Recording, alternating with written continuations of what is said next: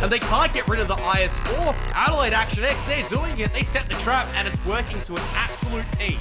They are hard shots to take, but at the end of the day, it comes down to 10 shots, focus fire, and the Wolverines just outdid them on this one. Good damage from the Scorpions, but I don't think it's enough. I think Matildas walk away with the win from here. They've got a 4-on-3. He missed the shot!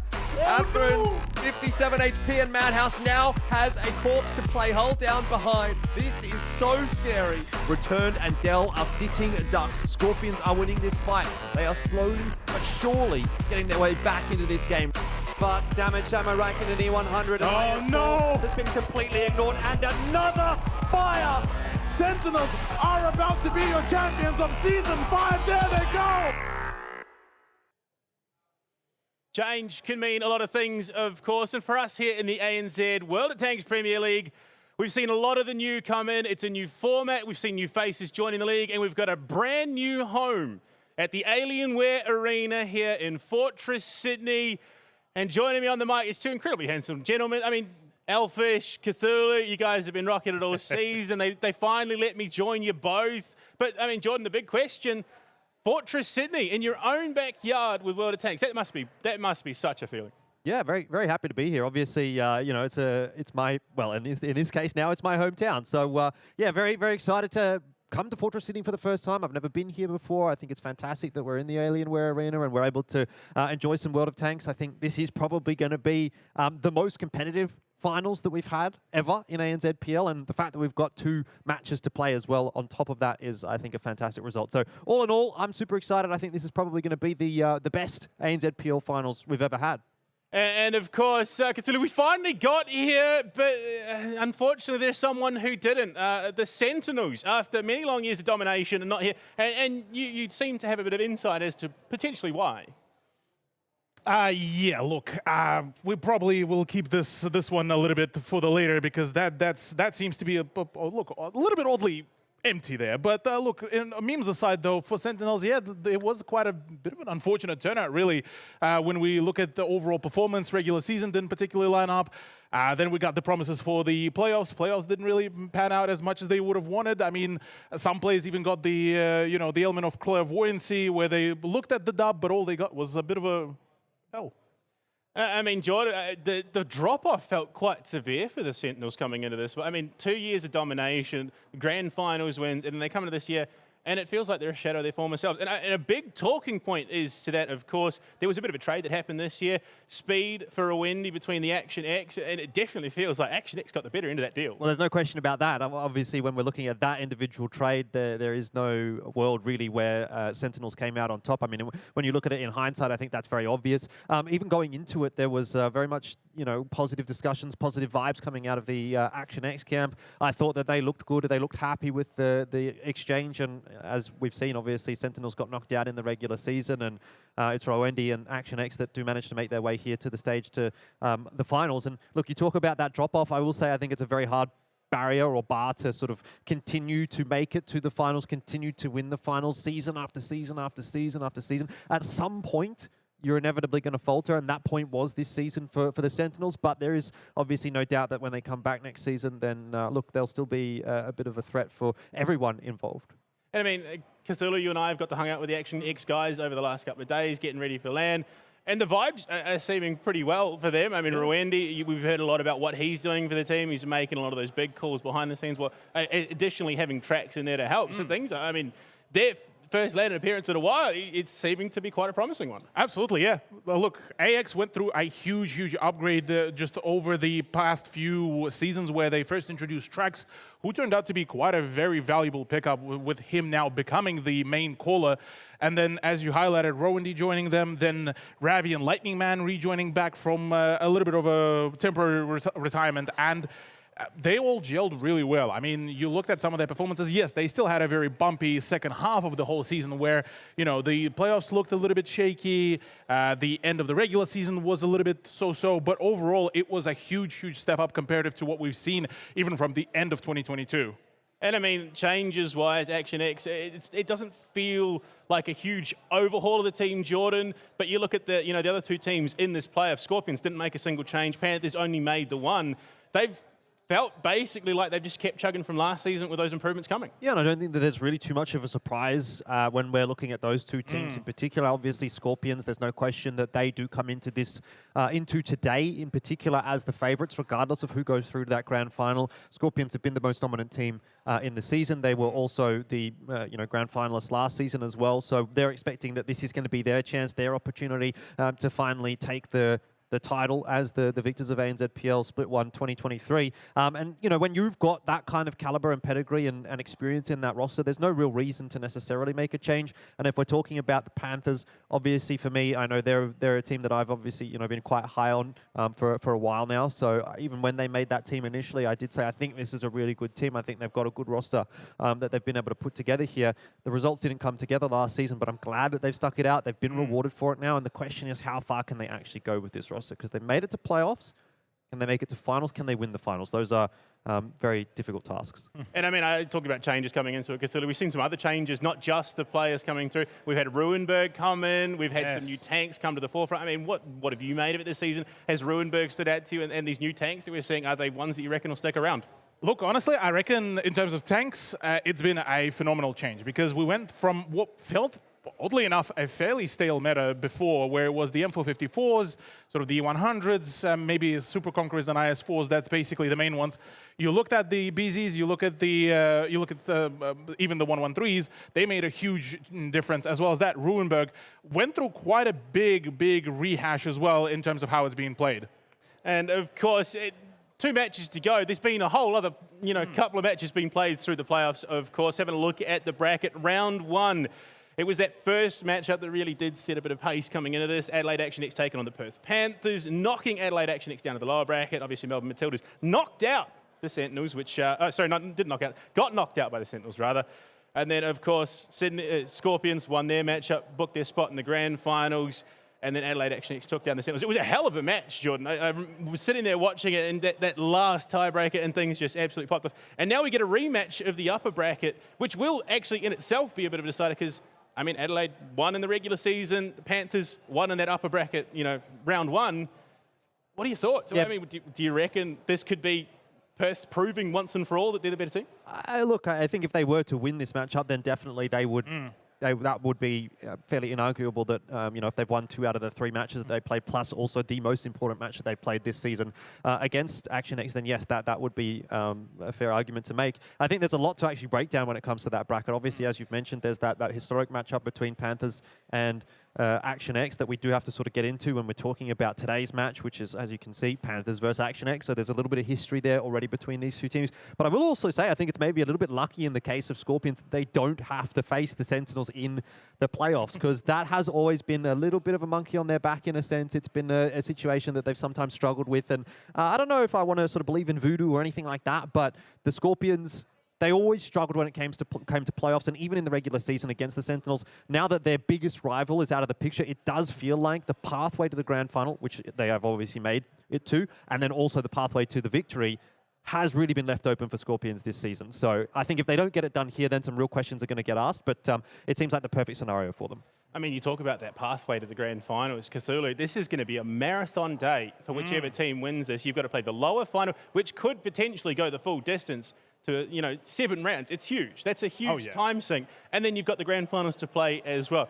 I mean, you look at the Panthers now on your screen. One of these 2 teams is going to have to show some incredible stamina today. Oh, yeah. The endurance game is going to be key here, absolutely, because like you highlighted, a lot of just rounds in general just for this specific matchup, and then battling against, a best of 9 in a grand final as well against Scorpions, and that is a gauntlet of its own entirety, own self. And I'm keen to see how it all will really work out, but you definitely have to keep it at the back of your mind that whichever team does progress to the grand final will have that a little bit of a hindrance, I guess, to a certain degree to their performance. Yeah, I mean, of course, this is the first hurdle. We've got to figure out how we get there. Let's talk a bit about how the Panthers could potentially get to that grand final. Of course, there are some of those big things to take note of. Of course, like I said, Panthers just edging out Action X in that winners round 1, but the Action X have already picked up a win in the regular season. I mean, Jordan, this is sort of one of those be-all, end-all matches. This will once and for all prove who is the better team this season.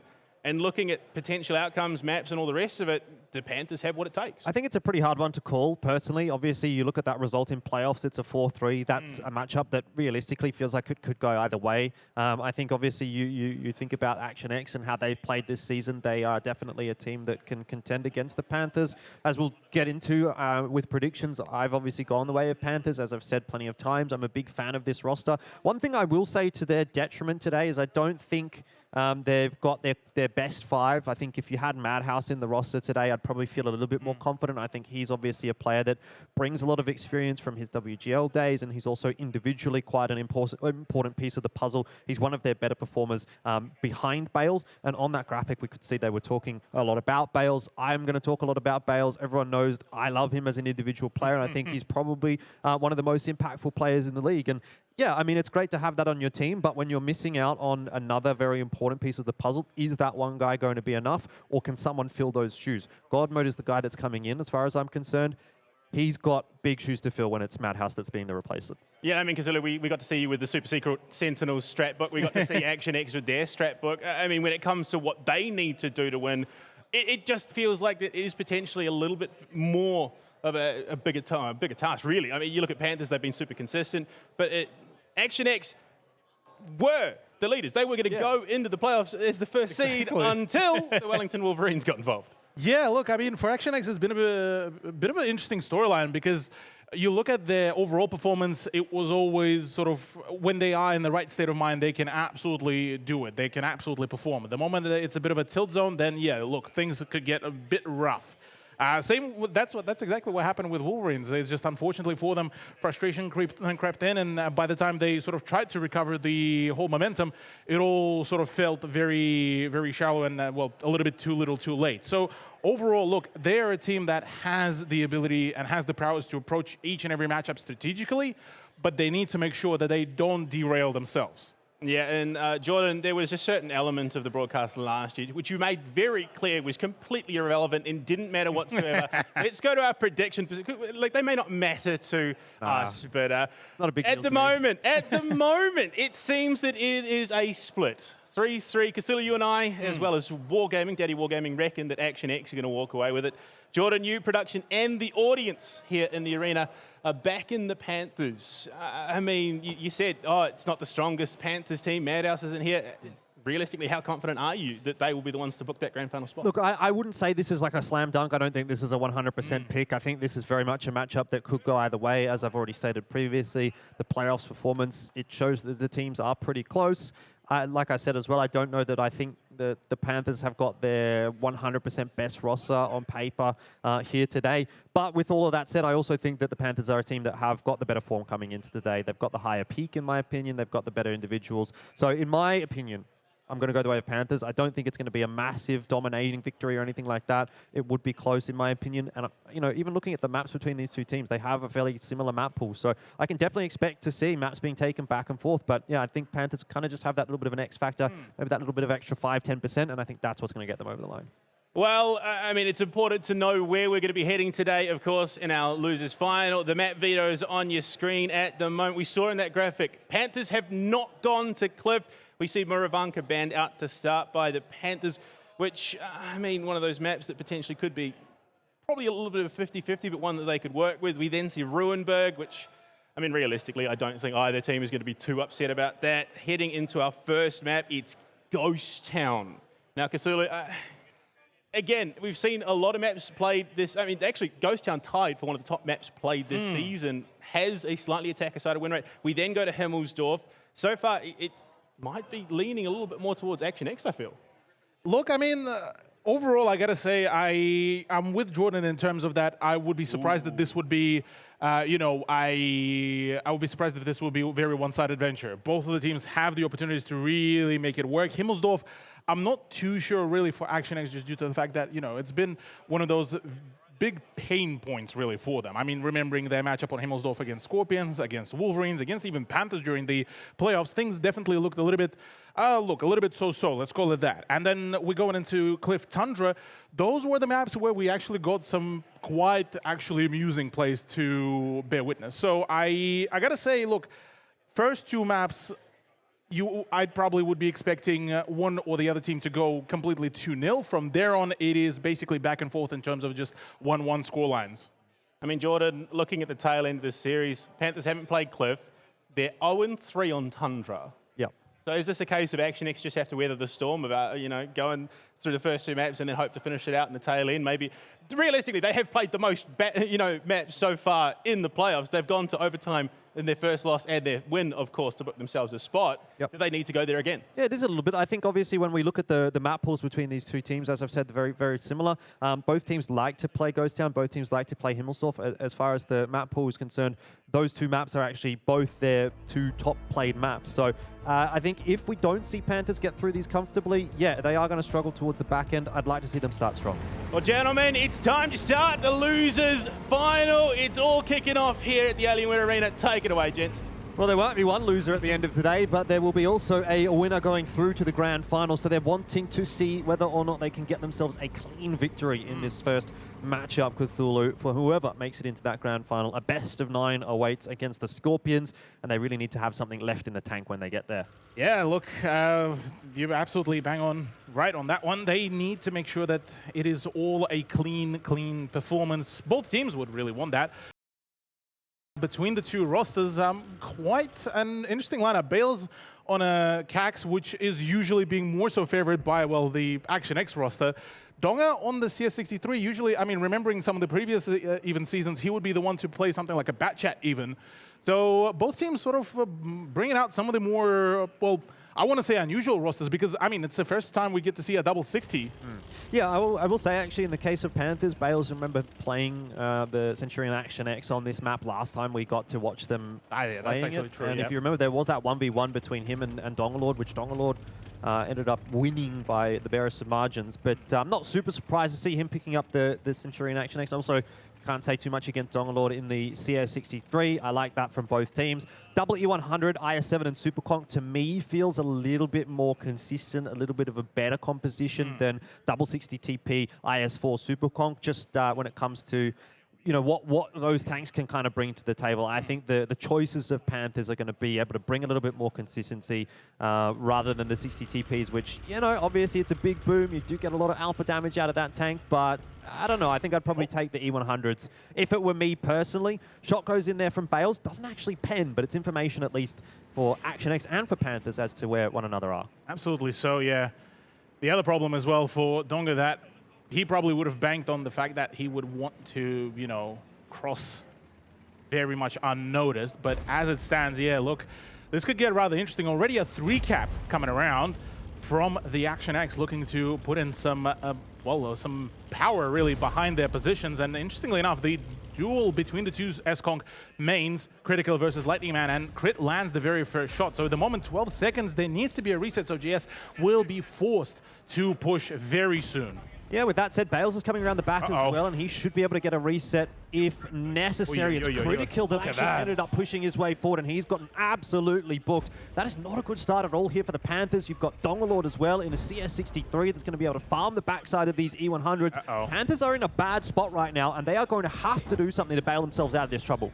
Yeah, well, you're saying that it's the Panthers in the bad spot. Look at the ActionX absolutely being farmed by Bales right now, but the collapse of the 260 TPs is going to be rather dangerous. First kill as well already goes out. Critical is out of the games. Bales is the next one, finished quickly out of this competition already. Rowandy might be the first one to fall on the side of ActionX, but at this point, I mean, already the damage has been done. Yeah, got to question this one from the Panthers. It's not looked good at all. It has not been a competitive display in the first round just yet. I mean, admittedly, the HP total isn't too far out of the realms of possibility. A fire onto Lightning Man as well will help out. He bleeds out to the fire, and now we're back to a 3-on-3 all of a sudden. This starts to look maybe winnable for the Panthers. God mode close to death, but if he can get even one more shot out, if this 60 TP for some reason can't get that 217 damage through onto God mode, then we're in trouble. Oh boy.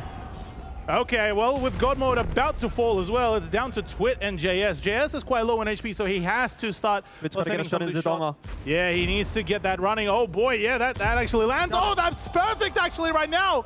Panthers just turned things around very, very rapidly, and all of a sudden, Dongalord is in a whole lot of problems. Well, JS should be able to get Dongalord done and dust it easy as you like, and now it's just a case of Twit trying to maintain his HP advantage, link back up with JS and play the 2v1. Great move from Twit, gets behind cover. Ravi on the cap. He's getting some cap pressure, but the reality is, in a 1v2, the time is not really favorable at all here for Ravi and Twit. And JS, they might just find a way to clutch this one out for the Panthers. That would be disastrous for Action X, because this round was looking fantastic for the attackers, and it really has sort of flipped back on its head, and now Panthers in pole position. Oh, close it out. A missed shot from Ravi and from Twit, to be fair, but that should be a freebie for JS to get over the line. Yep, that's the tracking shot as well. Just about enough to let Twit sink another shot. Problems galore. Jordan, what looked like a round and a half second bounce as well. And this is the issue I have with the 60 TP. It's not really going to be able to give you that consistency. Panthers pull off the comeback in the first round, and that is bad news indeed for Action X. Oh boy, look, I thought maybe for a moment it was going to be drip diff. I mean, Action X rocking their new jerseys. They were looking good to start the round, but I mean, there is a reason we talk about as Panthers as such a consistent team. Every single member of the team is going to put in work to bring out a victory if it happens. And look, it was such a roller coaster around, because for a moment you thought Action X was going to win it, and then all of a sudden it starts coming back, and that Ignite, oh my. Oh, that Ignite that's was just pain. rough. Yeah, because, I mean, you looked at the whole situation. The fact that Critical went down so early was the perfect situation for Action X to really play off the back of. And on top of the fact that if Lightning Man was not set on fire, if he would have been able to just keep on trading shots between himself and the E100 of JS, that would have been a completely different picture there, because the DPM would have won. That's the Action X round completely solidified. But the moment that Ignite happens, the moment he falls, that's it. That's the whole structure just starts falling apart. And, well, for Action X, they didn't really have a plan B, nor they really decided to make any sort of rotations either. I mean, speaking of the plan, it felt like they were going a slightly different direction, the double 60 TP. I mean, even you said it was a little bit unconventional. It's a risky gambit going for that, experimentation at this stage of the competition. I don't know if I don't know if I want to say it actually didn't work. I think it kind of worked, to be fair, right? When they get on the cap, they get that cap pressure. The Super Conk then has to peak from the Panthers, and that tank very nearly got one shot. It was down to like 800 HP. Pretty much gets taken out of the game instantly, and that's exactly what you want. Great focus fire, Super Conk out of the picture early. You're getting good pressure on the cap, but somehow, somewhere in all that execution, and yes, there's a fire involved, but even that, I'm not sure is an excuse for Action X letting that one slip. It looked like they had that one hook, line, and sinker, and it sort of started to fall apart. I'd like to see the stats from that. I don't know if we're going to get to it, but we can have a look and see how much damage was maybe blocked by the Panthers. Were those 60 TPs kind of whiffing a couple of shots, which is definitely possible with that tank. I think overall the execution initially was there for Action X, but it did fall apart towards the back end, and then the individuals able to clean it up on the Panthers. And like I said, I thought they had better individuals on that roster, and well, goes to show. There you go. We've got the numbers on your screen. Oh my, JS. Total damage blocked by JS 2020. And it seems that maybe the clairvoyance has shifted from the Sentinels over to the Panthers, the other boys in blue. Cthulhu, that is a rough number to read. Yeah, look, absolutely. And the funniest part is that it is on an IS-4 as well. The tank that, look, it has quite a very trollish armor profile as well. And I mean, yeah, 2k damage. That's basically the amount of damage that could have gone and was, well, the win condition, really. And overall, look, gotta feel bad, really, for Action X there. Yeah, I mean, Jordan, a famous Australian esports competitor once said it is 95% metal. These guys have not had the opportunity to play on LAN the last couple of seasons. Do you reckon maybe there is an element of nerves coming into this potentially? Yeah, possibly. I mean, Rowendi would have had I think a run with the Sentinels at one point on LAN, but aside from that, you're right.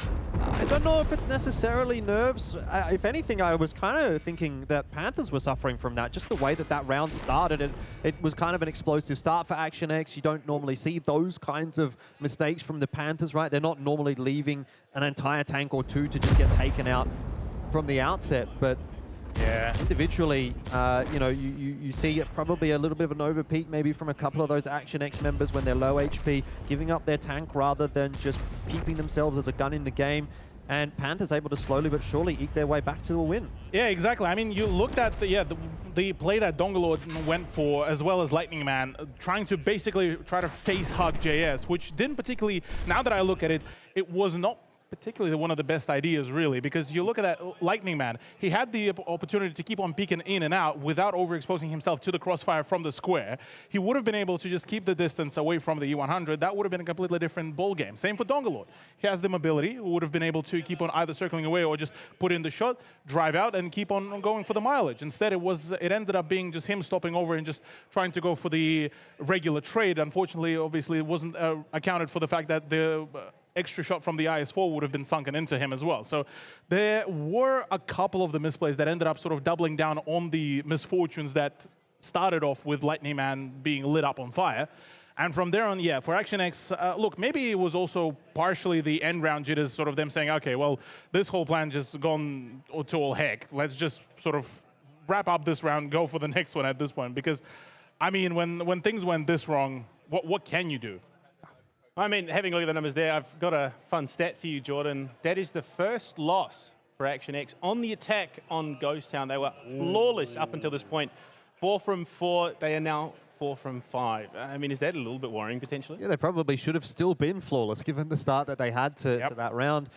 You know, like we didn't really get the opportunity to talk too much through the map veto there. We had to jump straight into game. But what I was going to say is I think looking at the early stages of this map pool, both teams fairly, you know, good on both Himmelsdorf, both Ghost Town. But 40% win rate on Himmelsdorf for Action X. I don't know if that's what okay, you want. Sure. But in terms of the matches played, those are the top 2 maps that they've both played. So they have their reps on this one.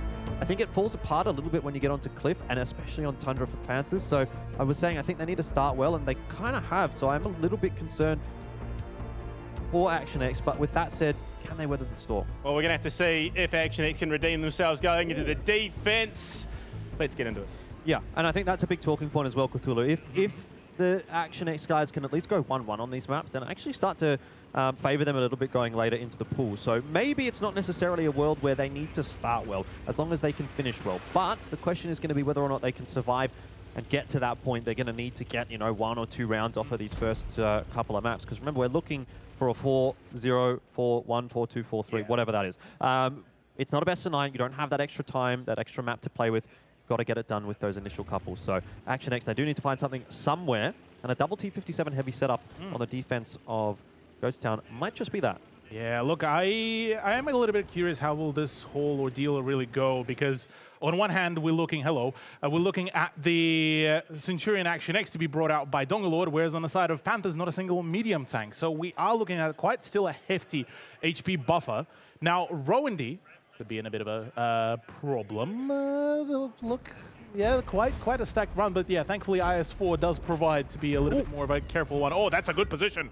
That is a good position indeed for Lightning Man, though. The trades are coming back that very is not nicely. good. He might have peeked a little bit too far around that corner, and he ends up eating not only the shots coming through from JS in the T57 Heavy, but Bales also gets some shots through. And those T57 Heavies, they reload really quickly. They have a lot of uptime when it comes to an autoloader.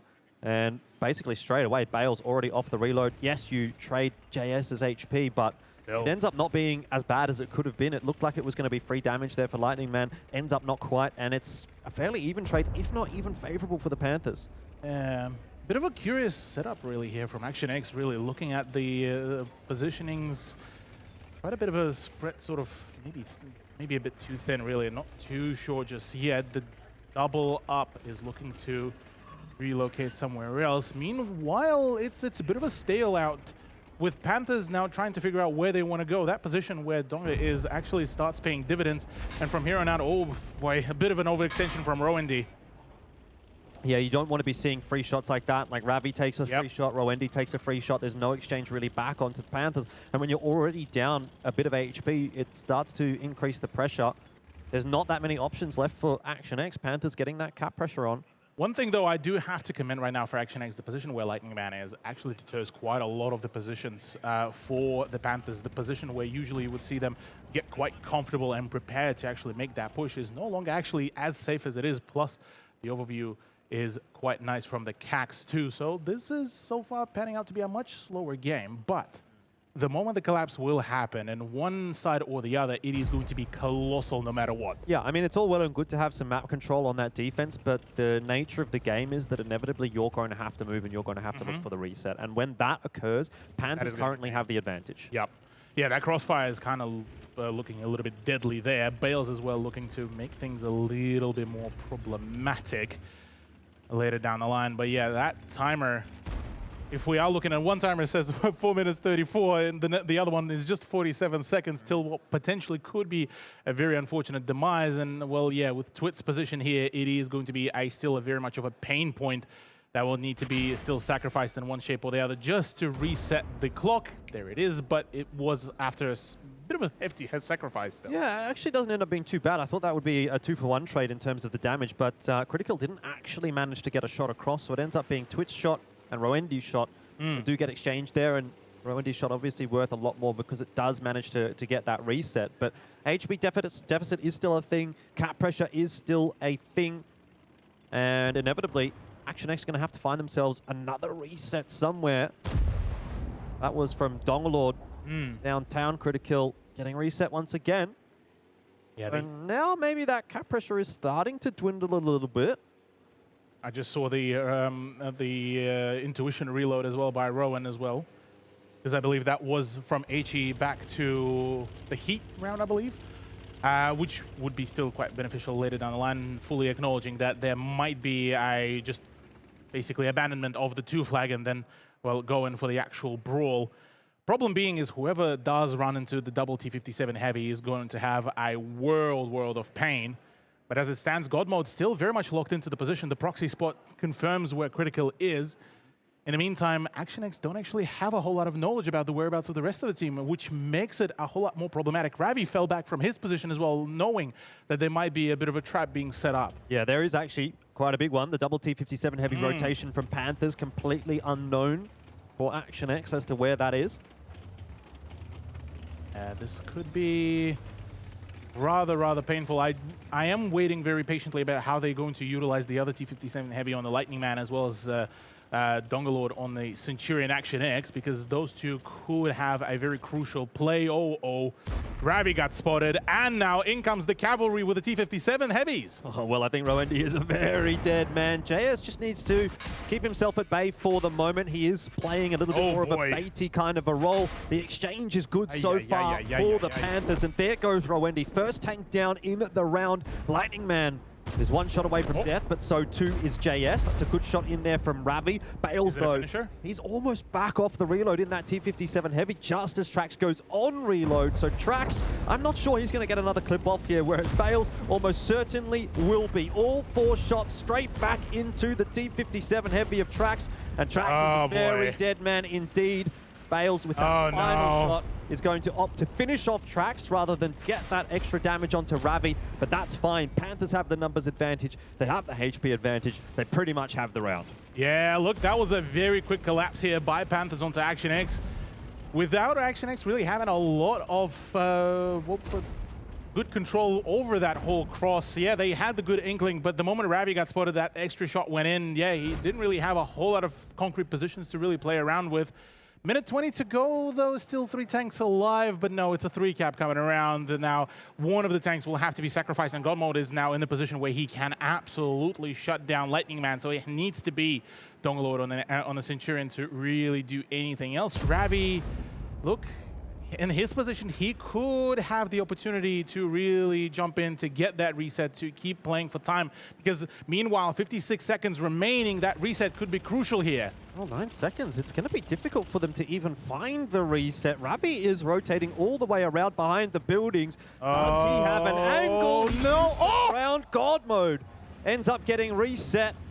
I think by the T57 heavy of Lightning Man, but there is an IS-7 in play still that we haven't really seen just yet. Critical, what's he going to be able to do? Another reset goes through onto Twit. Maybe ActionX can find a way to clutch this. If they get one more reset, then Panthers are going to be up the creek without the paddle. They need to find themselves a pick, and they need to find it 10 shortly. seconds. Oh, that's another kill as well, but it's not enough to reset. Ravi needs to go. No, Ravi gets shot down. They've won. Only 2 seconds. That's it. That's the round. That's the second point. Oh boy. Jeez. Oh boy, gents, a missed opportunity there, it feels like, for the Action X. Another bit of a roller coaster, but I mean, look, I have to say, if there was someone that I wanted leading as the commander of my tank, it has to be Bales. The guy has got ice in his veins. He just seems to be in the right place at the right time, making the right calls, and once again, the Panthers come up trumps. Well, I mean, look, that's very much the storyline we've been selling for the better part of a few seasons now. Right? Bales has been around in the ANZPL for a long time, and he's put in those key tanks. In this case, it's Bales and JS that are playing the T57 heavies. You guys know I like to waffle on a lot about the auto-loaders. When the auto-loaders come into play, I'm like, guys, watch the auto-loaders, watch what they're going to do, because they're going to be the key tanks, and if they're able to really just do what they want, in which case, you know, Bales pretty much was. JS got taken down pretty early, but even he got 2 clips out. Oh, yeah. You get 2 clips out in an auto-loader, generally, you've probably done more damage than what your HP is worth, if that makes sense. Normally, you try to aim to say, all right, if I got 2k HP, I should be doing 2.5k damage, 3k damage, something like that. And in this case, I think both the T57 heavies for the Panthers were able to do that. And then Bales obviously then some. I think he ends up getting like 3 or 4 clips off, which is absolutely ridiculous. And at that point, you're kind of starting to get into unwinnable scenario for your opponents. And look, I was looking at that post-cap situation or the cap situation, I was thinking, actually, this is a little bit worrisome for the Panthers, because you're kind of playing reactively at that point. You're not playing proactively. You're on the cap hoping that they're not going to be able to get a reset. In the end, obviously, Action X doesn't get the reset, but all the cards are kind of in the pocket of Action X there. They have 3 tanks. They're coming from multiple different angles. They can get resets onto a bunch of different tanks, but they just don't find that last reset that they need. Yeah. Yeah, I mean, because I talked about those new additions to the competition, and T57s being one of those, and we get to see an absolute stunner of a showcase there from the Panthers. And, I mean, look, Bales, he just does it all. Yeah, look, Bales does it all. In fact, look, the T57 heavies are absolutely phenomenal in terms of how well they've slotted into this current meta. Before we went from a need for the mobility that used to be the AMX 50Bs, for now, it is all the heavy lean into the extra HP pool plus the DPM, and that is where the T57 heavies do come in spades. That extra quicker reload of the clip just goes absolutely huge, and well, we just got to see the exact reason why T57 heavy is a superior tank at this point. Yeah, and I mean, Jordan, you talk about the auto-loaders. You're a big fan. I do enjoy it a bit myself, but one auto-loader can be scary, adding a 50B to a roster, doubling down and going double T57. All of a sudden, you just have round after round pumping into you. So it does mean you sort of have to adapt that playstyle to avoid being caught out and just pummeled to death. It really does increase that threat, doesn't it, right? When the trap is sprung and it's one autoloader, it's like, okay, you know, maybe this is 1,600 damage if it's a 50B, for example. A tank will survive that for the most part, unless they're obviously half HP, but, you know, then that comes into, have we been able to bleed them out, whatever. When it's 2, you know, you're going upwards of 3k damage, and at that point, you know, not every tank is going to be able to survive through that, and it's often not just the 2 autoloaders driving in together. You know, you'll have your IS-7 or your Super Conk or whatever it may be alongside them, just to finish off, you know, maybe one of the shells bounces from the autoloaders, whatever. We need to get that, you know, consistent damage coming through, and that is the really scary scenario, and that's kind of what happened to Rowendi, right? He's already been bled down a little bit. Then 2 T57 heavies roll around the corner. It's like, what do you want me to do? I'm just a dead man walking, basically, at that point. I'm trying to get maybe 1 extra shot out, best case scenario, but you're blown up in the 5 seconds or so that it takes the T57 heavies to lock on. So, yeah, very unfortunate. But when you have the double autoloader, you know, it's very scary. When you're able to make that trap work, you pretty much win the game. And that's very much what happened there for the Panthers. They just got the tanks in the right position, called their bluff, pushed at the right time, and take a tank out of the game, or 2. I mean, talk about scary situations. Cthulhu down 2-0 already. Both rounds have been a bit of a blow to the mental game auto edge. And you're then, as Action X, going to Himmelsdorf. You've got a 40% win rate on the map. After you just lost your flawless streak on Ghost Town Attack as well. So, I mean, what do you reckon? How are the Action X team at the moment? Look, yeah, things would get quite rough, I would have to say. I mean, we've seen at the end of the second round, the player cameras as well, Dongalore getting, well, very visibly frustrated about the outcome of that round as well. And, I mean, you're going into Himmelsdorf.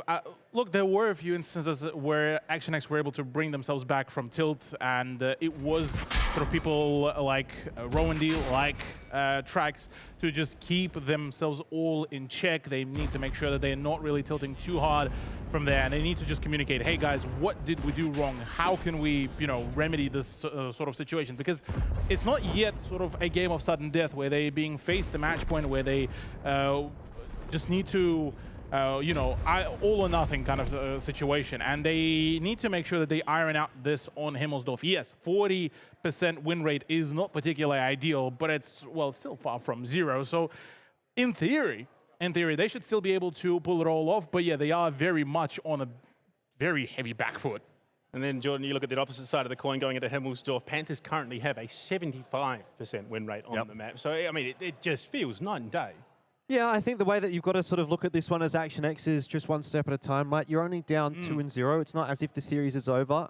You know, you walk in, you win that first round of Himmelsdorf, you're up, you know, 2-1, and that at the very least then starts to secure Cliff.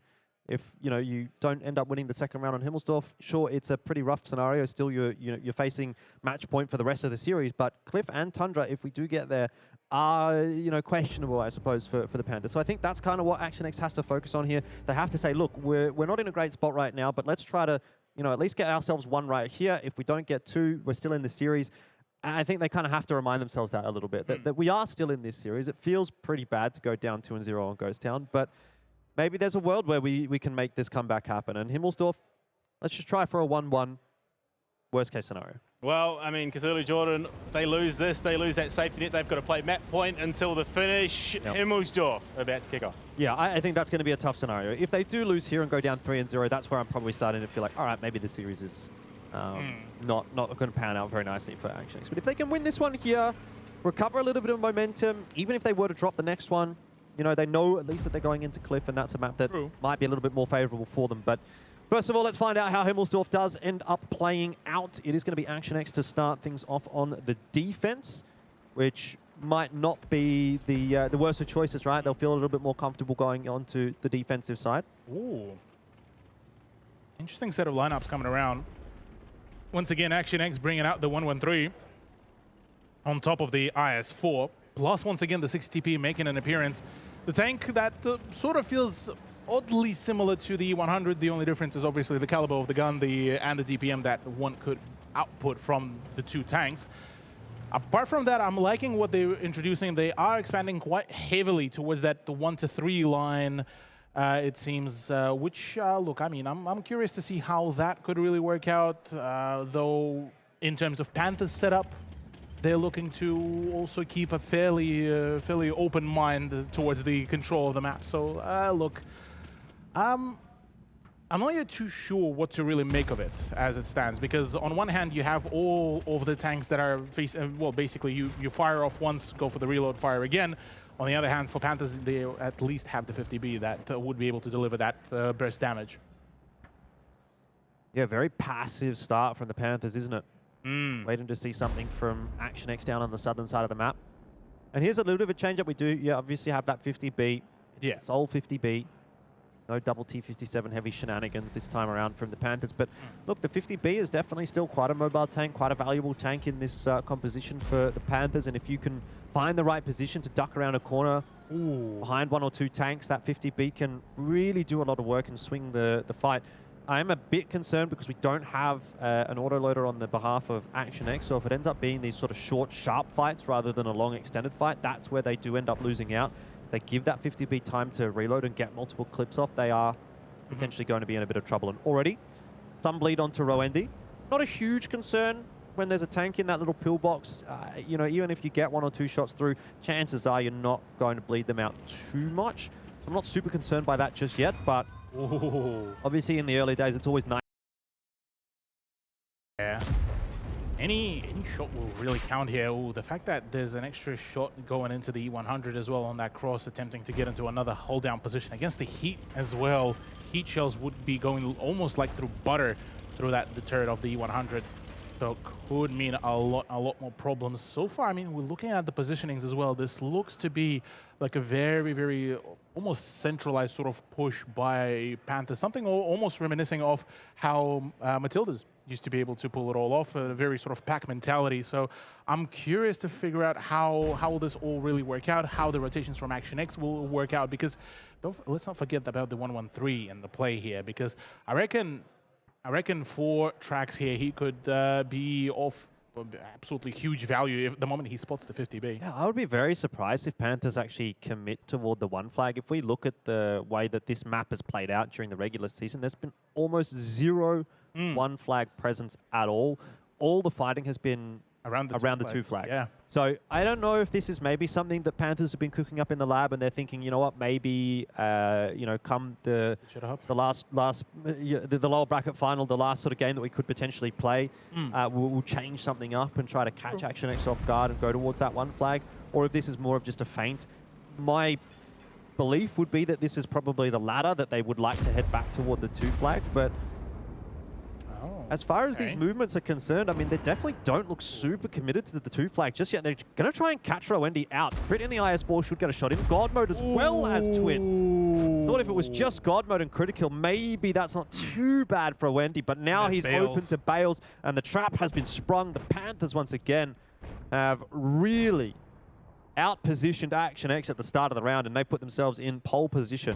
Very, very rough turnout there by Roendi.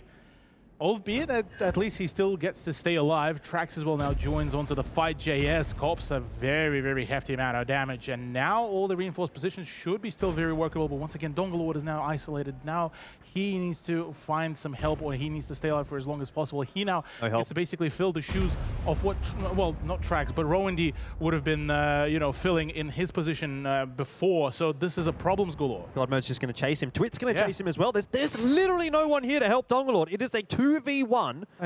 No one can even cross and help him out. He is a dead man.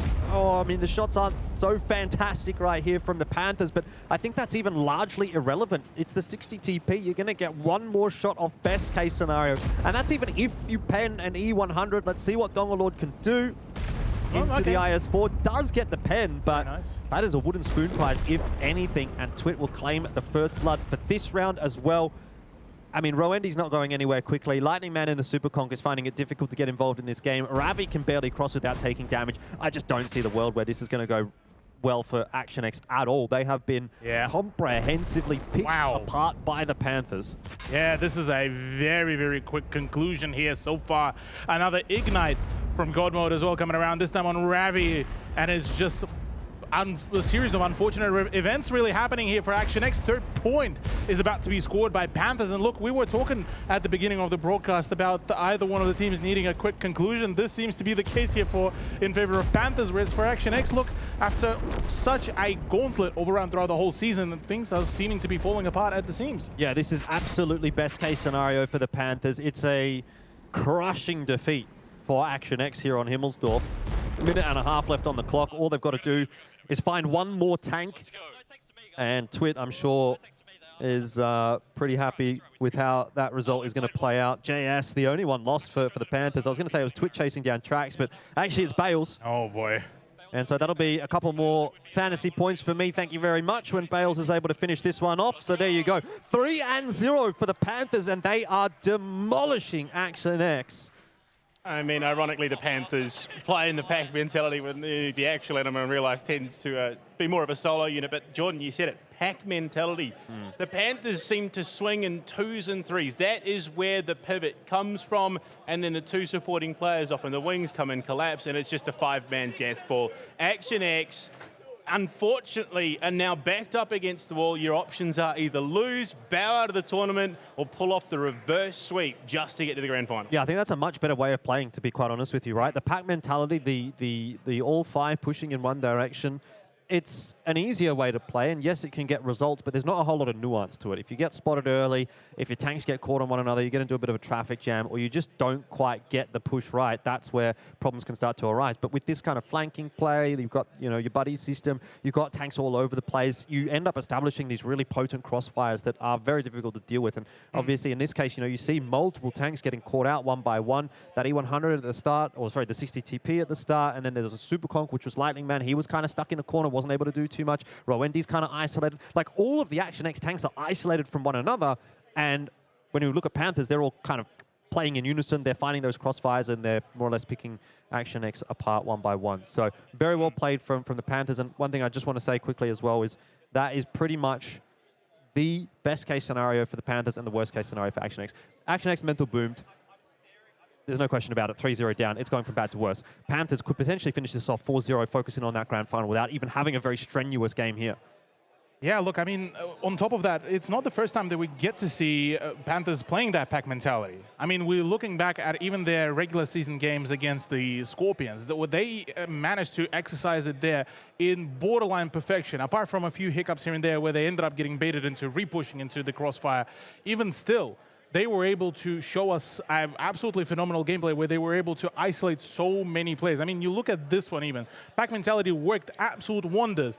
4.6k for God mode, plus 3.5 for Bales, and Bales was basically on the cleanup duty, very much reminiscent of Russian from Scorpions when they would be playing 50B on Himmelsdorf as well. So this is actually working out almost, well, not almost, it is a spectacular turnout here for Panthers. For Action X though, I can see what they wanted to do. They wanted to play the long game. They wanted to play for the crossfires. They wanted to basically, well, play it out in with the way how they set themselves for the fallback and then basically bait into the crossfires. The problem being is that their rotations didn't really get timed too well. The moment Rowendy tried to get out of his hold down position, it was already Bales with the 50B. The moment Donga tried to get away, he was already being chased by 2 tanks.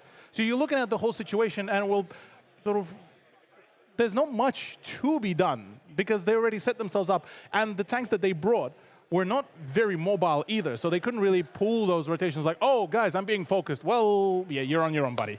And I mean, Jordan, again, you look at the shift, you know, Ghost Town, Panthers looked a little bit shaky. They managed to pull it out, and then they come into Himmelsdorf. There's no hesitation. The coordination is on point. They're back to playing the tanks that we know them for. They're moving as a unit. Even if you've got these 2 players out in the wings, that 3-man death ball is in a position they can collapse and absolutely punch through, whereas Action X is just getting rougher and rougher. Yeah, I mean, you just look at the trap that they set. They're able to isolate Rowendy, get him out of the game. He gets into a little position where he's safe, but he's on 500 HP. He's not going to be moving from there at all. And then toward the north side, you've got the rotation coming back through from Action X, which leaves Dongalord in the 60 TP, solo isolated as well, and one by one, the Panthers just find these overmatches. They find the 2v1s, they find the 3v1s, and they're able to delete tank after tank without really even taking much in response. Just looking at those damage stats, there was nothing really of note, nothing impressive for Action X, and that's simply because they were fighting a battle on multiple fronts. Yeah. Every single one of them individually it felt like fighting 2 or 3 of the Panthers players, whereas the Panthers, obviously, they've got that buddy system. They're working together, and they're picking, you know, these tanks apart together. Whereas, you know, like when you're in that kind of a 1v3, 1v2 situation, your best case scenario is maybe to get 1 or 2 shots out. It's just, you know, at that point you're kind of donezo, and you're kind of playing for damage, but not necessarily the case for Panthers. They find the comfortable fights, and that is what has led them to such a convincing victory. I mean, the safety net is now well and truly gone, Cthulhu. Yep. I mean, you had the lower bracket, now that's gone. You don't have any maps to lose from here on out. You have to pull off the reverse sweep to get into that grand finals.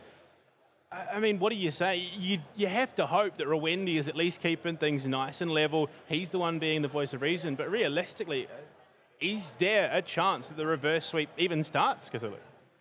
Look, I mean, I'm looking back at the stats for just overall.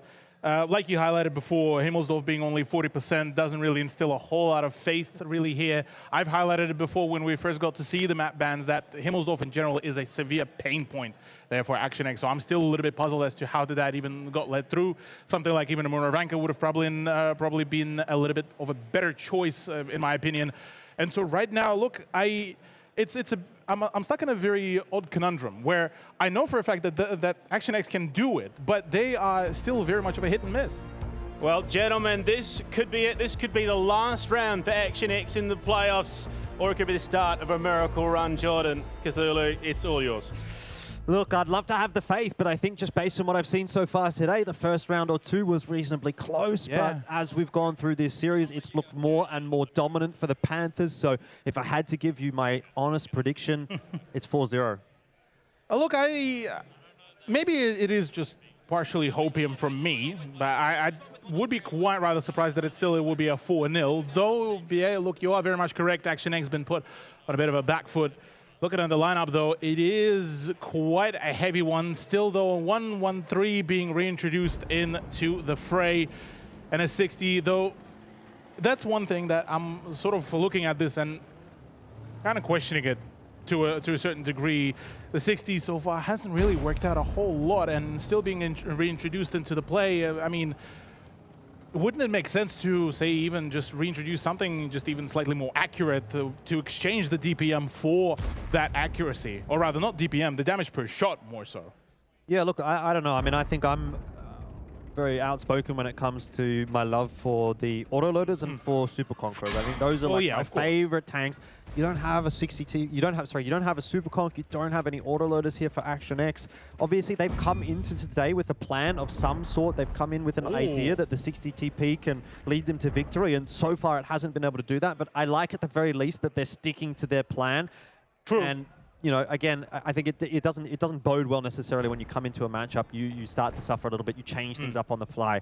That's normally where it starts to fall apart even further. And at that point, you've kind of just lost your way. So at least in this case, they come in. They've started well. Critical down to below half HP. Yeah, good This is bleed. the best start that Action X have had to any game so far. Definitely a good bleed so far coming out from Action X. They got their position all set up. They got the good overview. They got the high ground. So far, so good. Critical, yeah, forced out of his position, courtesy of the 113 plus the 60 TP. So look, the one time that I decided to start, criticizing it is when it starts working out, it seems. Custer's curse, maybe, or Custer's, I don't know, blessing. I'm not even too sure anymore at this point. But it seems like now that we're starting to get closer to that 5th minute, Action X might start to feel a little bit more pressured. Well, not pressured, but they want to get some more traction going, because 2k HP buffer is already quite nice. It's very good. Very good. But Vales has been able to clear out the southern side of the map, and sure, Critical is not really a tank at this point. He's an IS-4 below half HP with a damaged ammo rack. It doesn't bode very well for him, but we've seen Panthers pull off a 3v5 basically. Oh yeah. That was in round 1 on Ghost Town. Now can they pull off a 5v5 at a deficit to secure the 4-0? Or is there some life left in Action X? Lightning Man's just going to... Very cautious. Yeah, very carefully side scrape the corner, see if there's anyone in banana. Meanwhile, Rowan, he just full sends it. Well, I think in theory, scouting, yeah. At that point, it's probably already been scouted, would be the argument. Ooh. But Dongalord is getting a lot of work done. That 113, he's put all that damage into Critical. Now he's getting some shots into JS as well. That was a good shot. That was crispy as well on JS.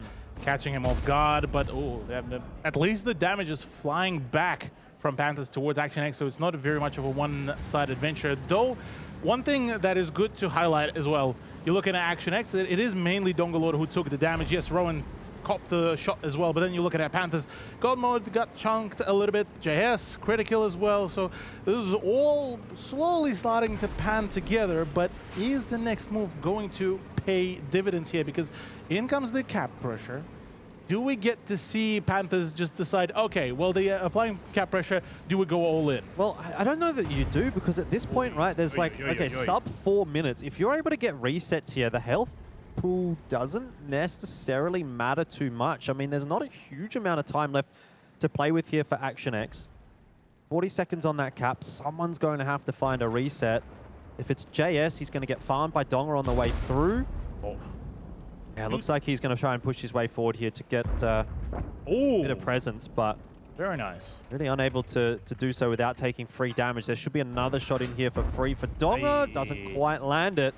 20 seconds for the reset. Bales doesn't want to be the one to have to cross here, because that will cost him a lot of HP, but I don't really see anybody else that's going to do it. They've got to go now, the Panthers. There's the collapse. They need to receive. They need to receive here. And go for Lightning Man. Yeah, go for Lightning Man. Go push out. Or even him or Rowan D really here, because Lightning Man would still be quite a heavy chunk of HP to really work with. In comes the rotation from Dongalord to join up as well. Perfect mobility there to play through. I like that they've slowed it down, though. I really like that they've slowed this one down. They've pushed Action X off of the cap, and now the onus is back on Action X to make the move. Panthers have said, look, we're going to get that reset. They more or less, in a sense, have. And now you've got 2.5 minutes left to play with here for Action X, so they are now the ones that have to make that riskier move and push into Panthers. Yes, they've got the advantage right now. They should be able to win it out from here, but sometimes mistakes happen. Yeah, this is right now do or die, all or nothing. Action X pressed at the match point as well. This is the push. Rowandy is the first one to be collapsed upon, but Bales already takes a lot of damage. Twit pushes through as well. There's the crossfire between Twit and Godmode as well, and the first kill goes to Action X. Yeah, but once again, the trade is actually not too bad for the Panthers, even though they found themselves in an awkward spot. Twit here can get that killing blow onto Lightning Man. Absolutely needs to with this next shot. Brings it back to 4-on-4. And if you're just watching the HP right now, it's actually fairly even though the Panthers were at such a deficit. Godmode, 3k damage in that E100, really doing his job well. And 1 minute 40 is all that is left right here for Action X. They have to keep pushing their way forward, and in doing so, they are leaving themselves exposed to Critical. JS on the way up the hill, trying to run away. Godmode surviving still for now. Critical getting some damage, and if JS can finish off Rowandy, drive up the hill, and play the time, maybe there's a win in this one for Panthers still. Yeah, there's certainly possibilities. That shot lands onto Rowandy. That's not ideal either.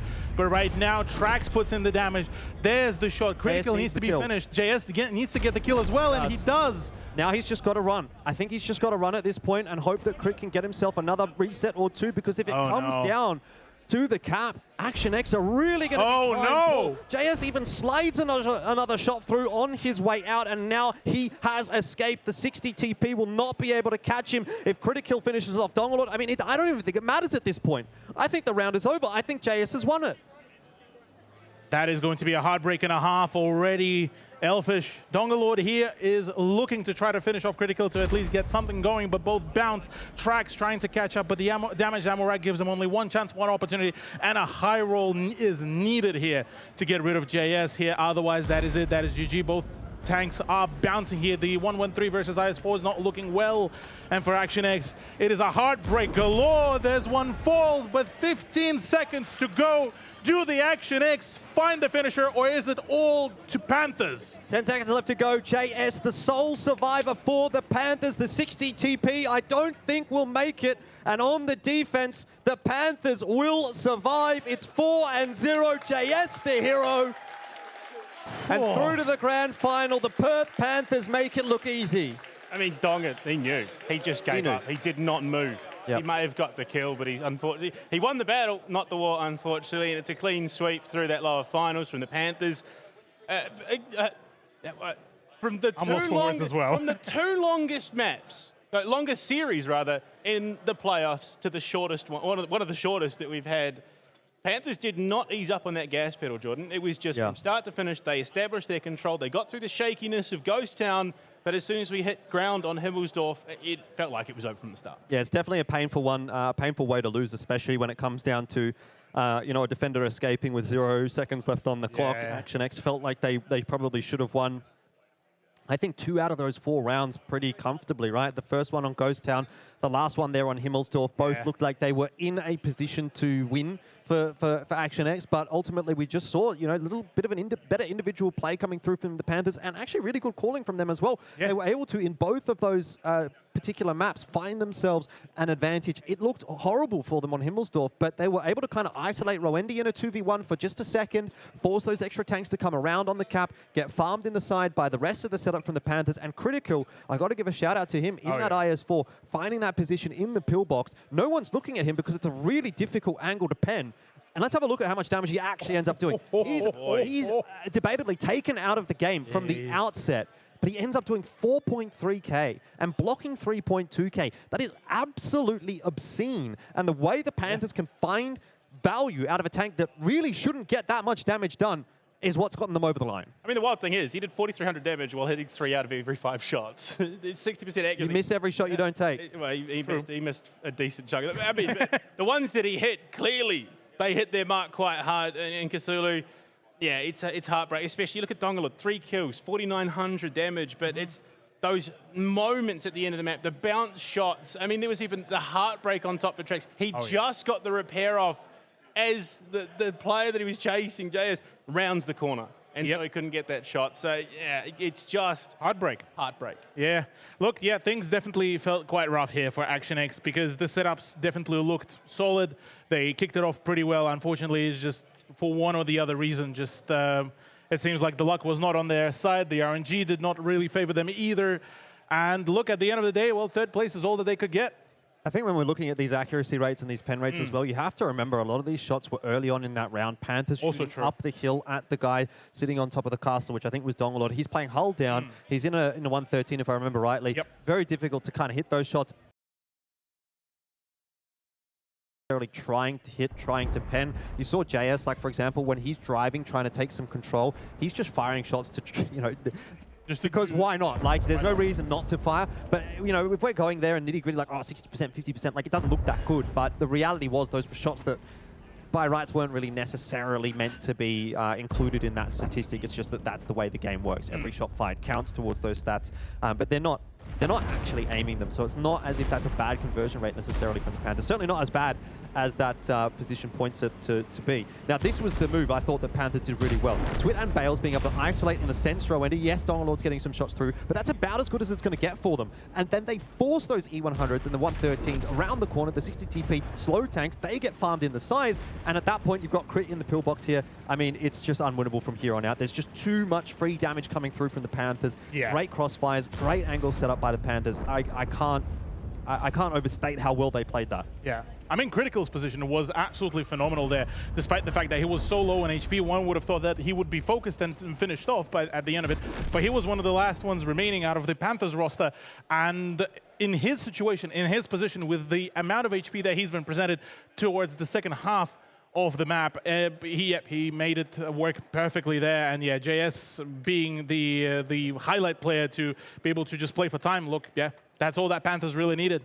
And I mean, you look back at the entire series, Jordan, it felt like it was a series made by moments. These moments that just wildly swung out of control for Action X. Panthers saw the opportunity, they pounced on it, and they just compounded the losses that Action X was suffering. And it's those moments of chaos, being able to capitalize on those, that is what makes a championship caliber team. And that is, I mean, look, honestly, that's what Panthers are looking like right now. Yeah, absolutely. I mean, it's a scary looking Panthers going into that grand final. If I'm Scorpion sitting there watching that, I'm thinking, okay, well, these guys have definitely turned up to play, right? I mean, initially, sometimes maybe some of those setups didn't work out for them, but they were able to dig themselves out of those holes pretty comfortably. So you can see that the individual prowess is there.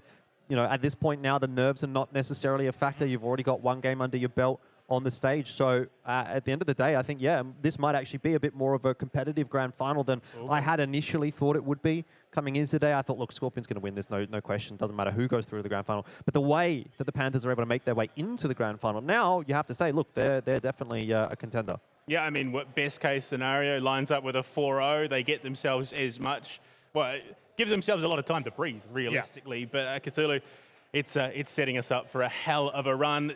Just round the corner, of course, the grand finals time. The Perth Panthers booked their spot alongside the South Sydney Scorpions. This one really could go the distance, and I'm super excited for it. When we come back after the break, it's all going to kick off. We'll see you then. Italy, 1943.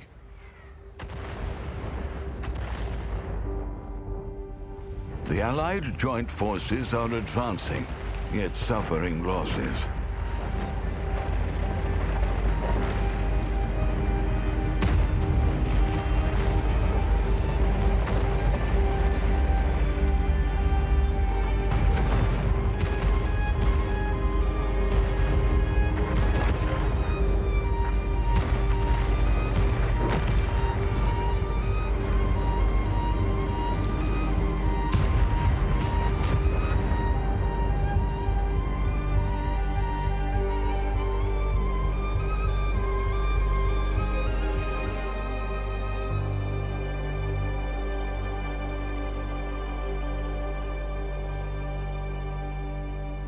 Commanders, the landing has begun. Complete the combat journey of Battle Pass Season 11 and immerse yourself in the story of 3 heroes of the landing operation in the Mediterranean. Stefan Adashkevich, a brave volunteer, and his T-57 Heavy. People think he's Polish, and he doesn't correct them. He lost his comrade in arms near Monte Cassino, and now the Australian and the Frenchwoman are his only friends. Experienced hunter, Colette Bugeaud, and her AMX-50 Foch B. A bold girl from the countryside, doesn't know the meaning of the word rules, does know everything there is to know about flamethrowers and good gloves. Ian Harmon from Down Under. How did he get the Type 5 Heavy? That's a real trophy, an old story. When Ian saw the Italian architecture, he spent his entire vacation sticking mosaics to his tank. It looked nice. Well, at least until the first shell arrived. These three allies from different corners of the globe don't agree on everything. But when they do, nothing can stop them. During this season, you can get this brave trio with their 3D styles and many other rewards, including brand new ones. For the first time ever, experimental equipment is featured in this season of Battle Pass. You can find it in the base rewards track. With the improved pass, you can now earn gold. Also, the number of bonds up for grabs was revised in the base rewards track. In the temporary chapter, you'll be able to get additional rewards, including a free premium tank. It will be available in the middle of the season. But collections will be available right from the start. They'll tell you more about our three heroes and allow the most active players to collect tokens for any Tier 9 tank right away. The BZ-58-2, the Kampfpanzer 3 Project 07HK, or maybe even the Cobra. Choose any. Remember that this story is not limited to 3 chapters. The landing has just begun.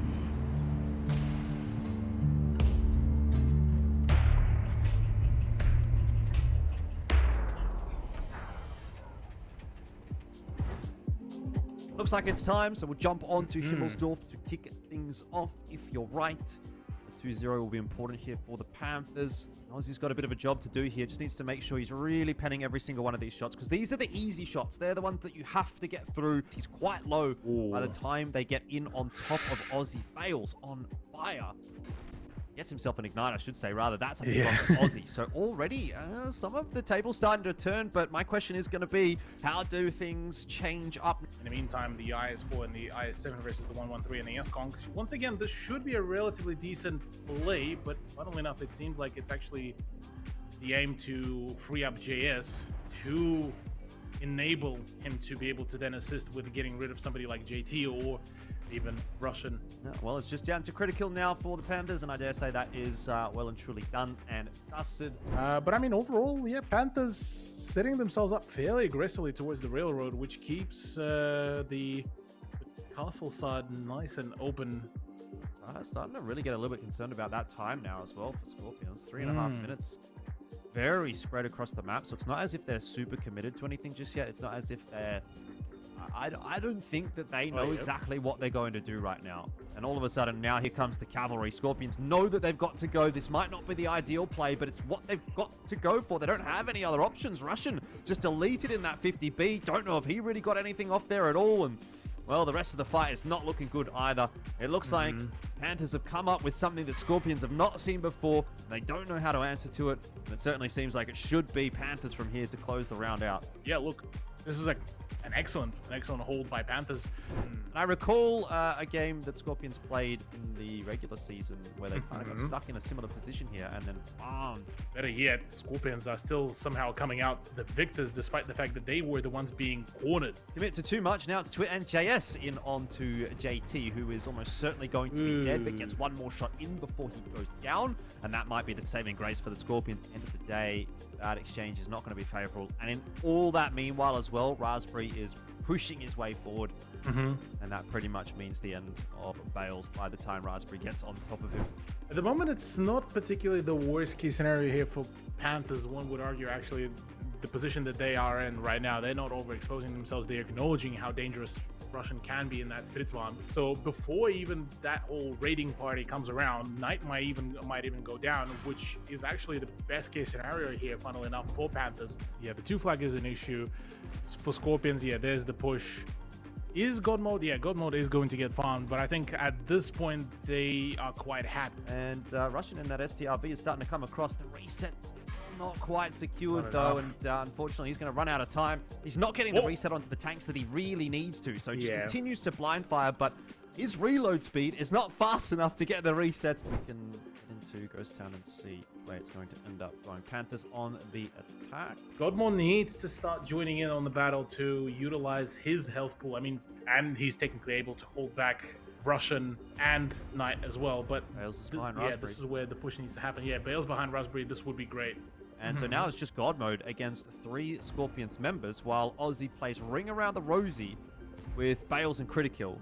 And yeah, he's taking a bit of damage, but he is really wasting the time of Panthers. So It was like a miscall sort of nightmare, really, there for Panthers. it starts to get a little bit awkward now for the Panthers, as they do have to start to look for that reset. It is Raspberry and Ozzy to try to keep them at bay. JT going to take a peek, won't be punished for that, won't be reset, so the time is still a factor here. And now Russian swings out right behind, starting to look good for the Scorpions. Meanwhile, Ozzy is getting farmed up a little bit by Bales, but Russian should be able to finish off Crit, brings it back to the 3-on-4. He's taking the reins against Bales, he's trying to chase him down, but I wonder, have they left themselves a little bit too much to do here? The Scorpions, God mode can't block. Oh, no. He can't block JT, and so Bales might not even end up getting a reload off here. Raspberry should have the killing blow. But still, God mode not in a bad spot here. 2.2k HP, E100. JT, the shot is blocked by Raspberry. I just don't know if they've got the DPM to out trade this E100. JT, he's spinning around. They're playing Ring Around the Rosie. God mode, you've just got to focus in on one of these tanks. Well, let's see how that goes. Action X going to start off on the defense, and Lightning Man able to make the cross pretty quickly. Not so the case for the 277s, who both pop a shot on the way up. It is exchanged 1 for 2. So far, none of those shots really connecting from the Sentinels, and they are bleeding a lot of HP. So I wonder how this has ended up in the way that it has. Plus the 50B. This is actually the perfect scenario here for Action X to win, but they need to make sure that they're keeping up this momentum. Unfortunately, the low roll on Wymo means that he gets to stay alive for as long as he does. But Rowandy actually gets to stay alive too. So this is actually... Action X might just have the winning formula here for the first round. No way. Since insane. Rainbow just fallen. Cindy, the last player alive, and he can't even get the finishing blow into Rowandy or off to the races here on the second round of Cliff. Perfect trade. Should work out here. Dongalil needs to just run. He needs to avoid Wymo like the wildfire right now, but Wymo instead actually gets the perfect position to actually snipe the first frag. Wymo, not able to do it. Well, it does. And I think Action X, they might have come unstuck a little bit here. They just didn't quite convert that initial exchange enough with the autoloaders, and they have been punished for it. Obviously, some shots still coming through onto Glossa there, and so far, Wymo basically taking no damage at all. What on earth is going on here? Glossa has driven too far forward. He should have stopped where Dongalord did. Then he would have been a little bit safer from the shots from the town. He's overcommitted. He's going to get farmed up for that. And now Dong is stuck in a 1v1 against Wymo. Needs to obviously win it. Should be able to do so. Shots still coming through in the middle of the map as well. There's a big engagement happening, but it doesn't really look like it's favoring Action X all that much. Trax getting farmed up. Rowandy will have to help him out. Doesn't really look like the Rowandy can do too much about it. Gruenberg not particularly having a great start for Action X here. There is that double 277 push. It's a different approach from Action X, much more across the board setup. Trax is going to get caught in transition, and he also won't have the same backup that Wymo had from the town in this corner anyway. Double VZ75, VZ55 rather, going over the top. It's going to be bad news for Rainbow, but Trax will need to get that finishing blow because both Ravi and Donga have flipped out. Dell is going to try to escape. Well, hold that thought, because right now Ravi is going to be the main point of interest for the two Sentinels E100s. If he can get another clip off, I think it's over. That's pretty much going to be that. Trax, he doesn't actually finish off speed in the end there, but that will go the way of Ravi. So we have an equalizing round on our hands. Somehow Returned is surviving against Rowandy, but that shouldn't last for too much longer. Or needs to take the fight, and it seems like, it's just going to be a quick 1-3, 1-2-3, and then a 4. They've missed everything. They've missed everything, Cthulhu. Trax and Rowandy both missed their shots onto that push from Sentinels. If it wasn't bad already, the fact that they've both missed their shots has made this almost a near impossibility for Action X to get over the line. Rowandy down, Rainbow taking so much space, Trax isolated. I will say this though, it is almost surprising to see how quickly Sentinels decided to pace themselves down, just sort of chill, start rerouting, start repositioning some of the players, and actually they spread themselves just relatively thin. Although I was just about to say this, Ravi needed to keep majority of his HP if he wanted to stay alive, but yeah, that's not happening. That is as well. Dongalord is not long for this world either. Looks like it's pretty much done and dusted. Lightning Man will survive. Be lucky if he even gets one more shot in here. Does actually. Nice little flick there onto Cindy, all things considered, but done and dust for Action X. Good start to this game. They've just got to make sure that they don't let this one slip now. This is still a very winnable position. Good shot from Rowan as well. A long one as well whilst at it. So perfect situation here. Oh no, that's a bit of a wider swing here. Trax, buddy, you may have a little bit underestimated your approach here, and bounces a shot that's far from ideal. Helping Wymo out, who gets another shot in onto Lightning Man as well. And I no. was just about to say it, but Sentinels, they're in a position where they might be able to turn this one back around. Returned drops to Ravi. He got that reload off, but Dell, Superconk, Cindy, healthy. Is there still a world where Sentinels can get this one over the line without going to the tiebreaker? Oh, no! Oh, a fire onto Lightning Man, and now it's Dell, Cindy in the 2-on-2. Oh, I mean, Dell down in the water. It's taking him a little bit of time to catch up to Trax. Too much time, you'd have to say. Shot's going to go wide. And I think with that, if there ever was a chance for the Sentinels, it has slipped. You have to basically address him in any shape and form. And finally, that pens. And for Trax, this is a perfect opportunity because this actually allows to still keep on just sending shots. Where do they send Dell? What's he going to do? He's running into 2 Superconks. I mean, I just don't know where this is going to work out for the Sentinels at all. And yeah, Dell, he's getting some good damage onto Rowendi, but a Batchat doesn't have enough damage to clip out a Superconk, and he just gets farmed. That is going to be the end of the season for Sentinels. Mark my words, it is 4-on-5 now. Dell out of the picture in the Batchat, doesn't even get a full clip off. Sentinels continuing to bleed as well. This is the perfect high ground. There goes Wymo. Jordan, this might be the season where we crown the new champion. Because it looks like it is coming to an end. Cindy and Rainbow cowering away in the corner. Nothing to be done. They know the victory is ahead for themselves. And that is going to be it. Who gets the killing blow in the end? I think it might actually just be Lightning Man. And that is that. Action X have knocked the Sentinels out of ANZPL Split 1 2023. And they'll be the third and final team to join us at the LAN finals.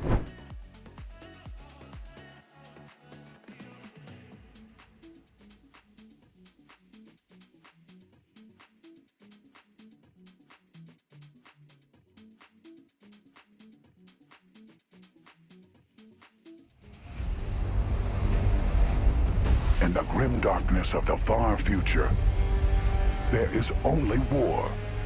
They are the warriors without equal, the embodiment of the Emperor's fury, the noble sons of Sanguinius. They are the Blood Angels, and by the blood of Sanguinius, none may stay their wrath. Commanders, claim this month's package to receive Commander Primaris, Lieutenant Tolmeron, 2 unique customization elements, and a medal, all inspired by the Warhammer 40,000 universe. 3 days of World of Tanks premium account. Missions for ×5 experience. In addition, you can choose 3 out of 6 content items, including rental tanks, battle missions, and premium consumables. Stand for the Emperor and Sanguinius with the Wings of Wrath package. To get the package, click Claim Offer, link your Amazon and World of Tanks accounts, and pick up your rewards in World of Tanks.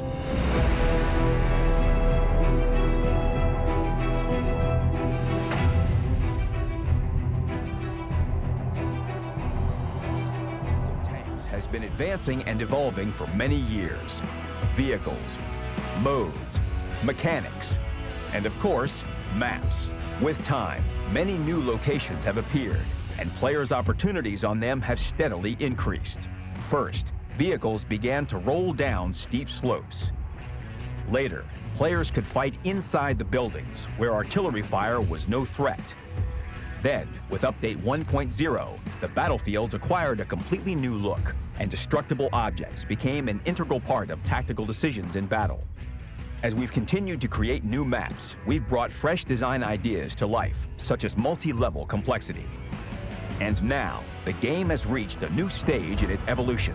Get ready for maps to change right in battle, offering a range of new tactical opportunities. Of course, these are important changes that require a careful approach. That's why we need your help thoroughly reviewing the concept of random events and dynamic cover in the recon mission mode. By design, random events and dynamic cover should create more interesting situations in battle, while preserving the gameplay basics. What you'll see in the upcoming launch of Recon Mission are just the first stages that we're ready to release for testing. It should be enough to evaluate our general ideas, so we can improve the visuals later.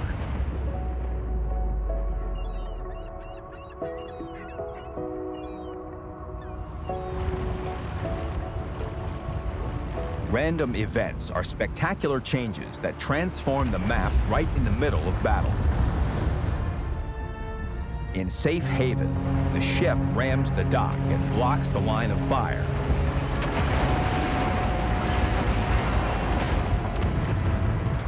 The plane crashes into the bunker, blocking the pass between the bunker and port. And the bombers destroy the bridge in the field.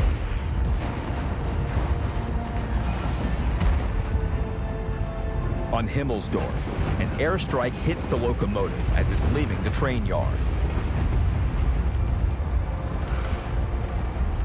Here, the scattered train cars will serve as good cover.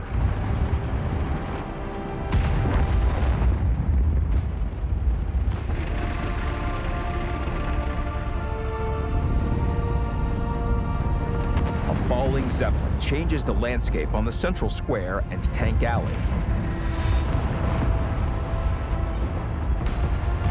And also creates a descent from the hill to the heavy tank positions. On Prokhorovka, planes crash into the alley and a hill.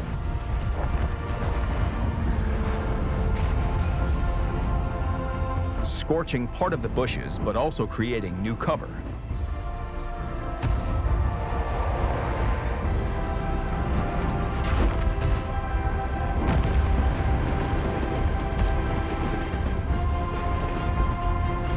The train at the center of the map also derails, allowing several tanks to find cover behind its crashed cars.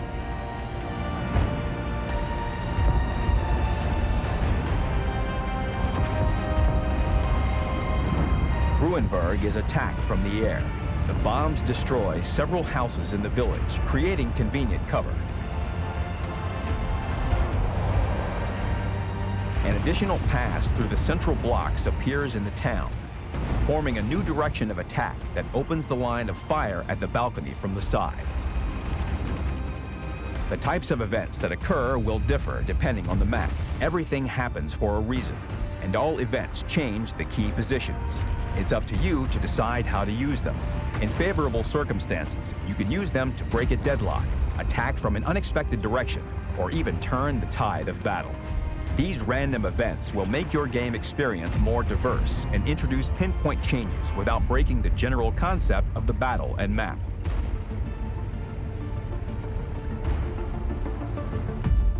Right before each event, you'll hear a warning sound and see a red zone with a timer. Staying inside the zone is fatal for your vehicle, but pay attention when retreating. Try not to expose yourself to enemy fire, and you'll keep your tank safe. Depending on the zone, you'll be given a certain amount of time to retreat. Since we're in the testing stages, staying in a zone will result in full vehicle destruction. But this might change in the future, so be ready for all kinds of possible outcomes. Each event will only last several seconds. After that, the landscape will change and the zone will become safe. But new passages, lines of fire, or cover may appear.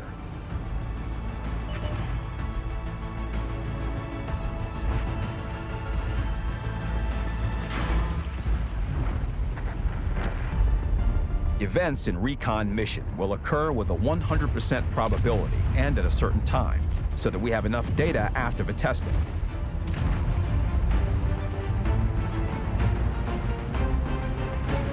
But in the future, events may happen at different stages of battle depending on a number of factors, such as the battle time or a certain in-game situation. or they might not happen at all. That's why they're called random after all. We plan to make these events an integral part of the map design, their balance, and the gameplay process. So for now, there probably won't be an option to turn them off for random battles. Dynamic cover provides just as many gameplay opportunities. Some objects, such as tank wrecks, train cars, containers, and concrete blocks will be movable. Some of them will be marked with a special color. Half of the objects can be destroyed with shots, which reduce their hit points until they are demolished.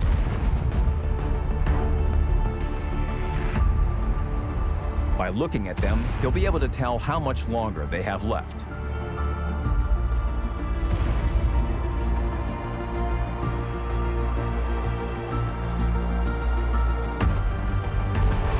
Dynamic cover expands your tactical opportunities and adds new ways to fight in battle.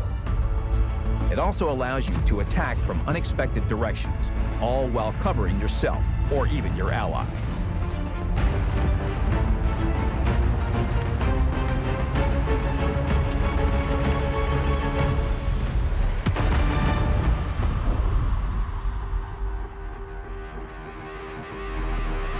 Get ready for dynamic cover and random events in Recon Mission. During its 2-week run, you'll be able to earn great rewards, including days of World of Tanks Premium account and a new 2D style that can only be earned in this mode. The progression will be reset after a week, meaning that you can complete it again and receive rewards again too. The battles in the mode are played in Tier 8 to 10 vehicles, and will count towards the random battle statistics. You can complete all types of missions in Recon Mission, other than personal missions and Tour of Duty.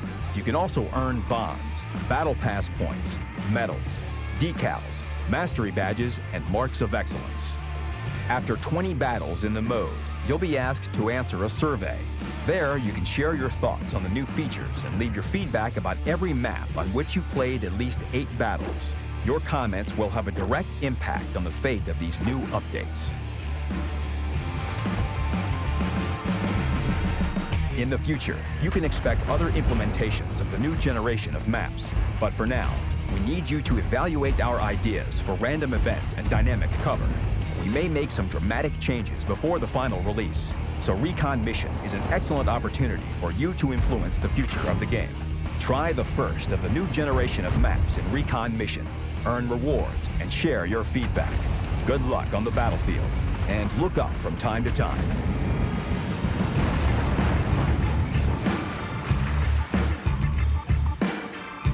Destroyers are a special type of vehicle, and they come in many shapes and sizes. Every player can find a TD that suits their taste, whether they prefer high damage per shot or convenient gun handling, excellent maneuverability or decent armor. But why choose between them? Meet our ambitious and determined debutantes, tank destroyers straight from Japan. This branch of the Japanese TDs starts at Tier 5. The first vehicle is the Honi 3. This TD was first developed in 1944. It was based on the chassis of the Type 97 Chi-Ha tank, with a closed cabin and 75mm gun mounted to the vehicle. 31 vehicles left the production line. However, these tank destroyers never saw combat. The main features of the Honi 3 are its small size and good concealment. You shouldn't try blocking damage in this vehicle, as its cabin and hull can be penetrated by most high-explosive shells. However, the Honi 3 does have an accurate and quick-firing gun, and it's ready to unlock its full potential, so long as you stay out of trouble. Occupy a convenient bush and keep the opponents under heavy fire. You've got the penetration values and DPM for it. The next vehicle in the branch begins to reveal the nation's characteristic features. The Type 95 Giro is a large tank destroyer with good maneuverability and decent mobility. But don't rely on its armor, even if it is offset by a top-end 105mm gun. With good damage per shot and great gun handling, this TD definitely has its advantages. But no one will be surprised to see a gun of this caliber at Tier 6. What may interest you is a certain feature that's common to all Japanese tank destroyers: armor-piercing shells used as both standard and special ammunition. AP shells have the highest normalization among all shell types. This means, all else being equal, it will be easier to penetrate tanks with sloped armor. Tier 7 is occupied by the Chito SP.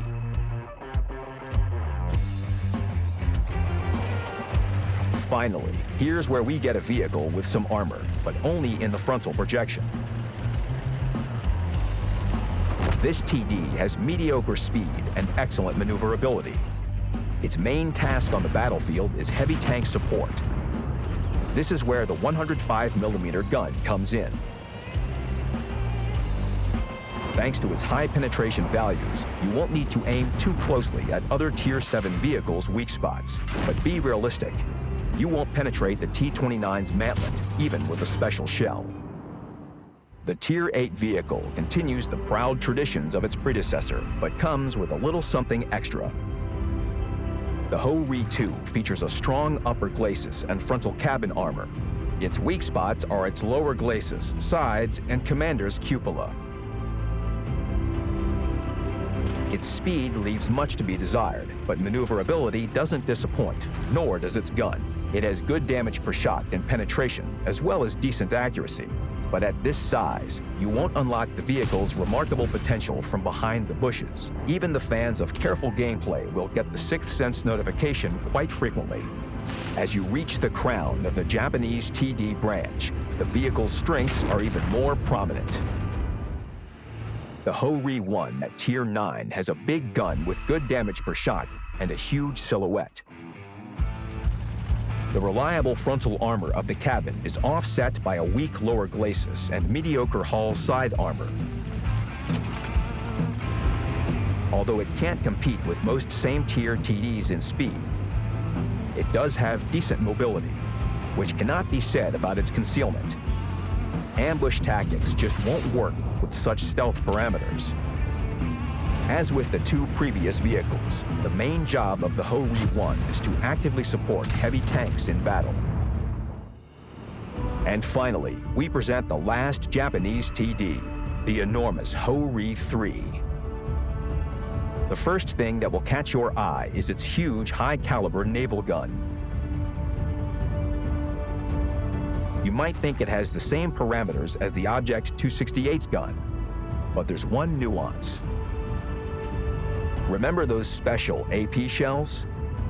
These shells can be a very nasty surprise for an opponent.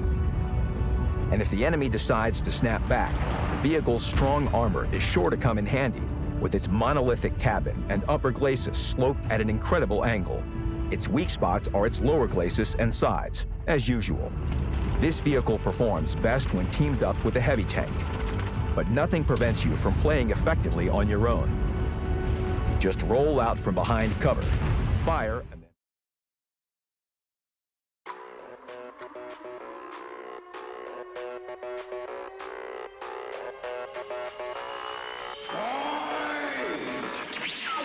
And they can't get rid of the IS-4. Adelaide Action X, they're doing it. They set the trap, and it's working to an absolute T.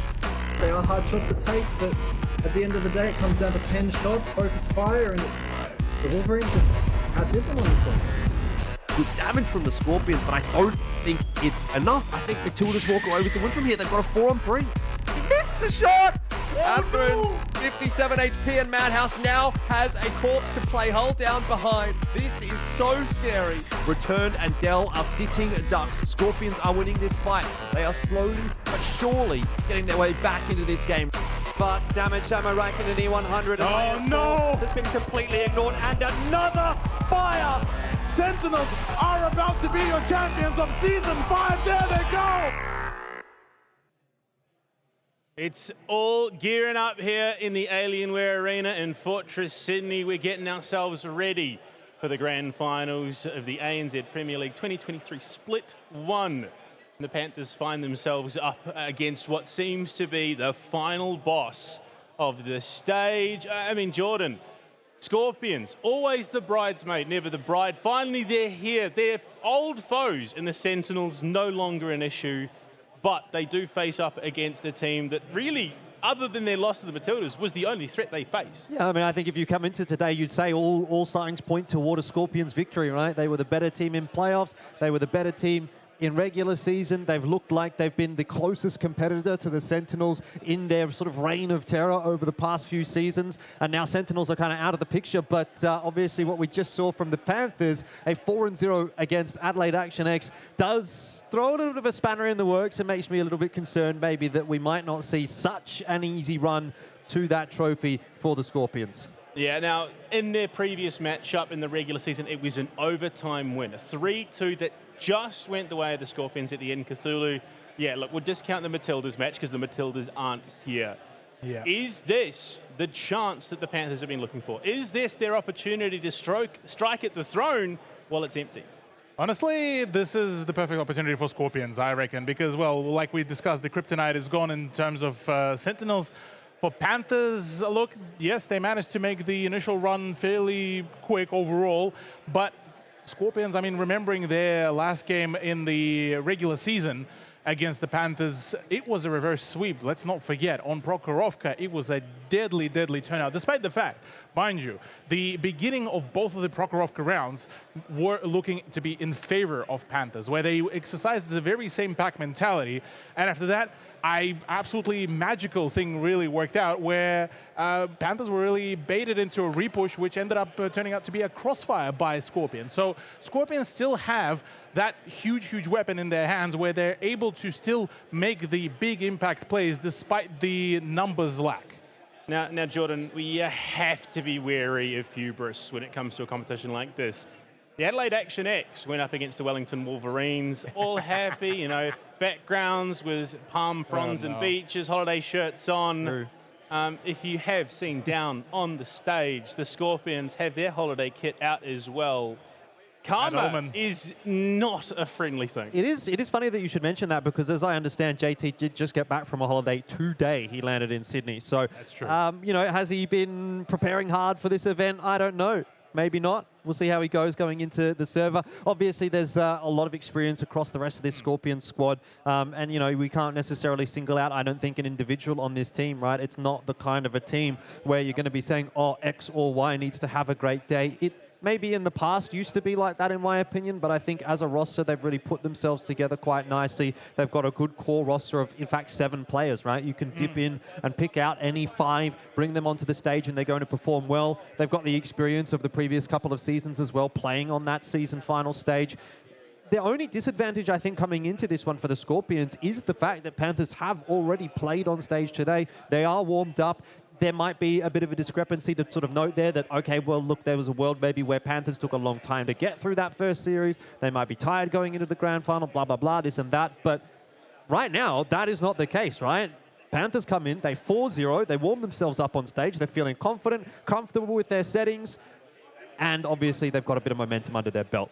On the other side of the coin, Scorpions, completely cold. You can even see here on the stage just sorting a few things out, probably talking to the admin, saying this or that, I need this, I need that. That's all been sorted. That's all fine for the Panthers. All they're thinking about at this point in time is the game ahead. Whereas Scorpions, well, they've still got a few other things on their mind. And I think that can be definitely a detriment in an environment where, you know, let's be real, as far as World of Tanks esports is concerned, there isn't that much stage experience, right? There's not a lot for pretty much any of these players. So any little bit that you can get and any bit of confidence coming into today that you can have, which I think is all going the way of the Panthers, that could actually pay off in a big way.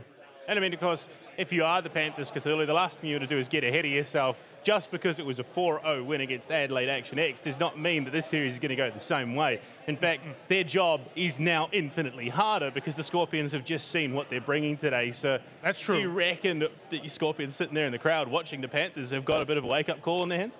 There is a possibility for that, absolutely. Because, I mean, we were talking at the very beginning of the broadcast where if the battle against Action X would have taken quite a long time, then it would have been a game of endurance.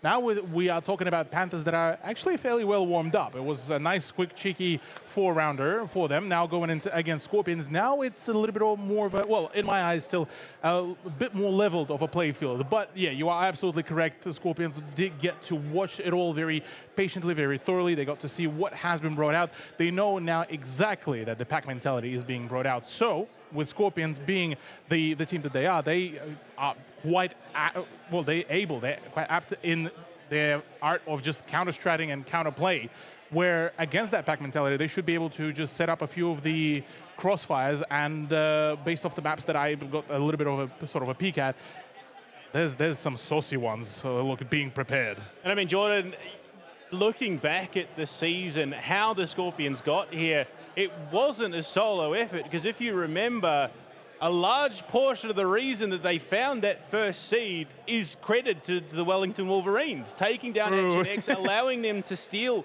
that first seed spot. And I mean, realistically, look, they're the favorites, but they haven't played yet. The Panthers are warmed up. They had a nice quick 4-0. Is there a chance, do you reckon? Yes, I think there definitely is a chance for the Panthers, especially based on what we saw from them today. I even said at the end of that match against Action X that actually Panthers is looking really good today. Individually, you've got players stepping up. You've got clutch moments going their way as well. It seems like everything's kind of flowing. Confidence, mentality, all that jazz, all those buzzwords are fielded for the Panthers today. And there is a bunch of question marks over Scorpions because we haven't seen them on the stage just yet. So I think, yes, there is no world where you come into this and say, oh, this is definitely going to be the Scorpions. I mean, even in previous seasons, right, where Sentinels come in and they were no questions the favorites. Every time we would go into one of those finals, we'd say, look, Sentinels are the favorites, but there's definitely a world where they do get upset here. And I think any game that you're going to be playing on the stage, anything can happen. So I'm not going to go ahead and say, look, Scorpions is definitely going to win today. I do have them picked as my prediction. I do back them to finish this off. I think they have been the better team consistently throughout this season. But that doesn't mean things can't go wrong on the day. And already we've seen a good-looking Panthers today. So that lends a lot of credence to me to say that this could be a close match. I mean, the Panthers have laid down the gauntlet, but the Scorpions are no slouches. Having a look at what they would need to do to pick up the victory. Obviously, we're now moving to the grand final. You look at the path to victory. On top of the fact that it is, of course, a best of 9. I mean, Cthulhu, it doesn't feel like it is going to be as monumental a task as it would be for potentially the Panthers. Oh, yeah, absolutely. For Scorpions, they are the favorites going into this matchup, no matter how you look at it. Even historically, they were the ones to beat the Panthers both times that they faced off this season, as highlighted here. And look, overall, yeah, Scorpions definitely had a really good improvement overall throughout the past couple seasons, where they went from a team that had, a solid core 5 and then good, or rather decent, 2 subs, to now a fully functioning 7-man roster. I've highlighted this multiple times throughout this split as well. They are a team that is extremely potent, very scary. And I mean, remembering back the grand final from the last season as well, they got oh so close to winning that out, yet at the end still unfortunately could not secure the win. So this is the perfect opportunity. And of course, I mean, Scorpions, one of the few teams that has touched every single map in the competition at the moment. They have played every single one so far. I mean, looking at potentially where they could be going, it's a best of 9. It's a rather interesting one.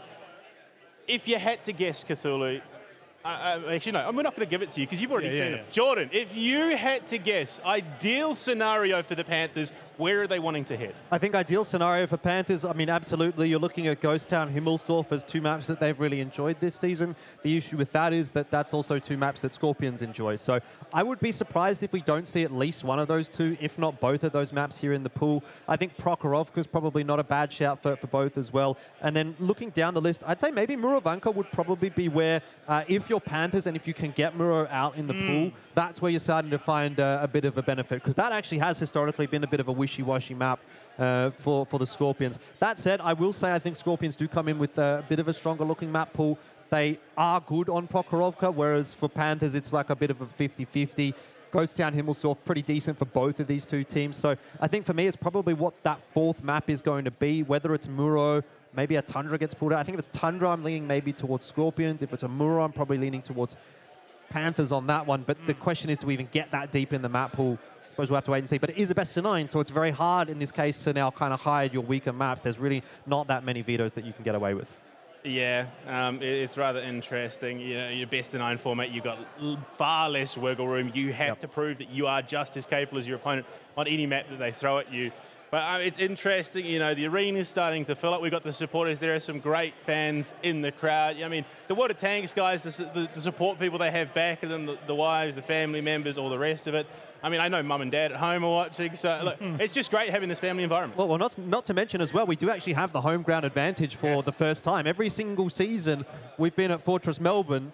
Now we're at Fortress Sydney, and we're watching a Sydney team, so maybe there's a bit of home territory advantage here for the Scorpions. Well, I'm definitely keen to find out what the audience thinks in terms of how this match will play out. Let's have a look at the predictions and see where that scale is going. Yeah, Cthulhu will take that one on the chin, but it seems to be a very one-sided affair. Production, I mean, at this point, Jordan, it feels like they're just grasping at straws for any point they could possibly get. I feel like you've got to take it at this point, right? You're down below pretty much anyone except Cthulhu, but let's not get into that one, mate. That's maybe the second season in a row. Look, I think production, throw it in there, see what happens. I don't think it's that unreasonable. I would actually say I think a 5-1 split is maybe a little bit disrespectful almost to the Panthers, what they've shown us today. I think they do deserve to have at least someone backing them, someone in their corner. The reality, though, is that it's very hard to go past the Scorpions, and it's not a slight necessarily against the Panthers to not be predicting them, because I've said so many good things about Panthers today, but you can't go past Scorpions. That's true. Well, best of 9 in the format, of course. There is limited wiggle room. You've got to make sure that you can do whatever you need to on any map that is picked, and as we have a look at our veto, of course, have a look at the numbers. There's been some interesting ones. Currently, the Scorpions hold a 100% win rate on 3 different maps, but Muravanka banned out. I think that's probably a safe bet from the Panthers. I mean, what are Scorpions respond? Well, it's going to be the Cliff, which, look, understandable at the moment. I'm just curious, Cthulhu, where do we head first? Look, first, being Tundra actually being introduced here, Tundra could be a quite actually curious one here for both of the teams. Ruinberg as well. Look, we're talking about the bit of a sort of all over the place map. Ruinberg is one of them as well, being introduced only this season.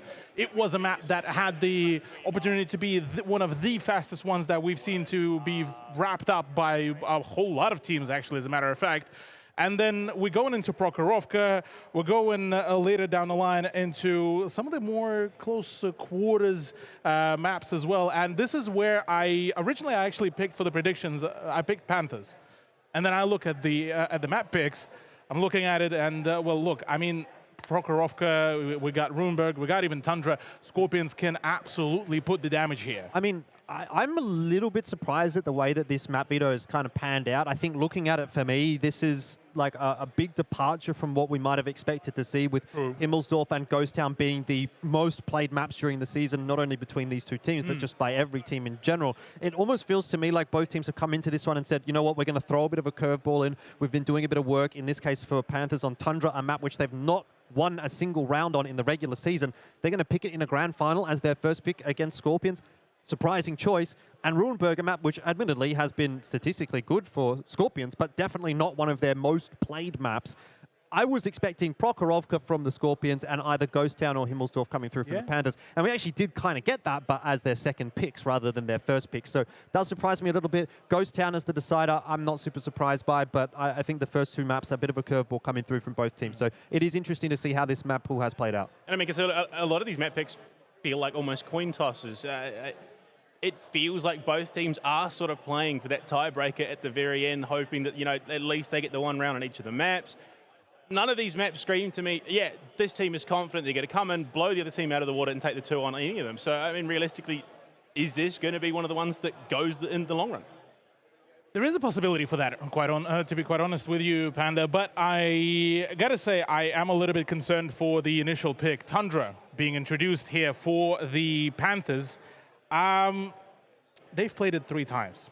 There's a 0% win rate there for them. Not a single round has been won on that map, which is a problem and a half as it is. I've spoken about in a similar way about Himmelsdorf for Action X, which still felt like a little bit of still a question mark in terms of that pick.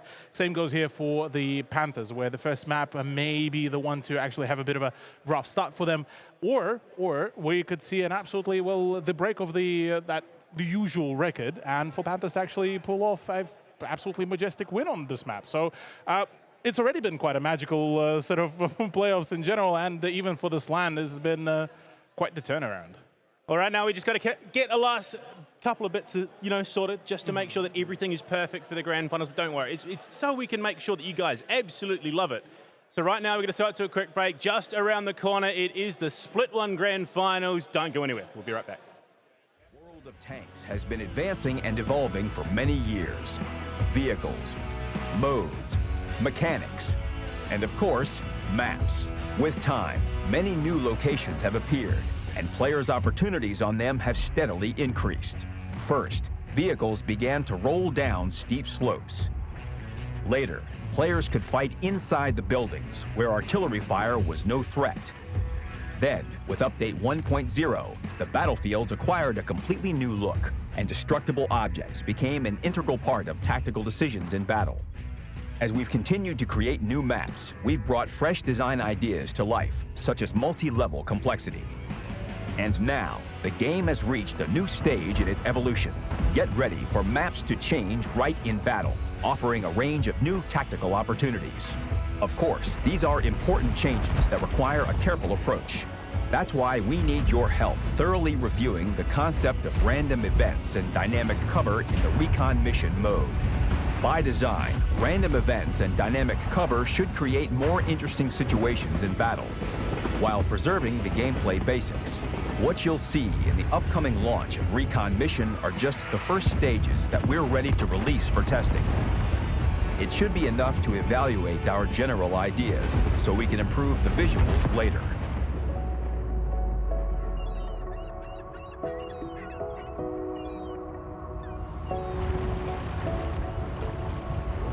Random events are spectacular changes that transform the map right in the middle of battle.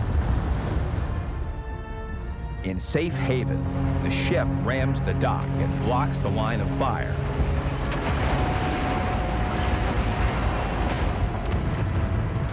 The plane crashes into the bunker, blocking the pass between the bunker and port. And the bombers destroy the bridge in the field.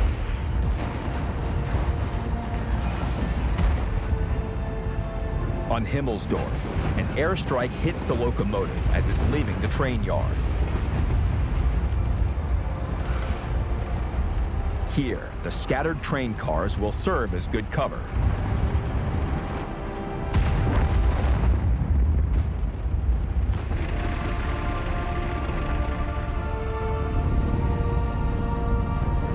A falling Zeppelin changes the landscape on the central square and tank alley. And also creates a descent from the hill to the heavy tank positions. On Prokhorovka, planes crash into the alley and a hill.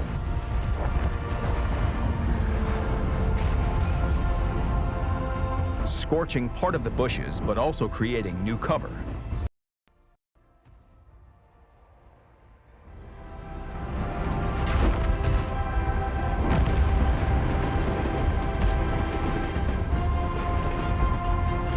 The train at the center of the map also derails, allowing several tanks to find cover behind its crashed cars.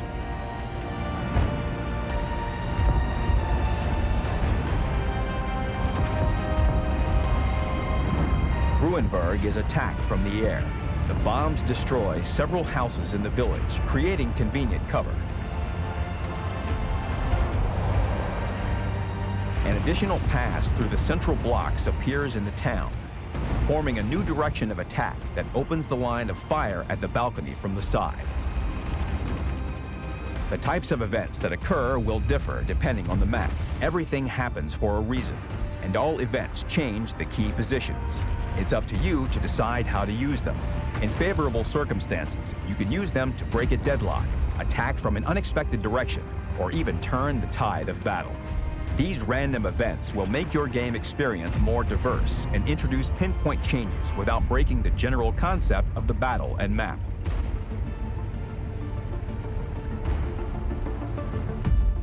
Right before each event, you'll hear a warning sound and see a red zone with a timer. Staying inside the zone is fatal for your vehicle, but pay attention when retreating. Try not to expose yourself to enemy fire, and you'll keep your tank safe. Depending on the zone, you'll be given a certain amount of time to retreat. Since we're in the testing stages, staying in a zone will result in full vehicle destruction. But this might change in the future, so be ready for all kinds of possible outcomes. Each event will only last several seconds. After that, the landscape will change and the zone will become safe. But new passages, lines of fire, or cover may appear.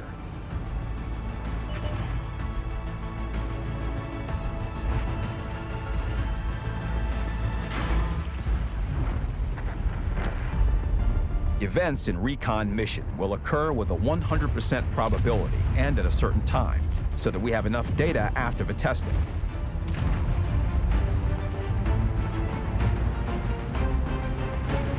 But in the future, events may happen at different stages of battle depending on a number of factors, such as the battle time or a certain in-game situation. Or they might not happen at all. That's why they're called random, after all. We plan to make these events an integral part of the map design, their balance, and the gameplay process. So for now, there probably won't be an option to turn them off for random battles. Dynamic cover provides just as many gameplay opportunities. Some objects, such as tank wrecks, train cars, containers, and concrete blocks will be movable. Some of them will be marked with a special color. Half of the objects can be destroyed with shots, which reduce their hit points until they are demolished.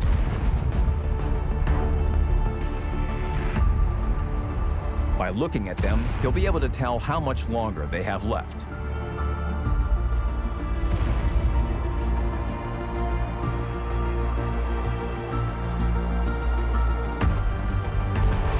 Dynamic cover expands your tactical opportunities and adds new ways to fight in battle.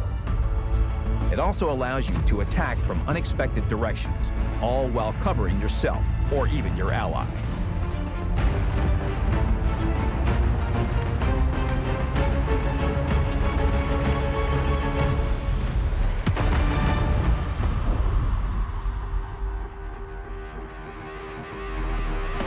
Get ready for dynamic cover and random events in Recon Mission. During its 2-week run, you'll be able to earn great rewards, including days of World of Tanks Premium account and a new 2D style that can only be earned in this mode. The progression will be reset after a week, meaning that you can complete it again and receive rewards again too. The battles in the mode are played in Tier 8 to 10 vehicles, and will count towards the random battle statistics. You can complete all types of missions in Recon Mission, other than personal missions and Tour of Duty. You can also earn bonds, battle pass points, medals, decals, mastery badges, and marks of excellence. After 20 battles in the mode, you'll be asked to answer a survey. There, you can share your thoughts on the new features and leave your feedback about every map on which you played at least 8 battles. Your comments will have a direct impact on the fate of these new updates.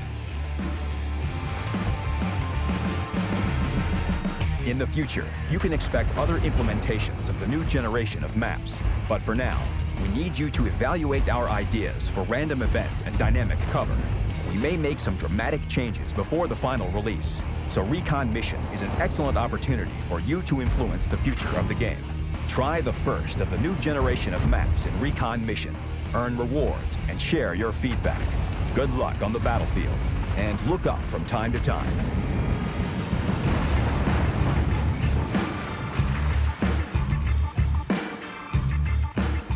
Italy, 1943.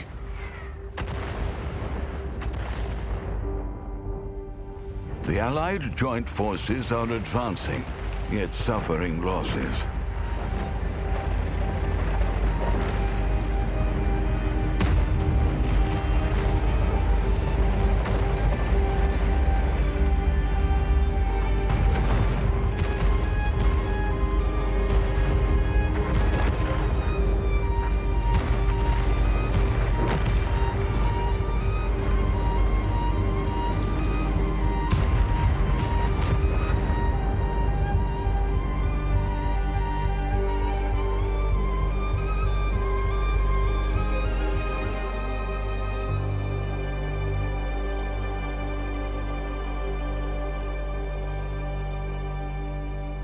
Commanders, the landing has begun. Complete the combat journey of Battle Pass Season 11 and immerse yourself in the story of 3 heroes of the landing operation in the Mediterranean. Stefan Adashkevich, a brave volunteer, and his T-57 Heavy. People think he's Polish, and he doesn't correct them. He lost his comrade in arms near Monte Cassino, and now the Australian and the Frenchwoman are his only friends. Experienced hunter Colette Bugeaud and her AMX-50 Foch B. A bold girl from the countryside, doesn't know the meaning of the word rules, does know everything there is to know about flamethrowers and good gloves. Ian Harmon from Down Under. How did he get the Type 5 Heavy? That's a real trophy, an old story. When Ian saw the Italian architecture, he spent his entire vacation sticking mosaics to his tank. It looked nice. Well, at least until the first shell arrived. These 3 allies from different corners of the globe don't agree on everything. But when they do, nothing can stop them. During this season, you can get this brave trio with their 3D styles and many other rewards, including brand new ones. For the first time ever, experimental equipment is featured in this season of Battle Pass. You can find it in the base rewards track. With the improved pass, you can now earn gold. Also, the number of bonds up for grabs was revised in the base rewards track. In the temporary chapter, you'll be able to get additional rewards, including a free premium tank. It will be available in the middle of the season. But collections will be available right from the start. They'll tell you more about our 3 heroes and allow the most active players to collect tokens for any Tier 9 tank right away. The BZ-58-2, the Kampfpanzer 3 Project 07HK, or maybe even the Cobra. Choose any. Remember that this story is not limited to 3 chapters. The landing has just begun.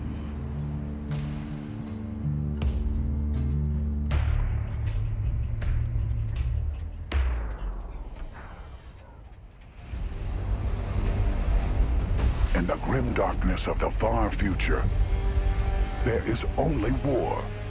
They are the warriors without equal, the embodiment of the Emperor's fury, the noble sons of Sanguinius. They are the Blood Angels. And by the blood of Sanguinius, none may stay their wrath. Commanders, claim this month's package to receive Commander Primaris, Lieutenant Tolmeron, 2 unique customization elements, and a medal, all inspired by the Warhammer 40,000 universe. 3 days of World of Tanks premium account. Missions for ×5 experience. In addition, you can choose 3 out of 6 content items, including rental tanks, battle missions, and premium consumables. Stand for the Emperor and Sanguinius with the Wings of Wrath package. To get the package, click Claim Offer, link your Amazon and World of Tanks accounts, and pick up your rewards in World of Tanks.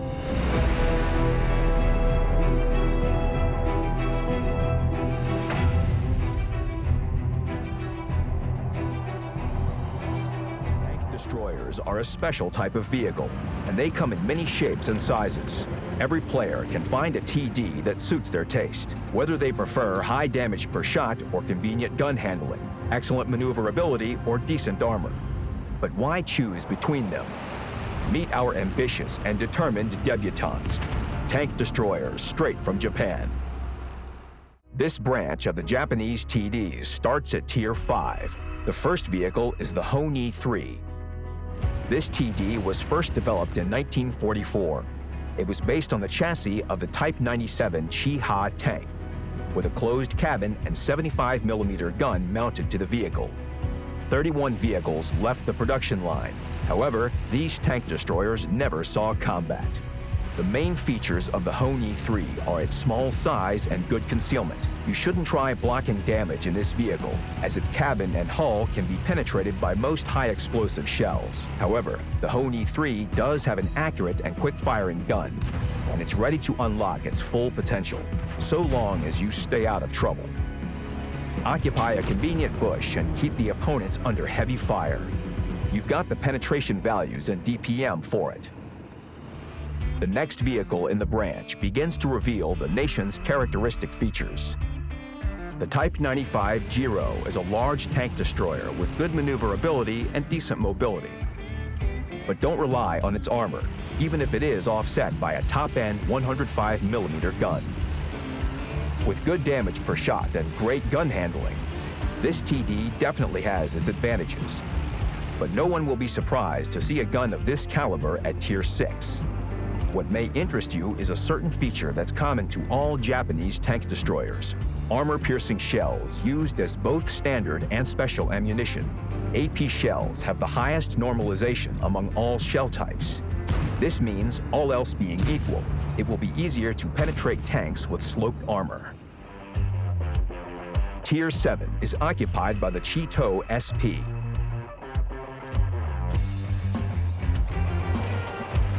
Finally, here's where we get a vehicle with some armor, but only in the frontal projection.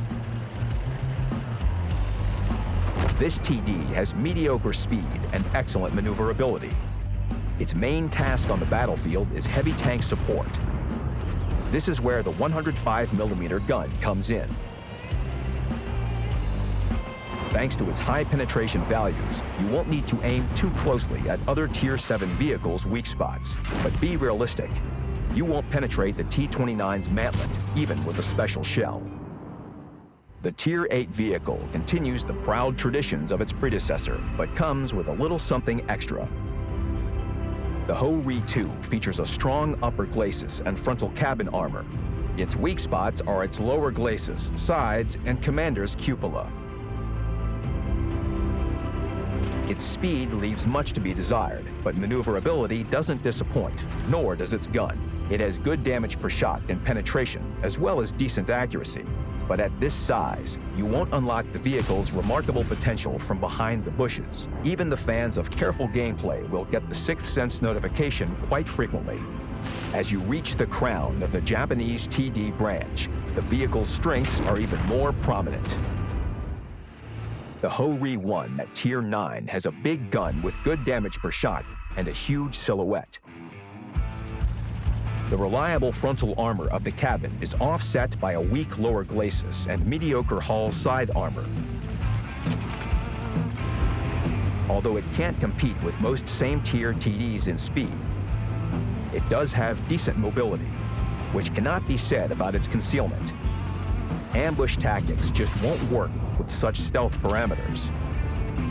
As with the two previous vehicles, the main job of the Ho-Ri 1 is to actively support heavy tanks in battle.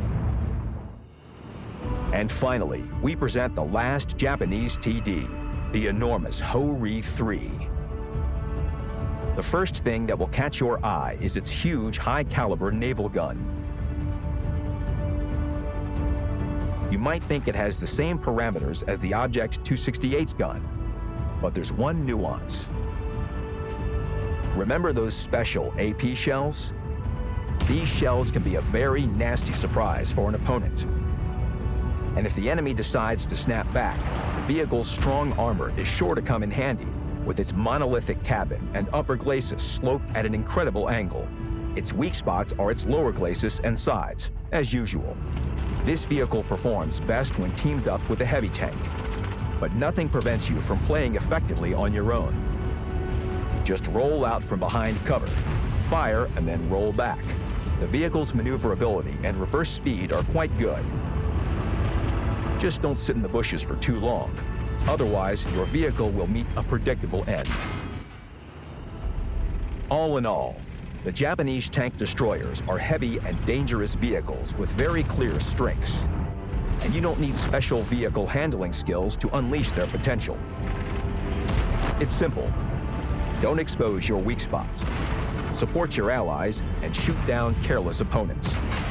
Follow this advice, and you're well on your way to a hard-earned victory.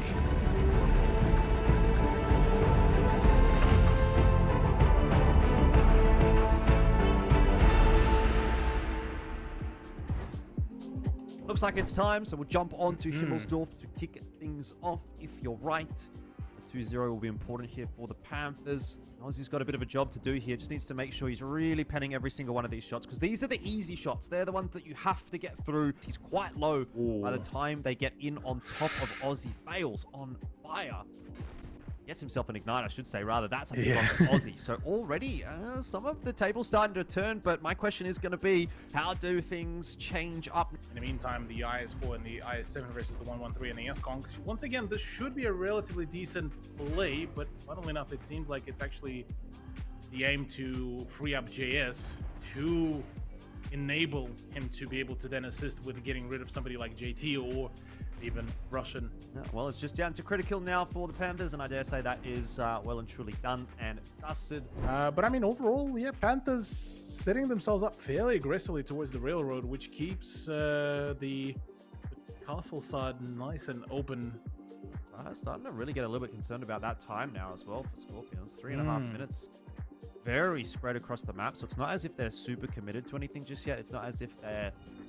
I don't think that they know exactly what they're going to do right now. And all of a sudden, now here comes the cavalry. Scorpions know that they've got to go. This might not be the ideal play, but it's what they've got to go for. They don't have any other options. Russian just deleted in that 50B. Don't know if he really got anything off there at all. And, well, the rest of the fight is not looking good either. It looks like Panthers have come up with something that Scorpions have not seen before. They don't know how to answer to it. And it certainly seems like it should be Panthers from here to close the round out. Yeah, look, this is an excellent hold by Panthers. And I recall a game that Scorpions played in the regular season where they kind of got stuck in a similar position here and then farmed.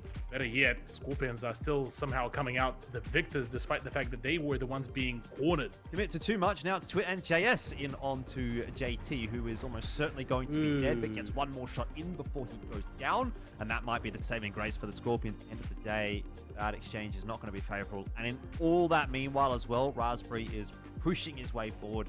And that pretty much means the end of Bales by the time Raspberry gets on top of him. At the moment, it's not particularly the worst case scenario here for Panthers. One would argue actually the position that they are in right now. They're not overexposing themselves. They're acknowledging how dangerous Russian can be in that Stridsvagn. So before even that whole raiding party comes around, Knight might even go down, which is actually the best case scenario here, funnily enough, for Panthers. Yeah, the 2 flag is an issue. For Scorpions, yeah, there's the push. Is God mode? Yeah, God mode is going to get farmed, but I think at this point they are quite happy. And Russian in that STRV is starting to come across. The reset's not quite secured though, and unfortunately he's going to run out of time. He's not getting the reset onto the tanks that he really needs to, so he just continues to blind fire, but his reload speed is not fast enough to get the resets. We can get into Ghost Town and see where it's going to end up going. Panthers on the attack. Godmore needs to start joining in on the battle to utilize his health pool. I mean, and he's technically able to hold back Russian and Knight as well, but Bales is behind Raspberry. This is where the push needs to happen. Yeah, Bales behind Raspberry, this would be great. And so now it's just God mode against 3 Scorpions members, while Aussie plays Ring Around the Rosie with Bales and Critical. And yeah, he's taking a bit of damage, but he is really wasting the time of Panthers. So it was like a miscall sort of nightmare really there for Panthers. It starts to get a little bit awkward now for the Panthers, as they do have to start to look for that reset. It is Raspberry and Aussie to try to keep them at bay. JT going to take a peek, won't be punished for that, won't be reset, so the time is still a factor here. And now Russian swings out right behind, starting to look good for the Scorpions. Meanwhile, Aussie is getting farmed up a little bit by Bales, but Russian should be able to finish off Crit, brings it back to the 3-on-4. He's taking the reins against Bales, he's trying to chase him down, but I wonder, have they left themselves a little bit too much to do here? The Scorpions, God mode can't block. Oh no, he can't block JT, and so Bales might not even end up getting a reload off here. Raspberry should have the killing blow, but still, God mode not in a bad spot here. 2.2k HP, E100. JT, shot is blocked by Raspberry. I just don't know if they've got the DPM to out trade this E100. JT, he's spinning around. They're playing around the Rosie. God mode, you've just got to focus in on one of these tanks. Well, let's see how that goes. Action X going to start off on the defense, and Lightning Man able to make the cross pretty quickly.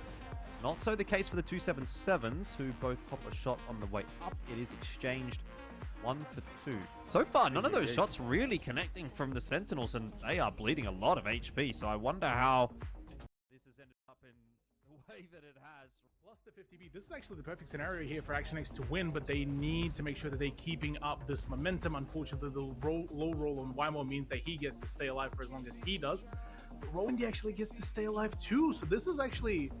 Action X might just have the winning formula here for the first round. No way. Since Insane. Rainbow just fallen. Cindy, the last player alive, and he can't even get the finishing blow into Rowandy or off to the races here on the second round of Cliff. Perfect trade. Should work out here. Dongalil needs to just run. He needs to avoid Wymo like the wildfire right now, but Wymo instead actually gets the perfect position to actually snipe the first frag. Wymo, not able to do it, but Dell does. And I think Action X, they might have come unstuck a little bit here. They just didn't quite convert that initial exchange enough with the autoloaders, and they have been punished for it. Obviously, some shots still coming through onto Glosser there, and so far, Wymo basically taking no damage at all. What on earth is going on here? Gloucester has driven too far forward. He should have stopped where Dongalord did. Then he would have been a little bit safer from the shots from the town. He's overcommitted. He's going to get farmed up for that. And now Dong is stuck in a 1v1 against Wymo. Needs to obviously win it. Should be able to do so. Shots still coming through in the middle of the map as well. There's a big engagement happening, but it doesn't really look like it's favoring Action X all that much. Track's getting farmed up. Rowandy will have to help him out. Doesn't really look like the Rowandy can do too much about it. Grunberg not particularly having a great start for Action X here. There is that double 277 push. It's a different approach from Action X, much more across the board setup. Trax is going to get caught in transition, and he also won't have the same backup that Wymo had from the town in this corner anyway. Double VZ75, VZ55 rather, going over the top. It's going to be bad news for Rainbow, but Trax will need to get that finishing blow because both Ravi and Donga have flipped out. Dell is going to try to escape. I'll hold that thought because right now Ravi is going to be the main point of interest for the two Sentinels E100s. If he can get another clip off, I think it's over. That's pretty much going to be that. Trax, he doesn't actually finish off speed in the end there, but that will go the way of Ravi. So we have an equalizing round on our hands. Somehow Returned is surviving against Rowandy, but that shouldn't last for too much longer. Or needs to take the fight, and it seems like, it's just going to be a quick 1-3, 1-2-3, and then a 4. They've missed everything. They've missed everything, Cthulhu. Trax and Rowandy both missed their shots onto that push from Sentinels. Look, if it wasn't bad already, the fact that they've both missed their shots has made this almost a near impossibility for Action X to get over the line. Rowandy down, Rainbow taking so much space, Trax isolated. I will say this though, it is almost surprising to see how quickly, Sentinels decided to pace themselves down, just sort of chill, start rerouting, start repositioning some of the players, and actually they spread themselves just relatively thin. Although I was just about to say this, Ravi needed to keep majority of his HP if he wanted to stay alive, but yeah, that's not happening. Neither that is as well. Dongalord is not long for this world either. Looks like it's pretty much done and dusted. Lightning Man will survive. Be lucky if he even gets one more shot in here. Does actually. Nice little flick there onto Cindy, all things considered, but done and dust for Action X. Good start to this game. They've just got to make sure that they don't let this one slip now. This is still a very winnable position. Good shot from Rowan as well. A long one as well whilst at it. So perfect situation here. Oh no, that's a bit of a wider swing here. Trax, buddy, you may have a little bit underestimated your approach here, and bounces a shot that's far from ideal.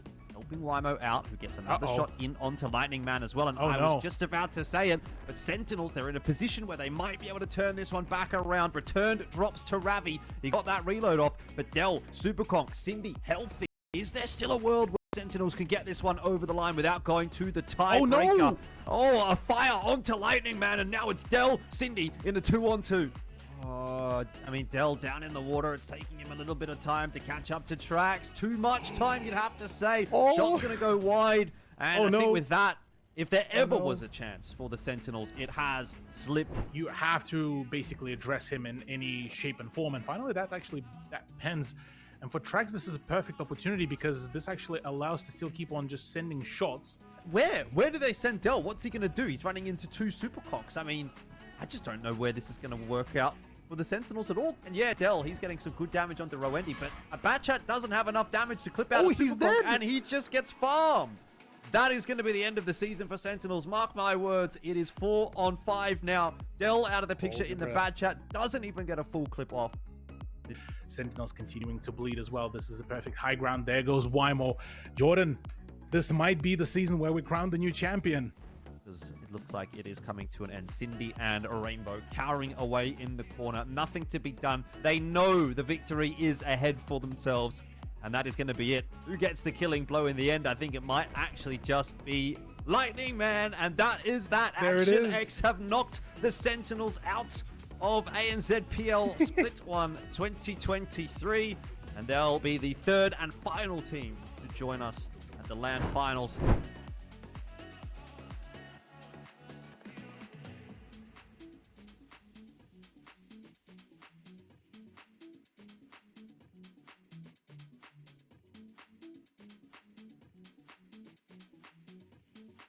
Of tanks has been advancing and evolving for many years.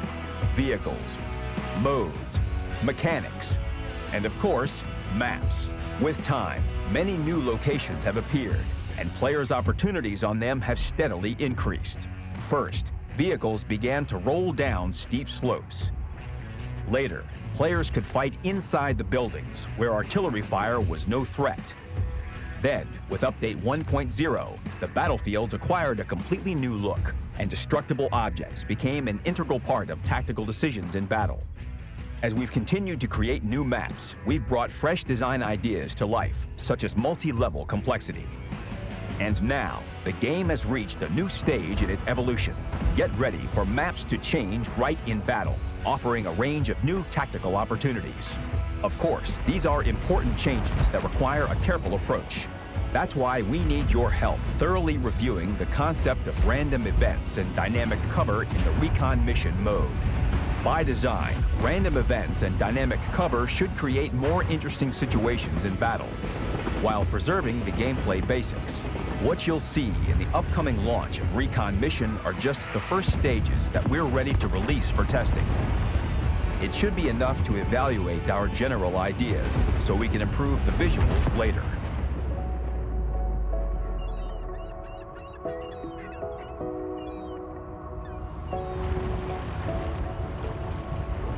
Random events are spectacular changes that transform the map right in the middle of battle.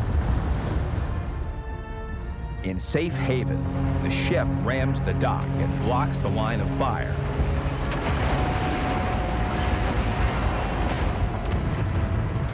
The plane crashes into the bunker, blocking the pass between the bunker and port. And the bombers destroy the bridge in the field.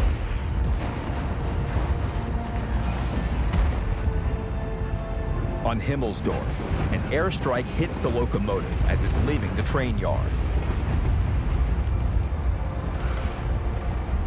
Here, the scattered train cars will serve as good cover.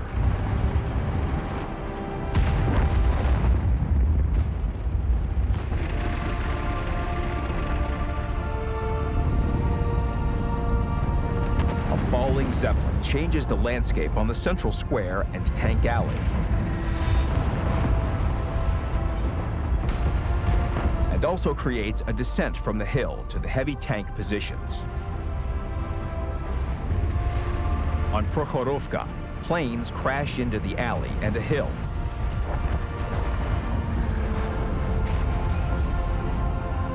Scorching part of the bushes, but also creating new cover.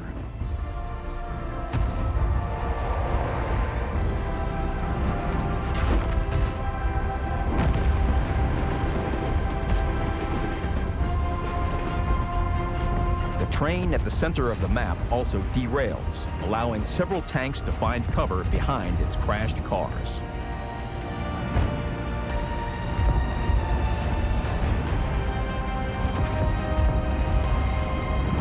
Ruinberg is attacked from the air.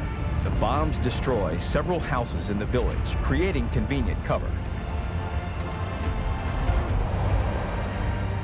And additional pass through the central blocks appears in the town, forming a new direction of attack that opens the line of fire at the balcony from the side.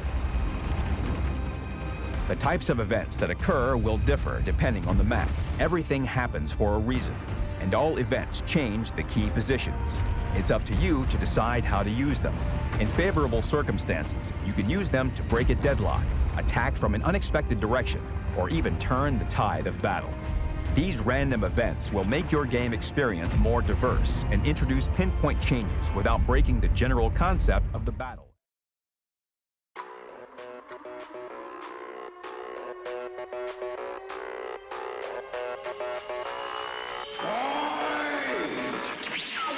And they can't get rid of the IS-4. Adelaide Action X, they're doing it. They set the trap, and it's working to an absolute T.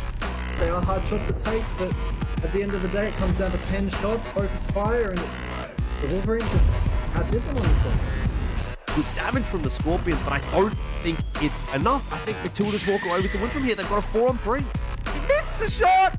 Advent, 57 HP, and Madhouse now has a corpse to play hull down behind. This is so scary. Returned and Dell are sitting ducks. Scorpions are winning this fight. They are slowly but surely getting their way back into this game. But damage ammo ranking in E100. Oh no! Has been completely ignored, and another fire! Sentinels are about to be your champions of Season 5. There they go! An important part of any competition, of course, is an element of suspense, gentlemen. Unfortunately, someone forgot to update the driver, and we had to swap the PC out. But no, look, Jordan, I kid. We have things sorted now. We've been told that we are getting ready to finally get into this grand final here for Split 1. Scorpions on one side, Panthers on the other. It's going to be Tundra to start things off. I mean, look, it was a bit longer than we would have liked. But then, I suppose it's added time to talk and prep. I wonder if that is going to be a bit of an advantage for one team or the other, because obviously, as we were talking about with this map veto, those two initial selections were a bit of a curveball. I was a bit surprised by both of them. I think pretty much everyone really was. If you look at the stats, both these teams have barely played those first two maps in the pool. So having that extra 20 minutes or so to have a bit of a chat over what do we want to bring here for Tundra, what do we want to do, maybe that does help Scorpions out a little bit. It's not as if this is now as big of a surprise pick, but with that said, I don't know how much chatting you're really getting done. I was seeing JT sort of walking around all over the place and stuff like that. So I don't think that is necessarily a storyline, to be honest with you, but at the very least, it's not a surprise anymore.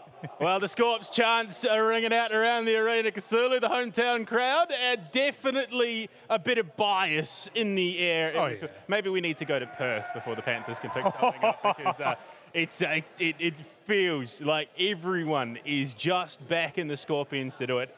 On their own, home turf as well. That home turf buff can be quite a potent one. Home turf buff. Right now, through that technical break, they got to talk and cook up probably a couple more extra strats. 3, the very first starting map, yes, they've played only once, but it was a win for them, and it was played during the last tiebreaker as well. So there's a lot of things that are so far panning out to be quite favorable for the Scorpions, so I'm not quite surprised that even the crowd is backing them up. Yeah, look, again, everything's leaning a little bit red. You can understand why the bias is there. But Jordan, it's grand finals time here in Split 1. We're off to Tundra. Let's jump into it. The South Sydney Scorpions and the Perth Panthers have battled all season long to make it to this position. And what an interesting position it is. As you've said, Tundra. Tundra, to kick yes. off the grand final. It is not the map we would have expected, Cthulhu. Absolutely so. Yeah, Tundra is one of those fairly treacherous maps, to be quite honest.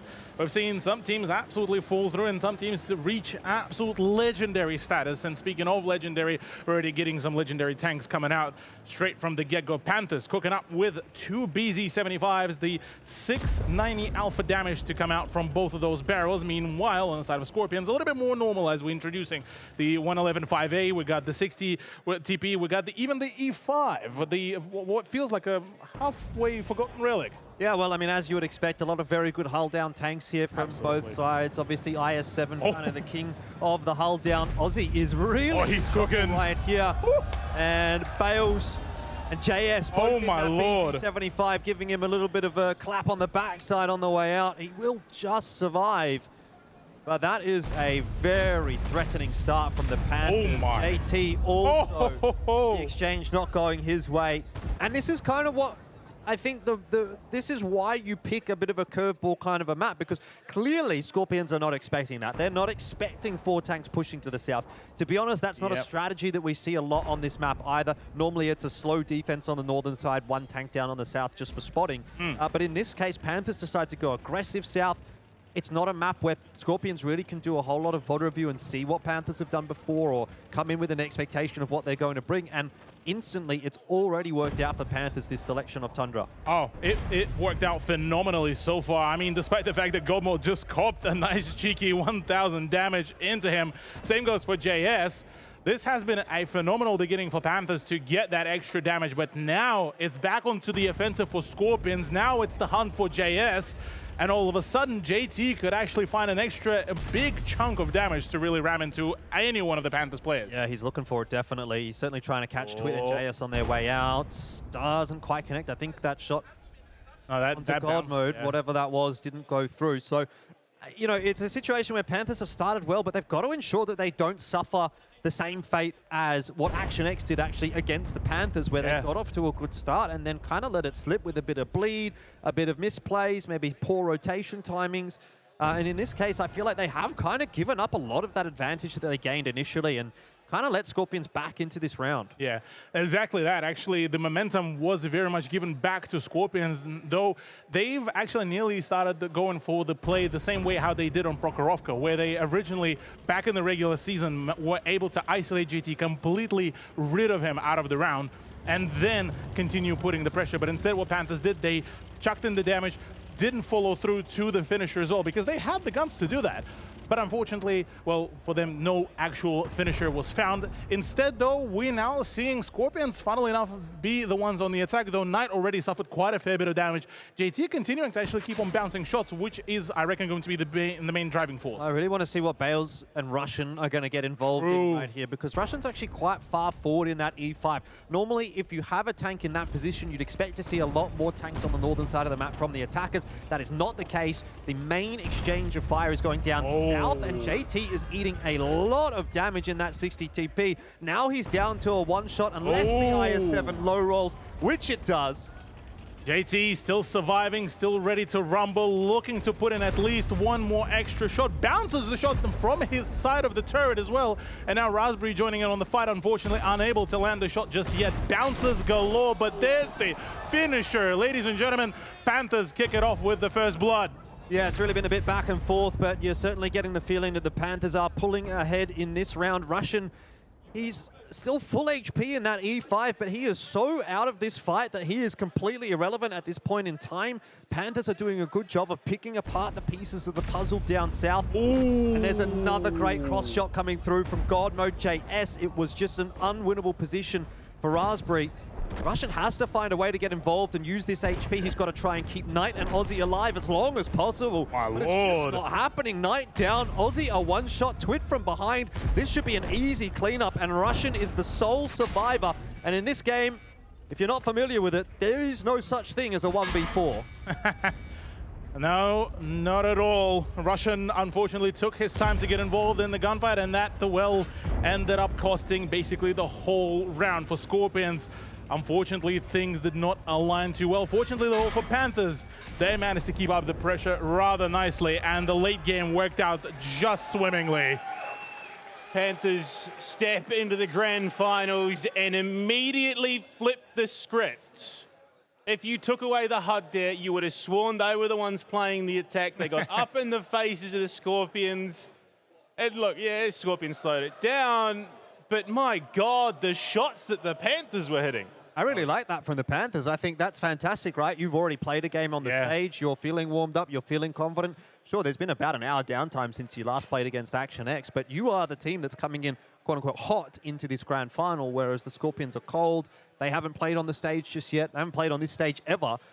And you come out and pull that kind of a strategy out, you're really sort of throwing the gauntlet down at the Scorpions, who, as we've all said, we've spoken about it plenty of times, they were the favorites coming into this matchup, but maybe that dial is starting to shift with all of these intricacies involved in how the day has played out, and that continues to bring that momentum, that confidence for the Panthers, and I think we can expect to see more of that kind of gameplay from them, especially if it continues to work. And in Cthulhu, we got to see the love child of the 50 cal Barrett sniper rifle and a jetpack come out, the BZ-75, another new addition, and wow, they were very effective at establishing some control early on. Clearly in the game plan for the Panthers. Oh, absolutely. Yeah, Panthers been really cooking some good strats up, really, right before this matchup. Because, I mean, we've highlighted this before the tech break as well, that Tundra was one of the worst maps for Panthers. They managed to break that record as well. Yeah. Just the same way how the flawless streak for Action X was broken by Panthers, they're continuing to keep on just performing magical feats here so far in the grand finals. And I mean, Jordan, if you're the Scorpions right now, I mean, how worried are you? Not only has Panthers just flawlessly walked through the losers final, they've just come in, they've gone on the offensive immediately to establish themselves in this grand finals. Surely that's got to hit the ego a little bit. Look, I'm picking up what you're putting down. I understand where you're trying to come from. It's 5-0 so far today for Panthers on the stage, but let's not forget, this is a best of 9. Yeah, true. Scorpions are a team that has a strong map pool. They are a confident team. They're not a team that ever really gets super tilted or anything like that. They're not going to be out of this fight until there's 5 on the board for the Panthers. And right now, 1 round done. Let's not get too far ahead of ourselves. It looked good for the Panthers. It was a good initial setup. Sometimes that's just the way that it goes, but we've spoken about this plenty of times during the regular season, that sometimes you have that rock, paper, scissors in terms of your default setup on any given map. And in this case, obviously the Panthers, they had the rock, Scorpions had the scissors. Doesn't really work out for you. That initial exchange doesn't look very good for Scorpions. It's very hard to bring it back from that kind of a position. And sometimes that's just how it is, all right? So I need to see more from Panthers in this matchup before I really start to get super excited. Yeah, I mean, look, one is not done in this best of 9 series. There is still a decent way to go, but look, starting strong is important for the Panthers, Cthulhu. You want to come into a grand final, you want to establish a momentum early, and off a round like that, it definitely feels like the Panthers are gearing up to something big. Yeah, look, absolutely. Panthers are certainly looking to continue applying more pressure, not really giving a lot of the breathing room to any of their opponents, whether it's Action X, whether it's Scorpions. They're looking to keep on keeping on. Really, the way how they've managed to really sort of back away, lure almost Scorpions into that full sense of security. And then, I mean, we looked at JT, his health got melted in basically talking seconds. And after that, it's slowly bit by bit. I mean, Russian took his time to even join up the fight because he was thinking that Panthers would just sort of roll away from that engagement into the next position. But no, they just kept on sticking around. They had the phenomenal hold down positions. And look, I mean, between that and Russian running the standard hardening as well, things didn't particularly work out there. It has been a bit of a hot button topic in terms of stranded equipment. But Jordan, you're coming into this defense, you know, Scorpions, they get a bit of a reset. I mean, looking back at it, who in their right mind as an attacking player would think that you're going to have 2 BZ-75s pushing up that 5-6 line on you? Yeah, no, I think that's completely unorthodox. And even the defensive setup that the Panthers ran a little bit later on was quite unorthodox, very south-heavy. They had a lot of control of the southern river of the 2 flag. And even though they, to an extent, let Russian get in behind them in that E5, he was just not able to really do enough. And ultimately, you just saw Panthers find the overmatches, find those favorable brawls, and get those picks slowly but surely, right? They had such a big advantage early on. It seemed like it was getting pulled back, but Scorpions maybe overcommitted to the south fight. They could have potentially, once they got that initial exchange of damage, brought it back to about even, just reset and thought about pushing up to the north where Russian had so much control. But look, ultimately they commit and they walk right into the trap that the Panthers have set and make for a very convincing, very easy victory for Panthers on the first round of Tundra. I mean, you mentioned the defensive set-off that they defaulted to. It almost felt like rounding up sheep. You know, you had these players up in the front sort of corralling the players, and then God Mode from the small town just pumping damage out from range. It really felt like everything set up perfectly the way that the Panthers wanted, Cthulhu. But that's not going to happen every time. You look at it, we're going into the second round of Tundra. Can the Scorpions ice up? Well, maybe, just maybe. Just maybe indeed. Look, round number 2 is going to be quite rather explosive, I reckon, no matter what. Because between the Panthers just bringing out some of the more novelty approach to each one of their rounds, and Scorpions, well, just being a dangerous entity in general, well, this could be going either way, I reckon. Yeah, let's not forget that this is definitely not up there in terms of the map pool for Scorpions. So if they were to go down 2-0 here, it wouldn't be, I guess, the most surprising of results. I think if Scorpions can find the 1-1 on Tundra, they'll be absolutely they would be stoked happy with that. Yeah, absolutely. Yeah, they would be quite stoked about that one. Though, well, I just highlighted the novelty. We already seeing the introduction of Minotauro for JS.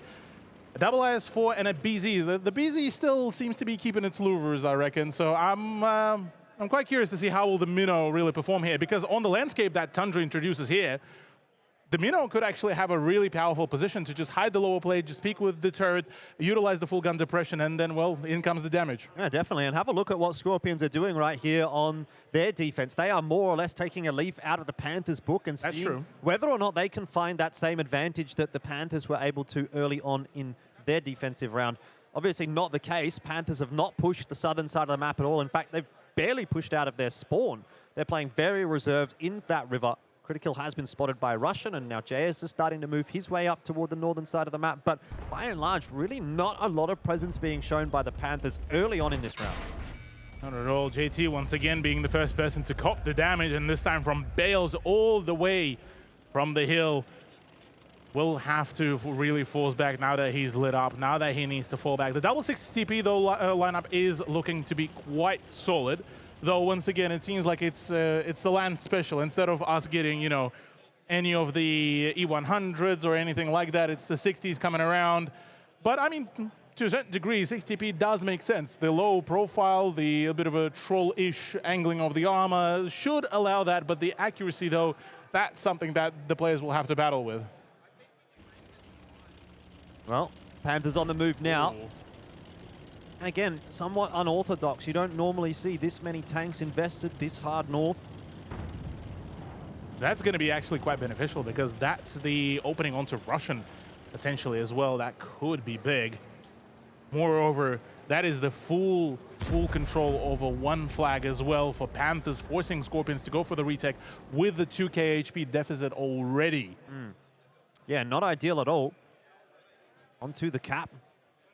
That's a double cap as well to come through. Plus the Mino on the ridge as well. How do you even counter that one? Well, the ball is in the court of the Scorpions to come up with something pretty interesting here, but I would kind of agree with you, Cthulhu. I think this is a very bad spot for the Scorpions to play from. You can see just how easy it is for JS to get through Russian at the moment. Russian already down below half HP. And ultimately, he's probably going to be one of the players tasked with getting those resets. And when you have a tank that's on half HP looking for those resets, it's not really a fun place to be. Aussie, you know, in a good spot to be able to get some free chip damage there onto Twit across the bridge, and he's going to even make that cross himself, which is a ballsy play. That's a good play. I think you have to take some risks at this point as the Scorpions, and ultimately they're just going to have to dump over and try to take the fight, but this is definitely looking like a fight from behind as far as the Scorpions are concerned. The farm is just too strong from the Panthers. Yeah, the trades are not particularly looking too pretty here either. I mean, 400 damage trade-off for 800 back.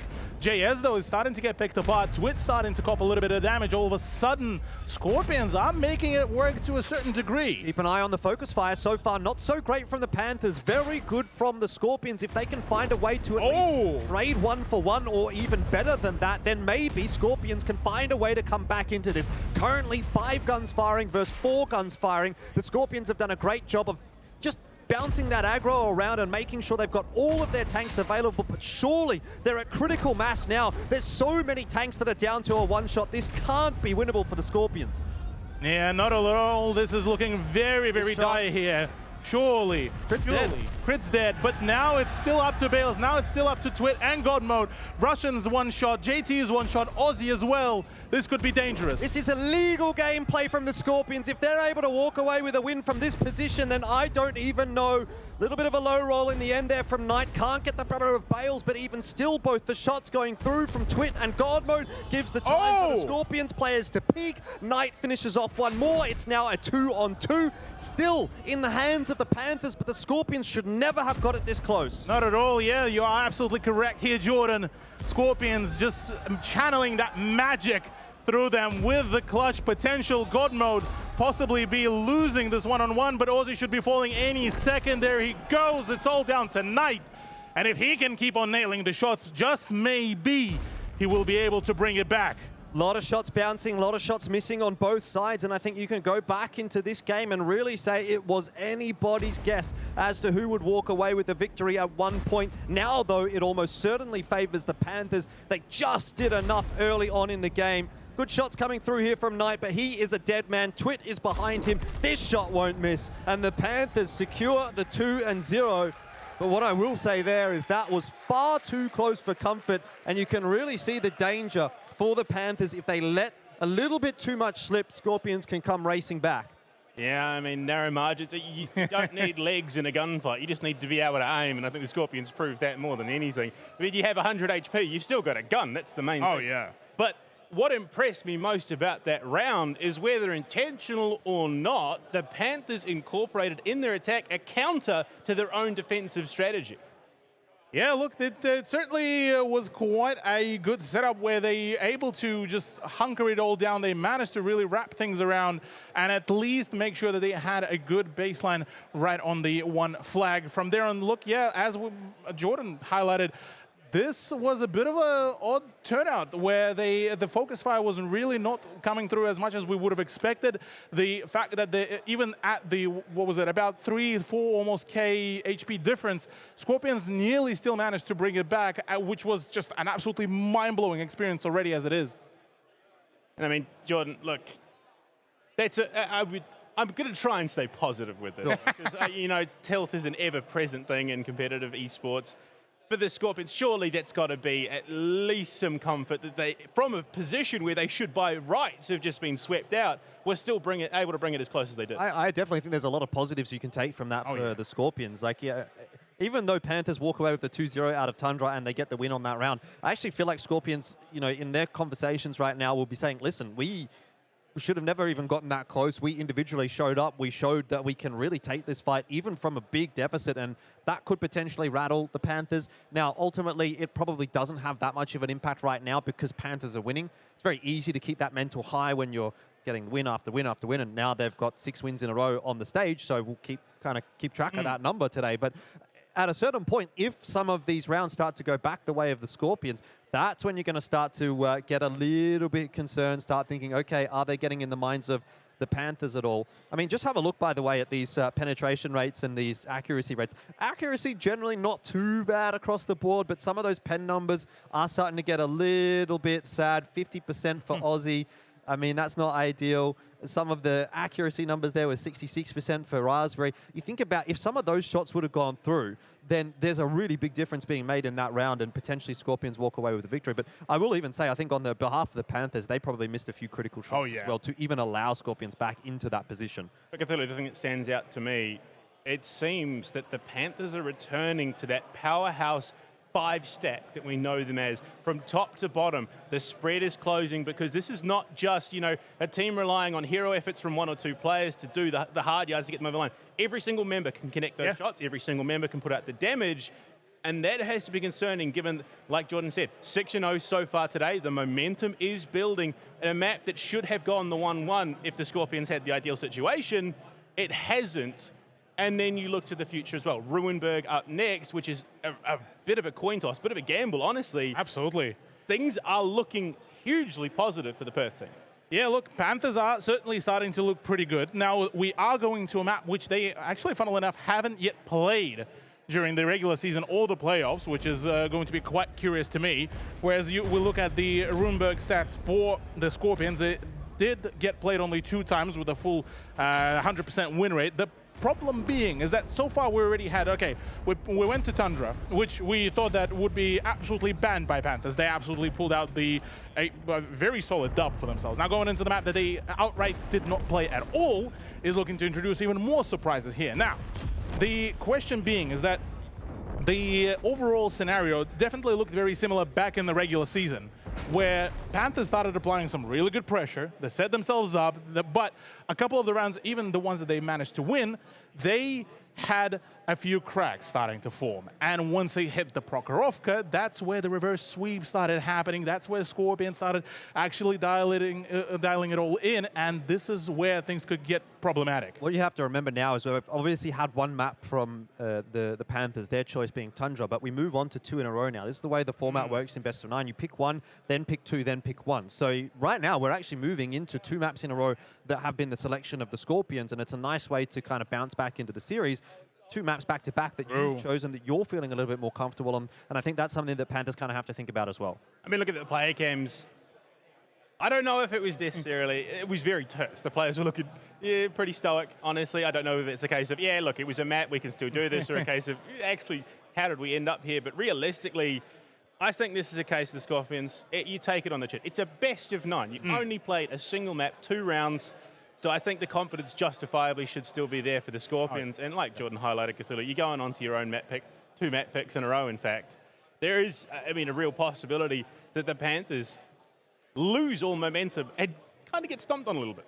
Yeah, look, I think this is where, we'll get a pretty good overall sort of gauge as to how far the Panthers will be able to go. If Ruinberg goes their way fully, like we're talking 2-0, this is going to start getting a whole lot more problematic for Scorpions, obviously.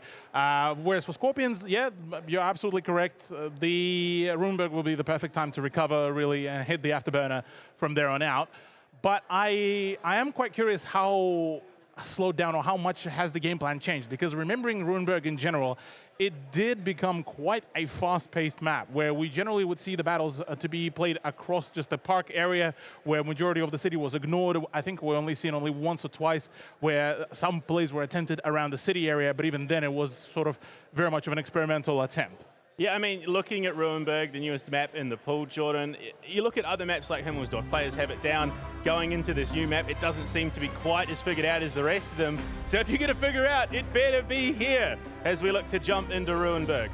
Yeah, certainly. I mean, it is going to be an interesting ball game, right? I think this map is really going to show us what Scorpions have been up to on the downtime that they've had, right? If they come out here, really just blow the Panthers out of the water, maybe similar to what happened there on the first round of Tundra for Panthers to the Scorpions, then, you know, we get a bit of an idea that, okay, actually Scorpions have been putting a bit of time into this final and have been cooking something up in the lab, and that is obviously going to bode very well for them later on down the track. But if they come in here, look a little bit flat, like you said, another round or 2 goes the way of Panthers, then even with Prokhorovka in mind, even if this is a 2-0 for Panthers, we will still see Prokhorovka.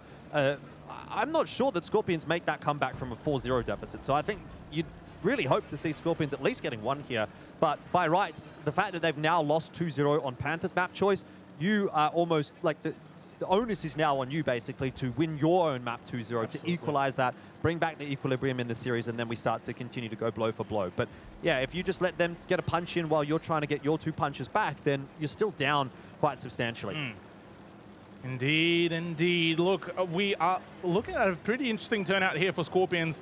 What was originally theory crafted that, you know, City would be the big sort of foothold for the attacking side to really use, only now actually gets to come around. Usually would end up being just straight away turbo brawls around the park area, but now it is the City that is being attempted to.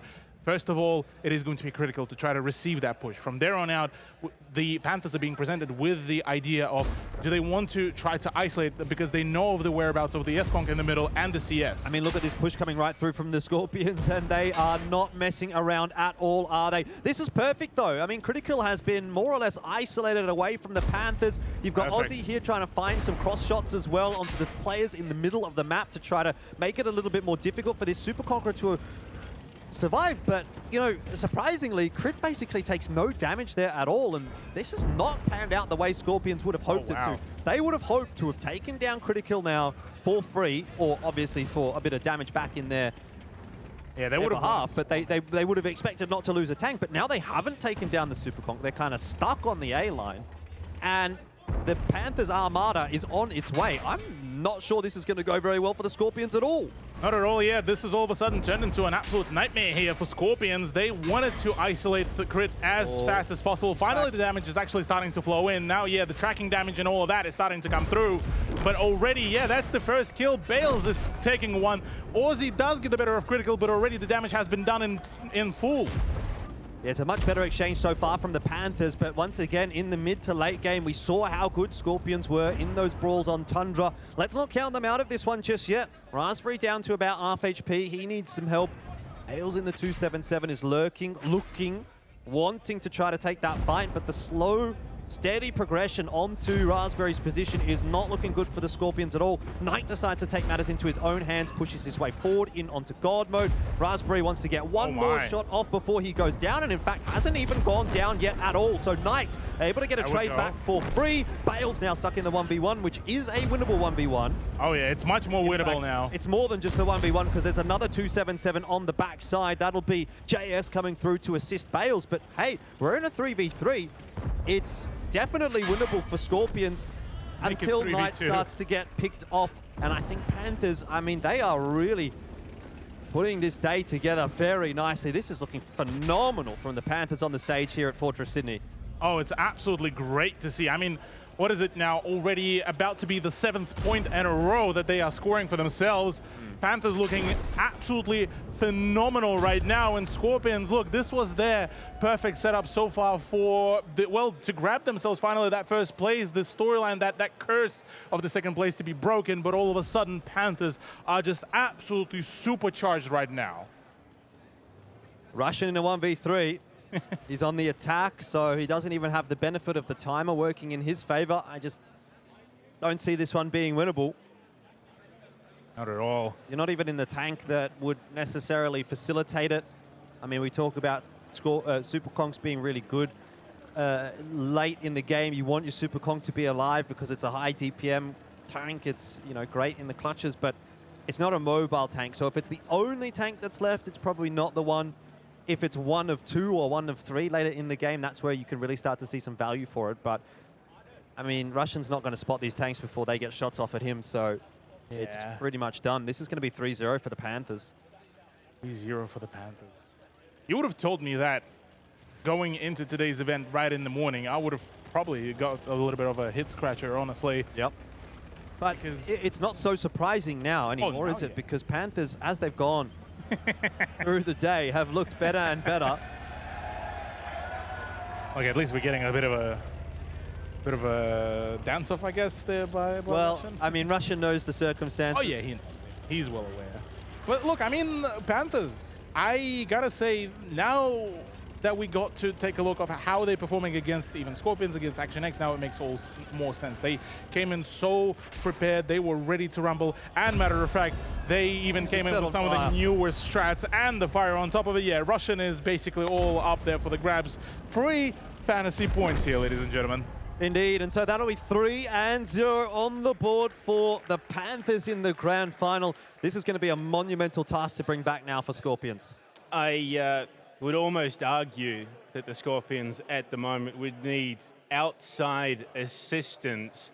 And it looked oddly to me like Russian wasn't just saying, yeah, we've lost this. This looked more like a sacrifice to the world of tanks gods. Maybe that's where they start to bring it back. But Jordan, Ruinberg just seems to be this impossibility for attacking teams. They can't quite figure out how to crack the defense, and the victories that we've had, few and far between, have come more off defensive misplays than, you know, any groundbreaking attacking strategies. It has always been historically a very defensive-sided map. If we go back and look at even 7v7 formats, it was always very hard to attack on. This was the map that was kind of famous for the bunker strategy, where you'd have like a Mouse or an E100 or two hiding something like an AMX ELC or something like that, like a really small tank just trying to hide in between these really big super heavies, because that sort of felt like sometimes it was the only way to even put any kind of pressure on the defenders to get out of their strong, solid positions and force them onto the cap. And so, yeah, it's always been a bit of a difficult one to attack on. I don't think that the strategy necessarily was too bad for the Scorpions, but that initial push that they made, where they tried to isolate Critical, it looked like it was going to work. They had him dead to rights, but just none of the shots connected.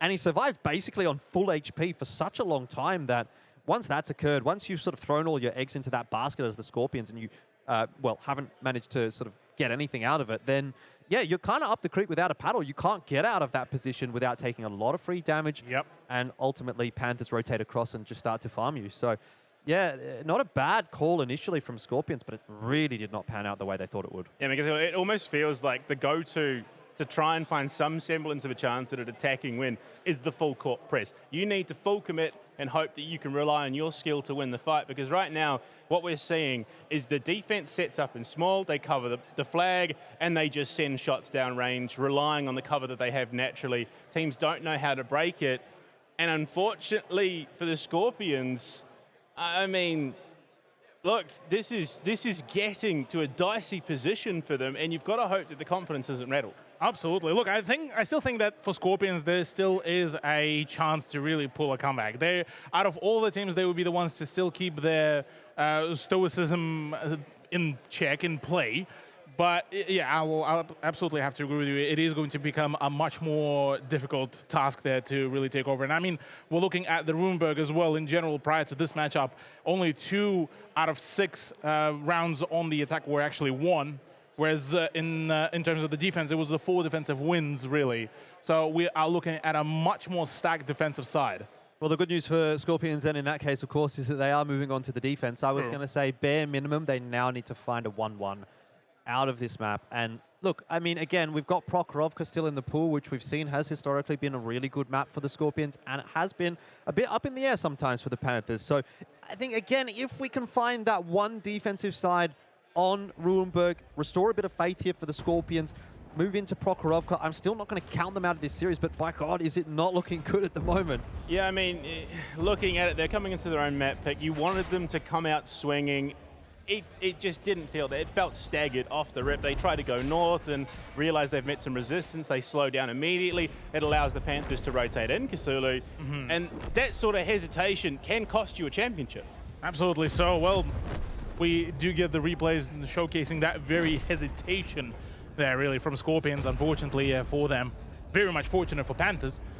Things really didn't pan out on that original push, and I mean, even for Aussie, that was sort of a very much of a last-ditch effort to try to get some sort of damage in. But yeah, look, I gotta say, the way how Panthers really established themselves, the fact that Critical, like you highlighted before, Jordan, the fact that Critical was able to survive for as long as he did, that was basically the miracle that saved the Panthers, really, in terms of their overall momentum. Because if Crit would have gone down, if Scorpions would have been able to dig in, that would have been a completely different storyline.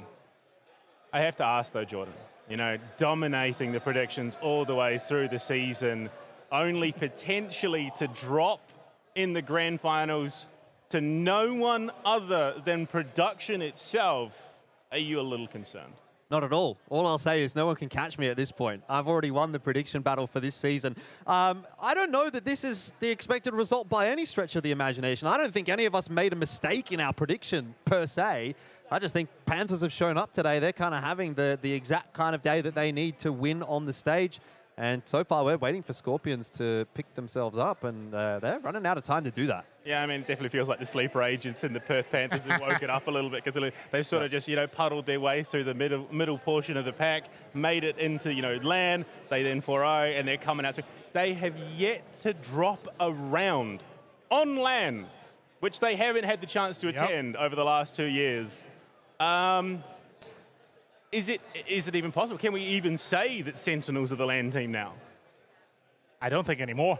Look, Panthers well and truly claim that they are still a very powerful team. Well, gentlemen, can they keep it up? Is the blood sacrifice enough? We'll have to find out. Round 2 of Runeberg. Indeed, and this is where it really starts to become do or die for the Scorpions. You go down 4-0. Listen, I've cast a lot of best of 9s in my time. You sometimes do see 5-4s, but very rarely do you ever see a full reverse sweep when you're down 4-0. To get 5 in a row, I think that will be too much to ask from the Scorpions. They need to get this round. Absolutely so. I will have to agree with you here, Jordan. The momentum needs to be reset right here, right now. Otherwise, just the pressure is too big. Not really having any sort of opportunity for sort of a second chance is going to be quite crucial here. And, well, I mean, Sentinel's even quite well aware of that. Dell specifically, I mean, after having a few of the talks off the broadcast, he was the one saying that, well, the Sentinels don't really need the second chance, and, well, where they're at right now in the 4th place. So, look, same goes here. Right now, Scorpions need that extra chance. They need to make sure, like you highlighted, that one round here on Runeberg. Otherwise, yeah, it is going to be all over Red Rover. Yeah. even exchange at the start of the round. Aussie eats one shot, crit able to get across to A6, but has also eaten a shot for his trouble. So it's fairly even as far as the start is concerned. A little bit of a difference of opinion maybe from the Panthers in terms of what they should be bringing to the table on their attacking side. They haven't been nearly as aggressive as what the Scorpions were, pushing along that A-line. And they're taking a bit more of a traditional route, it seems like. We've more often than not seen more of a southern play from most teams on this map, on the attack. Often, obviously, it doesn't work out, but it has been more of the go-to rather than playing toward the northern side. Yeah, well, you asked for the southern side as well, and well, we might just be seeing that from the Panthers. I do like the position that Critical has taken up, very much reminiscent of the Himmelsdorf position. So certainly he's just there to be that sort of the aggro draw player whilst the rest of the team is actually doing their own thing. This could blow up in their face having Critical in this position, because obviously you've got JT in the BZ75. He's unlit, hasn't been spotted. Raspberry there as well. But Crit can, more or less assume that this is a 1v1. And that is not necessarily the case. Knight gets a nice exchange of fire, doesn't take any damage back in response. Very difficult to hit a Super Conqueror in this kind of a position. He'll be hulled down for those Panthers players, and so he's kind of farming for free. And here comes that push through from the Scorpions on the northern side. The damage They have been able to isolate Critical in a 2-on-1. This is still perfect for Critical. He managed to bounce a shot there as well, so JT will be copping another one, whilst Critical continuing to keep up a pretty decent chunk of HP. I say that though, 1,000 off is already going to hurt, but at this point already control of the park is being contested. Yeah, I mean, in the meanwhile, the Panthers are obviously taking that approach toward the southern side and trying to take some map control of their own. JT does get that first kill onto Critical, but he's down to a one-shot, and that hasn't been nearly as clean of a fight as you might have expected for the Scorpions. With that said though, extra gun in the game, always going to be a factor. And now Panthers, well, they are not slowing down. They really want to take this fight to the Scorpions. Absolutely. So, I mean, the position there is still perfect. They got the upper ground. They got the high ground, as a matter of fact. And, well, with Twit as well putting out some damage from the position that he is in around the F7 as well, this is going to be a pretty decent setup for the Crossfire, even if the Scorpions decide to repush here. So, ideally for now, for Scorpions, they just need to just hold their positions. They are the ones on the defense. They can play for time. I mean, I think Panthers are going to have that same mentality, right? They're going to hold their positions. They've got a good coverage on that southern side of the map, and JS, indeed, is going to go straight onto the cap. And so now we turn our attention back to Scorpions to make their move. It shouldn't be super difficult for them to get a reset by any stretch of the imagination, but sometimes you make mistakes when you're the one having to push into your opponent, and the HP deficit isn't that extreme for the Panthers that you can't see them winning from a 4-on-5 position here. I wonder if JT still has any more boosters remaining, because his flank here could be absolutely crucial. If he goes for a wide one, this could be dangerous for Panthers. This could be the round that they would possibly lose as well. I don't think anyone is actually spotting that middle low. He should be able to get across for free. Here comes the push through from the Scorpions, though. And look, they will sacrifice a little bit of HP for this push, but now Bales is really in trouble. He has got nobody to help him out at all. And as long as the reset comes through onto that cap, which, well, Scorpions, it would be a massive failure if they don't manage to get at least a reset here. I think Scorpions have got this win wrapped up nicely in a little bow. Aussie's got the reset there. Bales is essentially in a 1-on-3. There's nothing that he can do. God Mode and JS might even have to just sack that cap pressure, come off to try to take that fight. But ultimately, this crossfire is way too good for the Scorpions. Absolutely, though already some frags starting to flow. Russian is next, possibly on the chopping block, but I say that it's JS completely isolated. Panthers are falling apart. It's all down to Twit and God Mode, and Twit even falls. It's all down to God Mode. Scorpions are bringing it back. Yeah, they're not done yet. The Scorpions, the favorites, the final boss of ANZPL 2023 Split 1, are not going down without a fight, much to the excitement of the home crowd. South Sydney Scorpions are on the board. I do not believe in coincidence. A blood sacrifice was needed. It was given and accepted, and the Scorpions went around. Russian gave his life so that the team could thrive. They've gone 1-1. It is not going to be a clean sweep. The momentum has been shut off, Jordan. But again, it's only a single round. There's more to overcome to even tie, but it looked a lot better than the previous rounds. Yeah, definitely, and you can kind of see just how much more switched on the Scorpions players looked after that round compared to the previous couple. It sort of felt like there was a little bit more oomph being put in. They were all really, there was no excitement necessarily. There was an air of, okay, there's more of a job to do here, but at least we've got that first piece of the puzzle together, knowing that we're still moving on to one of our maps, one of our quote-unquote favorable maps in Prokhorovka, a map that has historically not been a bad shout against the Panthers. There is definitely a degree of confidence here in the Scorpions, and it's more, I think at least, about refining that mental position for the Scorpions, going into Prokhorovka and feeling that they can still come in as the favourites and the team that's ultimately going to win this series. And I mean, it's nice to hear Sydney screaming rather than crying silently in the night. Finally, here's some life from the crowd as the home team actually pulls up with a round. But you look at the numbers, it's a decent spread on the Scorpions. Everyone was putting in the effort. The Panthers, unfortunately, they were stopped in their tracks, and it felt like every single step they took, it was answered and met very handily by the Scorpions. Oh yeah, the response play by Scorpions in the second round was definitely much better than what we got to see initially in round number 1 on Ruinberg.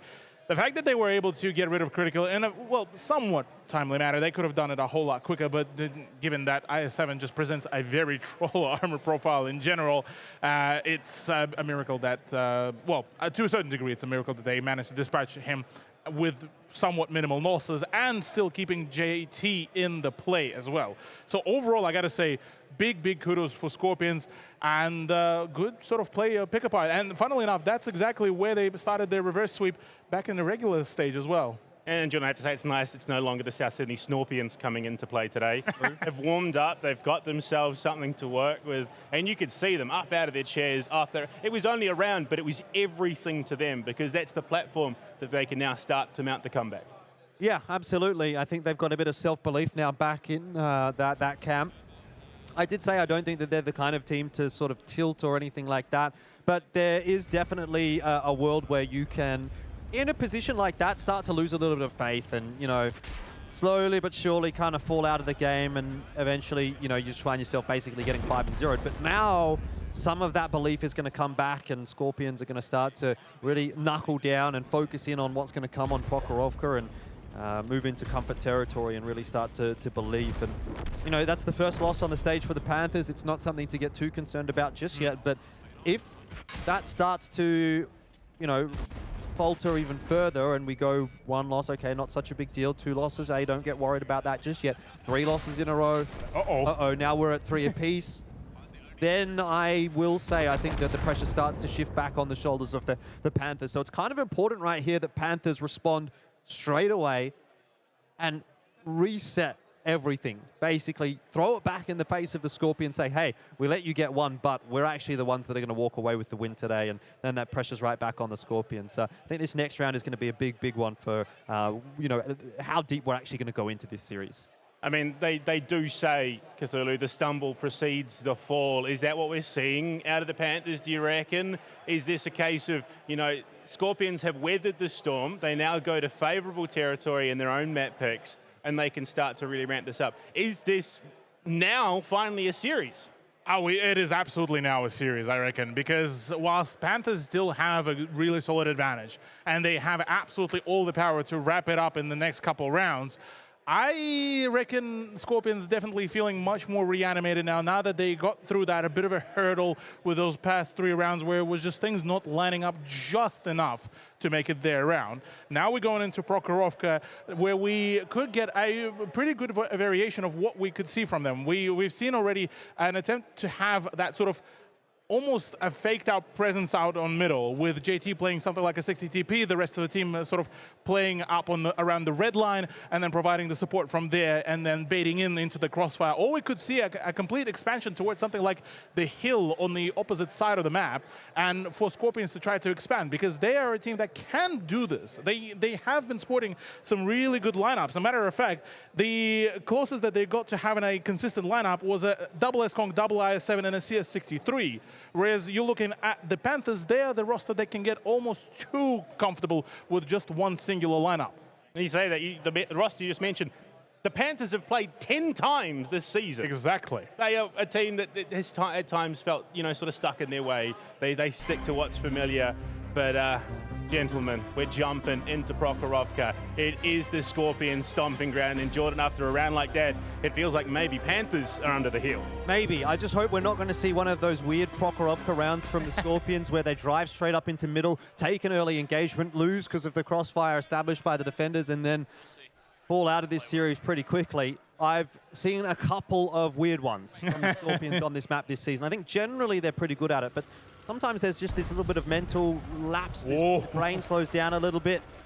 Luckily, we're not going to see that full commitment into the mid-fight. There was a couple of shots fired in the direction of Bales, but he gets away without taking any damage. That's the lineup that we were just highlighting before. The double IS-7, the double S-Conk, and the CS63. Well, this is like the core. This is the tried and true sort of lineup. 100%. So can't really fault Panthers for picking that very lineup. Whereas on the side of Scorpions, it's once again 60p for JT, IS-7's double S-Conk, and CS63. We're looking at, I reckon it's a fairly well-balanced lineup still, even with a 60 TP. Yeah, I think it's a really, straightforward lineup to play for the Panthers. Like, this is a lineup that makes a lot of sense. Great hull down tanks, and also then you've got a little bit of mobility. You let Bales off his leash a little bit. He can do what he needs to do. He's an experienced enough player to basically exist in his own right, and whoever's calling for the Panthers probably doesn't need to micromanage him all that much. You're really just focusing on what the heavies are going to be doing. And those heavies, they have a very easily clear, defined role. So I think if you don't know what kind of a comp you want to bring, or you don't really know how to play the game or anything like that, go for that. Go for that comp. It makes a lot of sense. As long as you have someone in that CS63 that kind of knows what they're doing, the rest of the pieces of the puzzle do fall into place relatively easily. Now, it's an interesting initial setup here from the Panthers because they put a lot of presence over onto the eastern side of the train tracks. They're even trying to take a bit of control up onto the hill, which obviously means the one flag is very unoccupied. So if Scorpions are able to get onto that flag, put a bit of pressure there, that's going to cause a rotation back from the Panthers that could be quite problematic. But in doing so, they would really leave Raspberry high and dry. Yeah, but Raspberry's position is actually quite a curious one because in theory, it's still a position that can be backed up. I mean, we have Aussie right there to cover him as well. So theoretically, Raspberry could be using and abusing the armor profile of the IS-7. But in saying that, he already copped quite a fair bit of damage. He's just been taken down to just about 2,000 HP in the meantime. Russian's still lurking around. It sort of feels almost eerily similar to, what was it, that first round of Tundra, where Russian was very much detached from the whole engagement, from everything.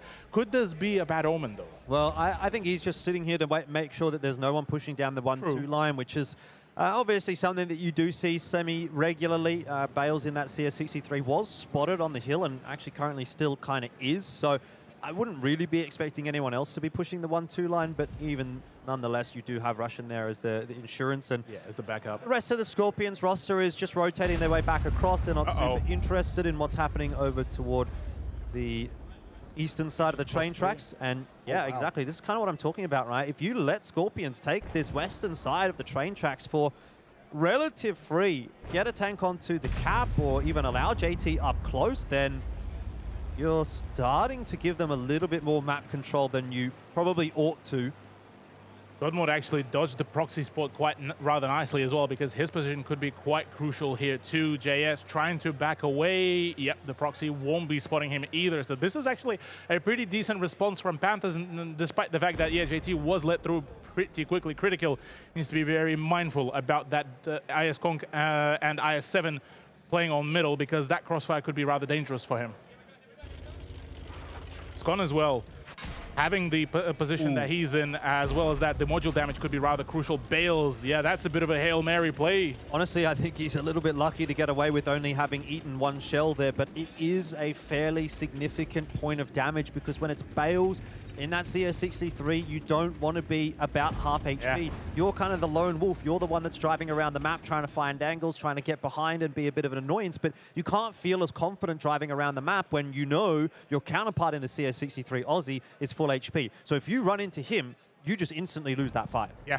Unless absolute magic happens and a few of the shots get missed or bounced or any other case, only then you may be able to only find just maybe the opportunity to win. But again, in those kind of situations, you wouldn't want to really, base your whole play on just a chance. But Look, I'm looking right now at this whole setup. Freeze frame. Yep. 3 minutes. Scorpions have a pretty decent position, good control over the railroad. CS63 of Aussie starting to go out, but no cover for Bale, so it's still a good position for Aussie to win. Yeah, this is kind of the thing. This is exactly what I was talking about. If Bales gets in an isolated 1v1 against Aussie, he probably loses. That said, he's been able to get 2 shots in for free. Oh. Now JT is getting collapsed upon by Critical, by God Mode. JS is there Ammo rack as well. Where is the rest of the Scorpions roster? JT is high and dry. There's no one there to help him out. This is not good for the Scorpions. Not at all. Slowly but surely falling apart. Only now Russian is joining in. Bales gets rid of Aussie as well, which is an even bigger surprise apart from all of this chaos. All of a sudden, Scorpions find themselves in a crossfire between all of those heavy tanks that are currently sitting hold down, as well as Bales in a CS63 sending even more shots downrange. Yeah, it's just fallen apart for the Scorpions right here. I mean, look, HP deficit is one thing, but being down 3 tanks as well is absolutely another. They tried to pull something out of the hat. They tried to take matters into their own hands, but ultimately, they just walked into the Panthers trap, and Panthers were able to swing onto JT, isolate that tank, and Scorpions got absolutely wrecked. There is nothing left to say about it. Not at all, yeah. That is basically wrapped it all up. Raspberry, though, hits a really nice Ignite as well. But that is just a very small respite compared to what Panthers so far done to Scorpions. That's a 4th point now about to go into the Panthers' way. And that loss on Rurenberg did not seem to rattle them at all whatsoever. Yeah, Russian trying to hang on and do his best, but at the end of the day, we all know where this one is going. The Panthers to start off on the defensive side of Prokhorovka with a win. And it puts Scorpions in a very dangerous position. Couple of bounces onto Russian. They are letting us wait, letting it simmer. Let them cook. Letting Russian pick up a couple of extra fantasy points, but that is 4 on the board for the Panthers, and it means now match point awaits. Jordan Cthulhu, there are certain truths that we hold true here in the ANZ Prem League. One, whip it. If given the opportunity, we'll play an autoloader. It's the truth. Action X will more than likely drop the ball when it comes to playing the bottom seed. And yeah, look, I'm beginning to get concerned that we could add perpetually seconds for the Scorpions to that list, because once is unfortunate. Twice, a little concerning. 3, it no longer is a coincidence. Yeah, and I think, you know, if you see it happening against the same opponent, you can say, oh, look, this team was just better, right? In the case of Sentinels, maybe they were just better than the Scorpions at the time when they were matching up against one another. But now, that storyline isn't necessarily relatable for the Scorpions. They've been the best team. They've been the top dog this season. During the regular season, even coming out of the previous season, they looked like the team to beat going into this season. And now they're in a grand final again, and again, they are losing it, but this time to a different roster. So it's not as if you've just got this mental block against the Sentinels. Now what if it's stage block, choking on the stage? Who knows what it is, but it's not come together today for the Scorpions. And Panthers, I mean, they are 1 round away from a win. And look, I mean, there was one other truth that I did, you know, remiss. Madhouse will either go full God mode and win the 1vx or flip off a hill. It's one of the two. There's just no in between. But you look at it, Russian, 5k damage. In fact, you add up the rest of the team, and it's a pretty slim margin of difference right now, whereas the Panthers, once again, pulling up big, Cthulhu. Panda, you also forgot one more thing as a bad omen. The tropical shirts. That's what happened. Hey, look, we've seen Action X bring out the tropical shirts. What happened? They lost to Wolverines. We see Scorpions bring out the tropical shirts, by the way, as well, with the Scorpions logo on them, which is a bit of a, you know, the brownie points there for them. And what's happening? 4-1, not in their favor. So all I'm saying, bad omen came around. Look, now I'm thinking about it. I originally said, hey, yeah, I'll vote for Panthers. Then I saw the map picks. Yeah, I'll go for Scorpions. Now I'm sort of thinking, well, maybe I'm just a fool. Maybe. One thing I'll say about the damage here is, like, obviously you're getting excited about Russian doing 5k, but ultimately that is very irrelevant damage. We saw him get probably 3 or 4 shots toward the back end of that fight that were, you know, completely irrelevant. And then there might have even been 2 or 3 before that where it was probably already a foregone conclusion for the Panthers, and it was just a case of them trying to sort of clean it up. So I reckon you could even probably just say maybe about half of that damage coming through from Russian wasn't even put in when it could be impactful. I have to say, though, Panthers definitely living up to their name. We saw up the north side of the train track juggling that position to avoid the proxy spot, just baiting JT into this false sense of security. He thought he was up in a 1v1. All of a sudden, there are 2 other tanks coming over the hill, and he's absolutely in ruins. Well, that's what I highlighted as well. The perfect dodge of the proxy spot as well by Godmode and JS meant that for JT, he thought that, yeah, it's just critical. Yeah, he'll be fine. All of a sudden, yeah, the moment the call came around, 3 tanks collapsed on him. Yeah, that's, well, good luck, have fun. Enjoy your time in the spectator screen. And so, yeah, this is a good micro read. It's something that feels fairly negligent. But now that we look at it in the general scale, this actually worked out just the right way how Panthers wanted it to. And of course, John, backs against the wall now. There is no safety net once again. The Scorpions down 4-1 in the grand final, which absolutely no one would have called. Against the Panthers, no less, at the start of the split. I mean, what do you do at this point if you're the Scorpions? Where do you go from here? Proc was meant to be your turf. Ruhlberg was too. Much of a muchness. But Proc was, yeah, I mean, Scorpions going to Proc, yeah, done deal. Couldn't have been further from the truth. Yeah, well, I guess the sentiment will have to be just win, right? That is literally their only option. It's not hard. Hit your shots, keep your HP above 0, easy win. Yeah, there you go. You just have to win. I mean, there's no other option. Their backs are against the walls, like you said. Yeah, I've been a staunch supporter of the Scorpions all season long, but even I have to say I think this one is tough to come back from. I would be very surprised if Scorpions was able to come back from this. I think it's going the way of the Panthers now. Well, Cthulhu, you not only proc, you have to then win both rounds of Himmelsdorf and take it to our tiebreaker of Sand River. Himmelsdorf, a great fundamentals map, but you might not even matter. We may not even get there. Scorpions, I mean, you talk about Cinderella runs. This is the run that they've always wanted against the Sentinels but never gotten. Unfortunately, they now have to do it against the Panthers. Yeah, look, I gotta say, I think maybe a bit of hubris there came in for the Scorpions, where they came into this matchup. Yeah, cool. Yeah, we're the ones that are all well rested. We're the ones that, you know, we always were the sort of the very dominant team. Even in the regular season, they were the ones that claimed the first seed as well. So overall, they certainly looked like their overall storyline looked like they will be the ones to claim the first place. This is it. This is the opportunity. Sentinels out. The one team that consistently kept on, you know, giving them the grief. All of a sudden, we're looking at the Panthers that came into this all warmed up and ready to rumble. Well, we've seen the Panthers have lived up to the name. Now it's time to find out if the Scorpions can as well. Because, always, the Scorpions most dangerous at the tail end. Well, they must get it done here and now. We talked about Ruhlberg kind of feeling like it needed to be a do or die. And that may have been true. But now it's even more do or die. This is literally the last round that the Scorpions will play this season if they lose it. And they will be very disappointed if they walk away with a 5-1 loss in the grand final after being first seed through from the playoffs, from the regular season. Russian brought in the Stridsvan. That could be a bit of a dangerous time. Last time he brought it in on Prokhorovka, he managed to farm up an absolute storm. It is a bit of a throwback, right? It is a bit of a speciality of the Scorpions. It's definitely a tank that they find a lot of comfort in on this map. Already a bit of damage there onto Bales. It's a good start for Scorpions. Although remember, Bales, even whilst being crippled with the HP, still managed to win against what was almost full HP Aussie as well. But now I was looking right before that, the double IS-7.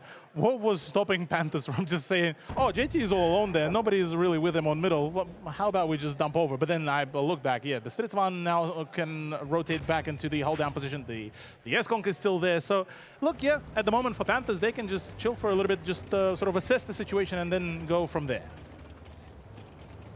Don said he wins the race for the Panthers. They've been able to do it before against Scorpions on this map, and they can definitely do it again. And I can recall it was against an STRV, but Russian was in a different position that time. Yep. He was up in the magic bush on the one line.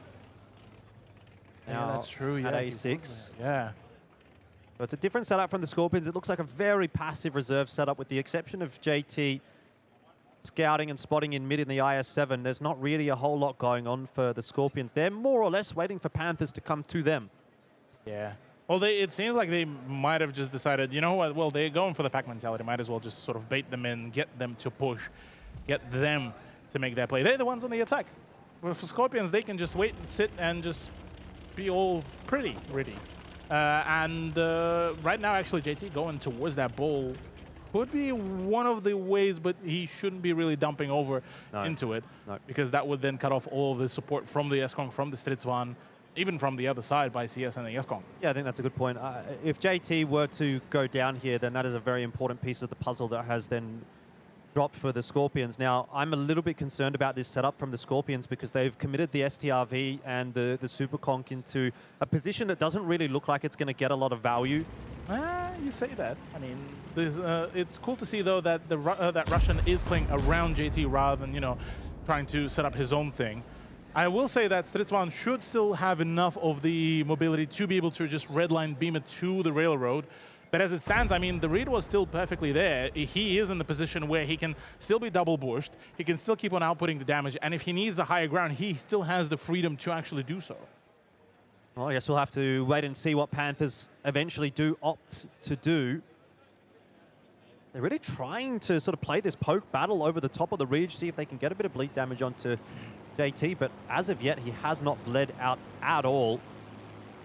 That is a big, big positive for Scorpions. They've been bleeding a lot in this series. If you've been sort of watching the early stages of every round, they've very rarely gone through the first minute or two without at least having 2 or 3 tanks getting tagged a little bit. So far here on Prokhorovka, we're now almost 4 minutes into this round. They haven't taken, you know, even a scratch on their paint. Well, that is good, though, for them right now. They're managing to sort of recuperate the momentum, make sure to get maybe themselves even reset from what was quite probably one of the more tilting rounds on Prokhorovka as well. So, look, I mean, despite the fact that it is a 4-1, yes, they lose one more round, that's it, that's GG. But I think out of all the teams, they would be the last ones to actually say, oh, okay, we give up on the final round. Matter of fact, I think this could be still a perfect opportunity for them to recover. But Twit's peak, that could get dangerous for either one of the parties, I reckon. Well, JS's peak as well has resulted in him taking a bit of damage there for free. Slowly but surely, you're kind of seeing Scorpions eat away at this HP pool of the Panthers. And I will tend to agree with you that if the Scorpions are able to get this one over to Himmelsdorf, they are traditionally quite a good Himmelsdorf team. The only issue with that for me is that Panthers is also pretty good on Himmelsdorf. Oh, yeah. So it's not as if you can say, yeah, Scorpions, they're moving on to comfort territory, whatever, because, you know, the same can really just be said for the Panthers. I think if they were to get this comeback, the Scorpions, you know, it would be a very, very monumental task and a really, really impressive one as well, mentally and also just in-game in terms of their strategic options and choices. Look at that stack, absolutely just about to go huge. And this could be, once again, a very, very interesting story with the Stridsvan being there, the Eskong being there, and one of the Panthers players potentially getting all caught in the crossfire. That could be dangerous, but JT took so much damage already as it is. Yeah, the driver is dead in JT's tank as well, so he's not going anywhere very quickly anymore. Shots starting to come through from the back of the map, the STRV and the Super Conqueror. This is where we now just have to see whether or not Scorpions can hit their shots. That's all this comes down to. Make sure every single shot pens and make sure every single shot is going into the same tank. So far, the Super Conqueror of Critical is the focus of fire. It's not a bad decision. He's down to 700 HP, but Twit now using his tank as a bit of a buffer to save Critical's HP to see if he can maybe get one more shot through. But it's great focus from Scorpions. Knight down. Russian needs assistance. He's got it in the form of Raspberry, and an STRV and a Super Conqueror on basically full HP is still a very, very dangerous prospect. There's the play that we were expecting to see. The Stridsvan 103B coming out huge here for Russian as Scorpions reclaim the momentum. The 4K advantage here in HP, completely shutting it all down, just like it was back in the regular season, Jordan. I nearly said Sentinels. It's Panthers that are falling apart. Sentinels, they just get to watch this. Yeah, well, Godbo doing very much the same sacrificial kind of a pose as what Russian did earlier. And again, Scorpions at the 11th hour, they get one over the line, and it's in traditional Scorpions fashion with an STRV on the defense of Prokhorovka. I mean, look, end of the day, Panthers just walked into that trap, and those very high DPM tanks don't make a mistake. There's still some sting in the Scorpions, it seems. And Sydney was very happy to hear that, of course. But I mean, yeah, look, it's not a done deal. But again, it's that sign of life. We just wanted to know that the Scorpions were here and that there was a chance, of course, and they've proved it. Like you said, in true Scorpions fashion, they find it. Himmelsdorf up next, but that's a matter for later, of course. Cthulhu, I mean, the Stritzman. Let's talk about it. It was untouchable. Oh, yeah, it was absolutely deadly. I mean, the sheer amount of just the speed at which the STRV was able to output the damage was absolutely mind-blowing. To the point where it just, well, Panthers looked at him and was like, oh, well, that's STRV. Well, we don't really have much to do.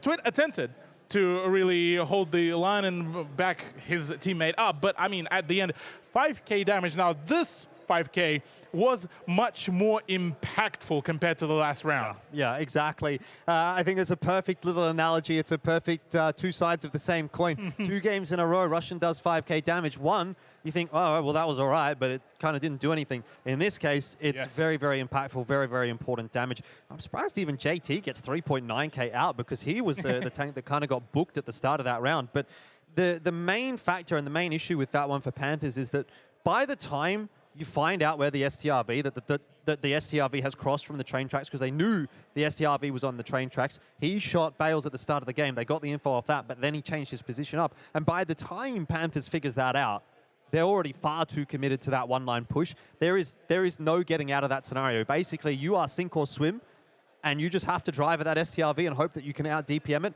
And ultimately, we know when it's an STRV, there's pretty much no tank in the game that's going to out-DPM that tank. Oh, yeah.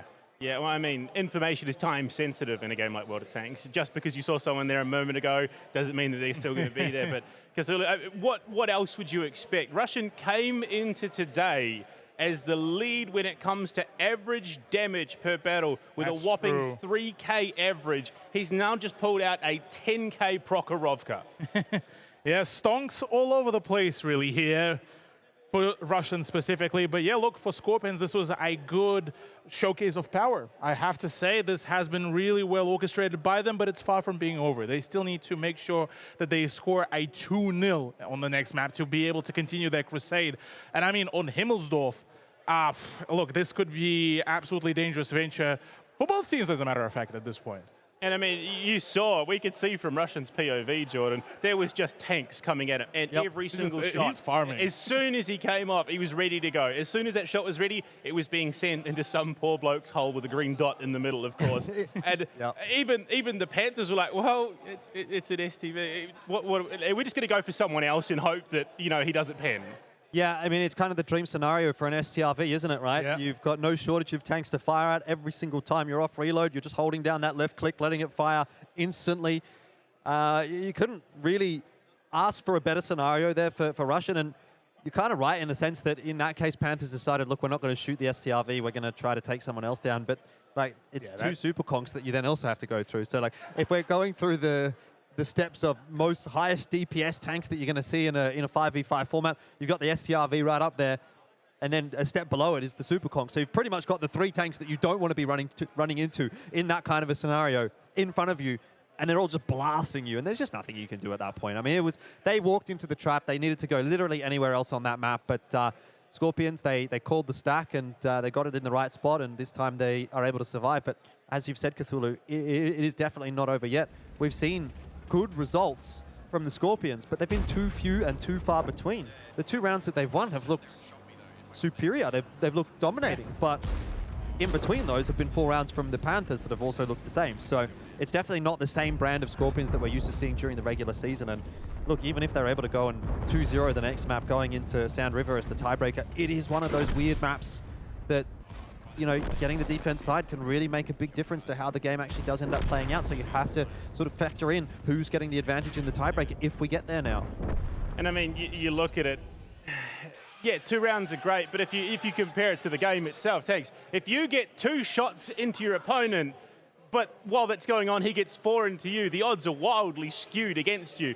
Assuming that, yeah, we'll forget about the numbers because that can play a factor. But I mean, at the moment, Cthulhu, Himmelsdorf is our next port of call, a map that is, you know, talked about. It's about the fundamentals. A team that is fundamentally sound can win that map 9 times out of 10. but they have to do it on both sides. Are Scorpions fundamentally strong enough to win this map solidly without going 1-1 and losing the series? There is a possibility for them to do it because, I mean, we're looking at Himmelsdorf. First of all, we are going to be seeing Scorpions to kick it off on the defense for the first round, which is ultimately where they want themselves to be because they can play a little bit more passively. They can stack themselves up so that, say, if that concentrated push once again comes through from Panthers, which, mind you, against Action X, they pulled that. They did that. That did the concentrated push, albeit they managed to identify who was sort of cut off from the rest of the team. But for the Scorpions, they're in the perfect position to get that set up. The moment they get the defense done and dusted, attack could still be played off the back of their momentum that they would be able to generate from the defense if they win. Obviously, they're still facing a very large danger where they lose one round, that's it. That's the grand final over. They do not get the opportunity anymore for the first place. And I mean, Jordan, you look at it, you said it earlier, you know, they were down 3-1. It was do or die then. Now it's do or dire. Because it is pretty dire at a 4-2, facing the potential of just losing out here. You go to Himmelsdorf. I mean, I would assume that you're defaulting to your basics here if you're Scorpion, because any sort of deviation could be a death sentence. But this is it. This is where the momentum needs to show itself. Scorpions need to string together not one, but two to take us to the tiebreaker, or the Perth Panthers could lock it out here. Yeah, it's a very tall order for the Scorpions now moving on to Himmelsdorf. Yes, it's a good map for them. Yes, they're starting on the defense. Yes, they're a fundamentally sound team, maybe the most fundamentally sound team in the ANZPL. But Panthers are really good on this map too, and Panthers have been great all day long. And look at how dominant they were on Himmelsdorf earlier against Action X. This is not going to be an easy path to victory for the Scorpions. 50B out for Bales. That's always going to be a scary prospect. He's very impactful in that tank. Double IS4, E100, 113 to round it out for the Panthers. Standard stuff as well from the Scorpions. Mouse double, Super Conk, double IS4. They're in their home ground territory, right? They're comfortable here. Well, yeah, speaking about the comfort right now, Bales is actually quite happy to put in a few more extra shots into Raspberry. No longer at the 2+K HP, and we were talking about, you know, showing signs of life, and the shots are, funnily enough, going through the turret as well. We're talking about the signs of life from Sydney. Sydney, do we have the signs of life? There we go, that's what I wanted to hear. As a matter of fact, right now, Panthers, though, continuing to apply the pressure from the castle. But do we get to see the response from Scorpions? They're the ones that managed to actually give us a few good responses previously. But at the moment, we're looking at the setup, the 3-stack of Scorpions, the IS4, the double S-Conk, preparing to potentially pounce on anyone that gets too careless. Yeah, I mean, I think that for me is the thing that does fill me with a bit of hope here. Double Super Conk for the Scorpions is just fantastic in a brawl on Himmelsdorf. And they've got that bait and switch set up. They're really letting Aussie out here high and dry, sort of seeing if they can bait anybody in onto that push and then have the double Super Conk swing on top of the IS4. The big issue, of course, is that Raspberry has bled so much damage here that his position is a little bit dire. And it's something that the Panthers are already, as you can see, starting to look to try to dig out. They've got Bales, who's having a bit of a look. Critical starting to head in that direction. Bit of movement happening down on the south side. If they can dislodge Raspberry, which won't be the most difficult of targets, given he's down at about half HP, that's where things start to fall apart a bit for Scorpions. Thing is, though, the mouse is starting to move up. JT is about to rendezvous with Raspberry. Now that could get quite spicy as well. The extra HP, the backup, he hasn't yet been spotted. The element of surprise is still there. For Scorpions, this is the ideal situation. And right now, nobody's actually spotting this lane. This could be perfect here for JT and the code to really push through. I am wondering, though, about that 113 that's sort of sitting at the back of the map. JS, he can get in behind this push from the Scorpions. It is going to be a massive crunch. They've gotten so much distance without being spotted. JT and Raspberry are going to pop up right next to Critical, and that is going to be danger territory for the Panthers. But with that said, Bales here in the 50B, God mode, Twit also finding a bit of a crossfire angle. It really comes down now to who can pen their shots, who can finish off the first target, and who can get their extra gun in the game to start to come into play. Yeah, there's the flank around as well from JS coming around, and that is coming in quite rather handy. The crossfire as well between Twit, Godmode, and Bales is actually paying dividends. Aussie sub 1k HP. Knight is currently sub 1k HP as well. Raspberry is about to be one as well. JT is screaming at his Super Conquerors. He's saying, push, push with me, I'm tanking. He in that mouse is able to soak up so much damage, but Bales gets around the corner alive. Godmode, the focus of fire. Knight goes down first. Raspberry will be soon to follow. Godmode, the only one in danger territory for the Panthers right now. Numbers are even, but HP is not. The Scorpions are slowly but surely losing this fight. They take out Bales before he can get another clip off, and that might well be the difference maker for the Scorpions. They've got to keep JT alive. They've got to keep Aussie alive and use Russian's HP. JS, 2.2k, could still be the hero here for the Panthers on Himmelsdorf yet again. Yeah, but you still have a fairly alive Russian. Jordan, JS, unfortunately all left on his lonesome against 3 guns surrounding him. Crossfire is still in full effect. 300 HP, 1 shot remaining, and Scorpions will be taking the first round of Himmelsdorf. You don't drop a series in front of a home crowd, and the Scorpions are holding on for dear life. Jordan, they go on the offensive. They flip the script much like the Panthers did not that long ago. And the full court press up into the face of the Panthers with the hometown crowd cheering them on finds them one step closer to that tiebreaker. That was very scary. That was very, very close. It'll be interesting to see the damage stats here. Pens and accuracy can be the difference maker there. It's, you know, really two or three shots the difference. Yeah. And it's something that, you know, Panthers struggled with on Tundra as well, right? Their focus fire was not good on that map. It almost let the Scorpions back into that game. It did let them back into that round of Himmelsdorf. So how big of an impact is that going to have on the rest of this series? Is there a snowball now in effect? Do the Scorpions now with 2 on the trot come into the 3rd on Himmelsdorf? Momentum flowing. Let's have a look at the stats here. Oh, another 5K. Another one from Russian. And once again, this time he still puts out the actual tangible damage here. And you were saying mid this whole brawl, JT was screaming at the team. The screaming worked out. I mean, at this point, I think Russian might even need a name change because he is looking like Mr. Money in the bank. Oh, yes. 5K, not just 5K, but 15K over 3 rounds.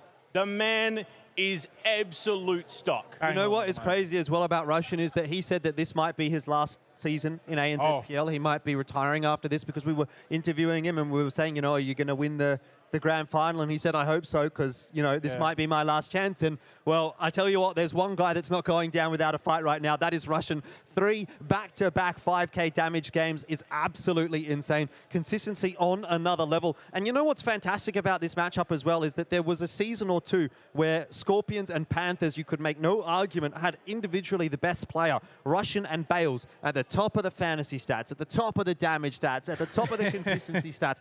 2 seasons in a row, jostling for 1st and 2nd, and now once again in the grand final of ANZPL Split 1 2023, they're going head-to-head. And I got to say right now, in that individual matchup, in terms of impact, Russian is winning. But of course, Panthers still have the advantage. Panthers are still up 1 round.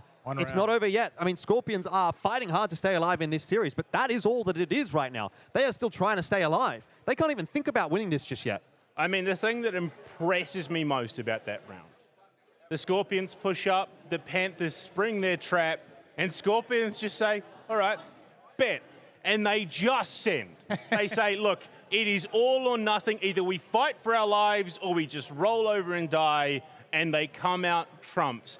That is something that can propel a team's confidence into the stratosphere. That could be the moment that allows the Scorpions to come back and win this whole thing, Cthulhu. Absolutely. Look, I mean, we were just mentioning before the snowball effect. And whilst, yes, Scorpions are still just fighting to stay afloat, they're not yet up by any points. They haven't yet reached the tiebreaker.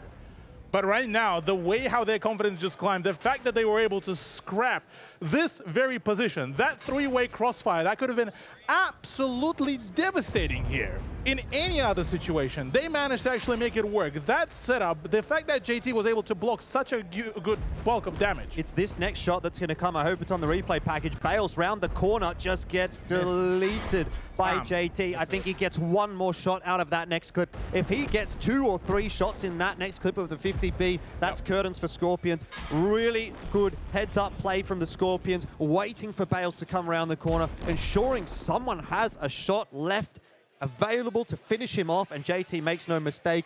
And now they're getting pumped. Now they're starting to feel like it is going to happen. I do have to turn your attention earlier in the series. Russian lays down his life as a blood sacrifice to the tank's gods, and then drops not 1, not 2, but 3 back-to-back 5K damage rounds. And yeah, you could write that first one off. It was irrelevant. It didn't secure them the win, but it is momentum. Yes. The guy is heating up.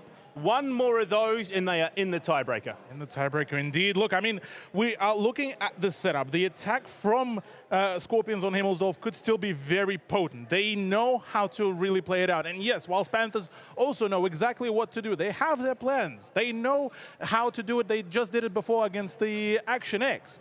But we're looking after that. We're looking at the fact that we are going to go to Sand River in case we do get the tiebreaker. Scorpions could very much put the dent right then and there on Sand River. This is the map that they were able to show some of the more outrageous setups and still be able to pull out a dub out of what felt like just absolutely nowhere. So look, if we do go into the tiebreaker, if Scorpions nail the second round in their favor and push this to 4-4 scoreline, this is where we could get the Scorpions win. Once more into the breach, dear friends. Sydney, if you're here, make some noise. They cannot do it alone. If you're in chat, spam your ones.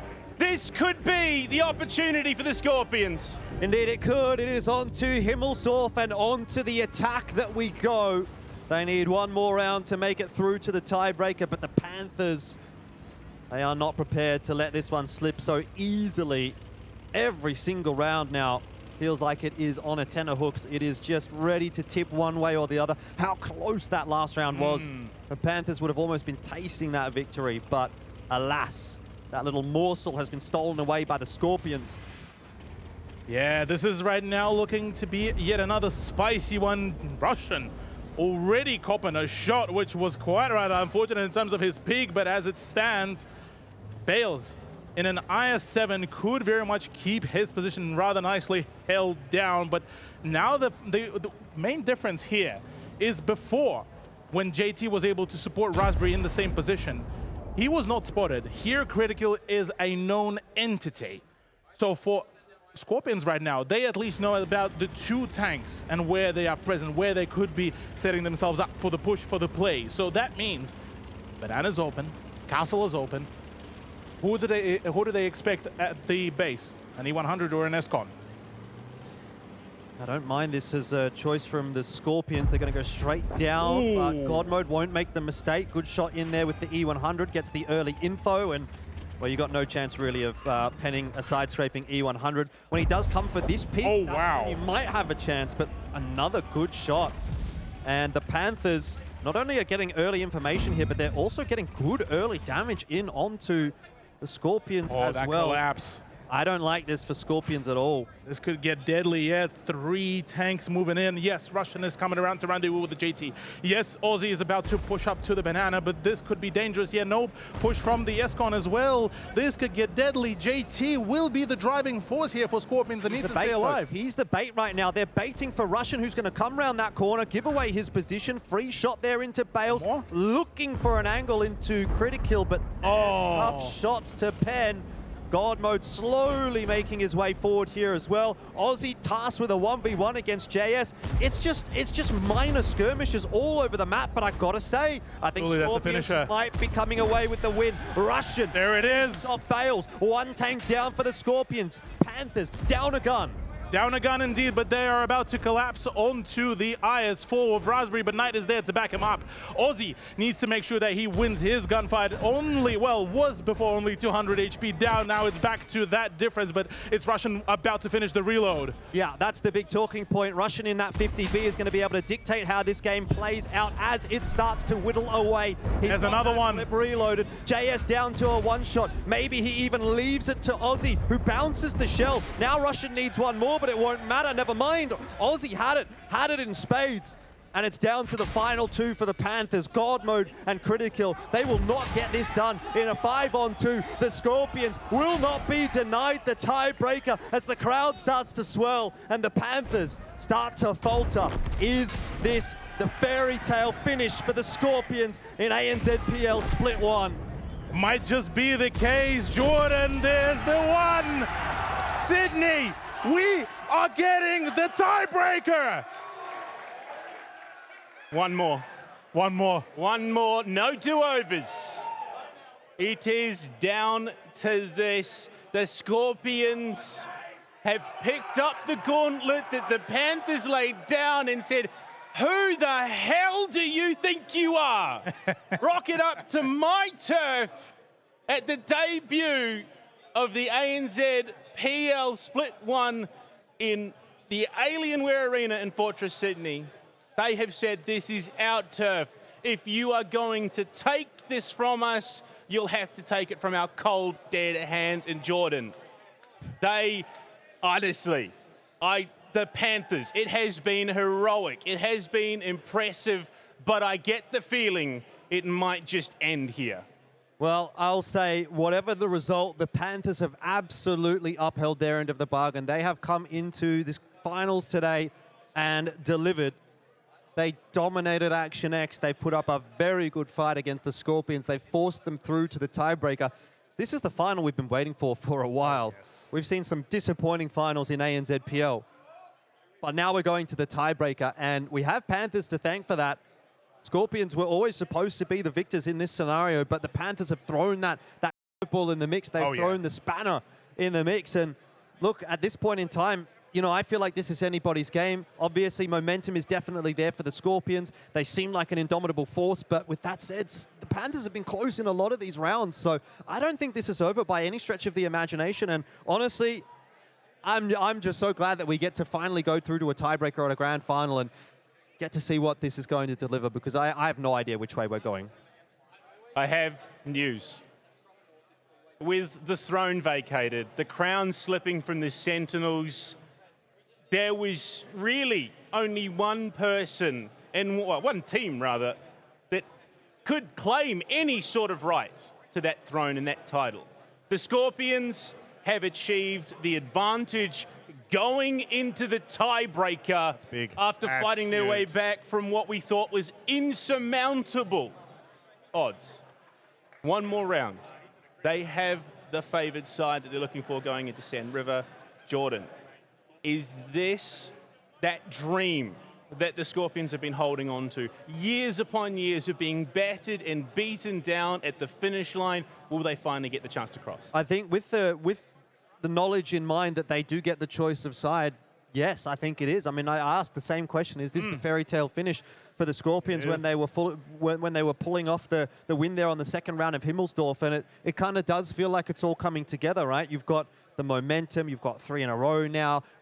Pressure is back on the Panthers, who've really not felt the pressure at all so far today. And now Scorpions get the choice of side. They choose defense. Look, that's not a surprise at all. Everyone's choosing defense on Sand River. So all signs now are pointing toward a victory for the Scorpions.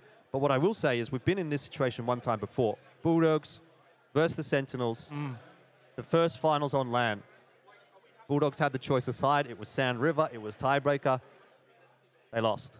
And Sentinels, that's where it all began really for them. That's so true. Let's not forget that the choice of side isn't the be-all, end-all. See, the counter-argument to this one, Jordan, though, is that it is Sand River. It has been, throughout this whole season, a much more defender-sided map out of all of the other maps. So looking at this now, the fact that Scorpions actually picked the defensive side, this statistically is looking much more promising than them picking the attack. Out of all of the maps that they could have gone to for a tiebreaker and picked the defense, the Sand River is actually one of the better ones. Correct me if I'm wrong, but it was actually Panthers that get to choose what that tiebreaker map ended up being. Because they vetoed the last map. I believe so. So they vetoed between Ghost Town and Sand River. Now, I want to say, if it's Ghost Town and they're starting on the attack, they feel way more comfortable than they do starting on the attack of Sand River. So that could come into play. Obviously, they're not to know that they're going to go ultimately through the tiebreaker and that they're going to not get to choose the side. But, man, what a difference that could make. Well, I mean, this season, Ghost Town has been a bit of a coin toss. 55% attacker win rate, 44% defender-sided win rate. So it is, I mean, such a close matchup. Skew the odds. Throw it as much in your favor as you possibly can. That's exactly what the Scorpions have done. Sand River, I mean, they could not have set it up to be a better opportunity. But looking back at it, I mean, that early shot into Russia, you could just feel the tension from the crowd. That's not what you want to see. Yeah. But Those then shots it just comes together. Cthulhu, they pulled it back despite, I mean, the mouths just, it's been a long day. It's been a long day. Big damage pumped up as they come down the hill, and then the Scorpions, once again, they say, this is it. We've just got to send. Yeah, I mean, the fact that the way how good Russian was able to just integrate himself. First, he helped JT to just overthrow that duo push. Then he helped Aussie. Then he rotated around. It was all perfectly set up. Just the way how it all worked out. Yes, JT ended up being the bait, but that bait was perfect, phenomenal, sensational, one could even say. And now going into the tiebreak, and now it's on Sand River. Look, we've seen some absolutely outrageous turnouts. And I mean, in terms of Scorpions versus Panthers, for this specific split, Scorpions did the very same thing. In regular season, they managed to pull the reverse sweep. This is how they do it. This is their fashion here, it seems. One thing I want to get you guys to sanity check for me here, because I've been looking at it and I can't really fathom that this is the case, but it must be, from what I'm looking at, neither of these teams even played Sand River during the regular season. Yeah. Am I right? Like, yeah, you are. that feels insane. That seems about right. Yeah, that we haven't played this map at all for either of these teams, and now it's the tiebreaker. And to be fair, I think it's probably one of the least picked maps we've seen this PL, if we do. So I think it was maybe a tiebreaker, I think, one week, one of the earlier weeks in the competition. Matilda's picked it a couple times. Of course the Matilda's pick it. They will just do whatever it takes. But, I mean, you're going into this unknown quantity. We've seen what happens. We've seen the Panthers go into a map which we thought for sure was just going to be an absolute mess. We thought neither team really had that advantage. And the Panthers come out and absolutely smoke the map. Clearly, they put some work into it. I mean, even going into a map which should have been Scorpions' favored, they clearly had a plan. So, looking at what we've seen so far, you'd have to hope they've geared something up for this potential Sand River tiebreaker. Yeah, well, I mean, the way how this is now shaped is we got both teams showed absolutely phenomenal gameplay, whether it's Panthers, who kicked off the grand final with absolute finesse, the way how they've played their cards, the way how they managed to play at the first few maps. And then Scorpions that managed to pull an absolutely phenomenal comeback. So no matter who is going to come out the victor here is going to be, well, on the other hand, it is going to be a heartbreak and a half. Oh, for sure. For sure. I mean, no matter which way you paint this, if you are the team that's come back from the deficit to force it through to the tiebreaker to ultimately lose at the final hurdle, that would be painful. Oh, yeah. But if you're the team that was up 4-1, needing only one round to close this out and then losing in the tiebreaker, that's also really going to hurt. So I think for whichever team walks away with the win, I mean, this is probably the most divisive game we've had in a grand final of ANZPL. But for the team that walks away with the loss, probably the most heartbreaking as well, I would agree. I mean, look, I love being here in Sydney, but you got to feel for the Perth fans, obviously. We need to organise some sort of, Australian PL tour, so we get everyone, you get the home crowd for every team that chance to cheer, because I would be surprised if the Perth fans weren't going absolutely nuts that their team, who hasn't had the chance at a LAN in the playoffs, are this close to taking that championship. Yeah. They have worked hard. They have put it in to make sure that they get themselves a spot. I mean, look, I'd argue both these teams at this stage have put in the work to deserve the title, but unfortunately we can't give it to both. Yeah, look, I definitely have to agree. I'm just happy that we got to see so far this such a phenomenal, such a tense grand final that delivered across the whole board. The way how it was all done so far has been a banger. Ladies and gentlemen, If you're at home, if you are here, get loud. It is do or die. Sydney, come on, man. You got to make some noise. They are that close. Send them your energy. Send them home. Well, it's time for the tiebreaker. It's time for Sand River, and we kick off with the Scorpions on defense. You could not write a better script for them to walk away as the victors of Split 1. Absolutely so. That would be one hell of a way to come back to form for Scorpions after such a painful few seasons, concluding each one of them with a second place. This is the perfect time for them to bring it back. And what a lineup they're introducing. The Minotauro, the Udes, and then to top it all off with a double Scon and IS-7, whereas now you're looking at the Panthers, it's back to the norm, back to the regular, apart from now as a Cax to be introduced for Bales. Well, I mean, look, that Cax has started to become pretty standard for Bales. We've seen it with him already once or twice in this series, and over the latter stages of the season as well, he liked to pick it up. So it's not as if he's on a comfort pick, but yeah, a little bit of a curveball thrown in there from Scorpions. Minotauro coming out. Double Super Kong, IS-7, very standard stuff. Udes, I mean, we do see the Udes every now and then on Sand River. It's not that out of the realms of normalcy. I mean, the suspension setup for the Udes would be perfect here. Borderline almost like a Stridsvan 103B, but with a turret. I mean, the amount of the heat penetration as well that this tank could bring in would be absolutely crazy. So right now, the position that JT is in is actually quite perfect here, because his turret will be impenetrable, bar, you know, a magical pen here and there with a heat shell. So right now, wow, we could see some quite interesting rotation. Well, Russian is making that rotation. Panthers, they did get spotted. 4 members of their cohort spotted toward the northern side of the map, and so Russian's going to make that informed decision to start to push his way into the mid-river, which is ultimately going to be a really powerful firing position if he can get even further forward. If he can get down to sort of the EF line, that's where you really start to have an angle in onto that 2 flag, and at that point it starts to become kind of unwinnable for Panthers if they're stuck in that crossfire. So they're kind of on a timer. It's a bit of a ticking time bomb right here. Scorpions have the advantage right now. Raspberry all of a sudden got spotted. There's the early damage coming into JS. Mind you, Jordan and the audience, this is the one final round. Whoever wins this takes it all. Yeah. And already JS being half HP, that's not the kind of thing that you want to see right now as a Panthers enjoyer. No, definitely not. That is a very hefty loss in terms of the HP for an IS-7, for any tank really. And that early on in the game, and in a position that's kind of difficult to get out of. Once you've committed to this A-line, it's not often that you're really going to see too many teams exit that and then rotate and play south. It just takes such a long time to rotate around Sand River. It's a huge map. Yeah. So I think at this point, Scorpions have a really good idea of what Panthers is trying to bring to the table, and they're just trying to keep them stuck in this position, give the Udes a bit of time to work, bit of time to move. Aussie and the Super Conk starting to push forward. They want to pressure JS.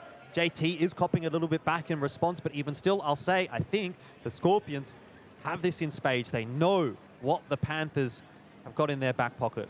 Aussie's pick here is going to be very impactful here. Good shot and no return damage as well. This could be perfect here for the trade game. Even though it is a double IS-7, there is Raspberry ready to back him up. This could be perfect right now for Scorpions to entrench themselves around the position where JS and God Mode is. Yeah, I mean, there's no world where JS and God Mode in 2 IS-7s beat a Super Conqueror and an IS-7, particularly when one of them is below half HP. Just look at how these trades are going so favorably for the Scorpions. It is a massive turn from what we saw earlier on in this series. We talked about the bleed that the Scorpions were suffering in the first 3 or 4 rounds of this series, and now it just seems like the tables have turned. Exactly that, though. You're already seeing Knight has been taken to sub 2K. Russian has been tagged. JT is on 1.4. Aussie and Raspberry would be the key players here to make the change, because now that Twit is joining in, now that Twit been taking sub 1k HP as well, things are starting to compound. It is just a matter of time before the Scorpions pull the trigger. They are waiting. They're trying to get a little bit more bleed damage out. Where Bales is. But ultimately, someone is just going to hold that W key and get the better of their opponents on the northern side. You mentioned Bales. He's a key factor right here. He'll get behind Russian, and this is the curveball that maybe the Scorpions were not expecting. Oh boy, yeah, Russian starting to take even more damage. This is not looking good. If Bales gets the flank, this could be dangerous. Yeah, Aussie and Raspberry, I think they've got to go. I think the time is now. They know that Russian is going to go down. There's no question that Bales will win that duel. Hey, actually. Raspberry and Aussie need to make some magic happen here up on the northern side of the map, and Raspberry's in a great no. spot, but he's on fire. Is there still another twist and another turn here? The Panthers have JT down to a one-shot. Do we get to see the response, though? This is big. Critical been taken to just about one shot as well. JS 900. God Mode will be the big player here right now for Panthers, for Scorpions. They all down to the last remaining bits of HP. JS is down to a one-shot more or less, although it depends on who's firing at him. Scorpions definitely looking like they're struggling now. Knight, Russian, JT, all a stone's throw away from death. Raspberry, even if the roll is good. Critical up over the top, draws first blood. It's Knight out of the picture. Maybe the fairy tale turns to a nightmare, but JT slides one through onto JS, keeps it in the back pocket. Bales is going to send it over onto Russian, finish him off. 4 on 3 now, and the Scorpions, they're starting to see their hopes and dreams dwindling away. But there is one light in the darkness. It is Aussie, Super Conqueror, still healthy, in a solid defensive position, and with a minute and a half left on the clock, the Panthers, they don't have the HP to commit. Not at all. Yeah, they need to make sure to nail all the shots. Scorpions still might just be in the running here, but no, JT is about to be finished off.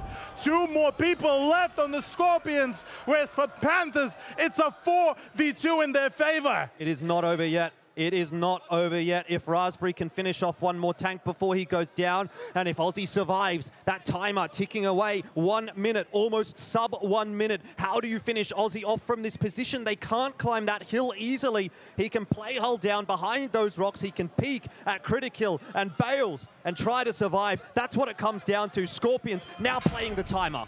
Oh, Raspberry got a low roll. He's still alive here, but Godmo is committing. Aussie needs to make sure that he finds one of the finishers here, but at the moment, nothing's coming through. 38 seconds. Aussie needs to make it work. Yeah, Raspberry down, and it's Aussie to survive for 30 seconds now. He's wasting shells into God mode. Every single tank now a one-shot. Aussie needs to finish them off. Chokes the shot. 20 seconds left. It's the Panthers. The Panthers, they're going to walk away with the victory. God mode will finish 5-4 for the Panthers. They'll walk away as the champions of ANZPL Split 1 2023. The stage flares blue, but not for the Sentinels, for the Panthers.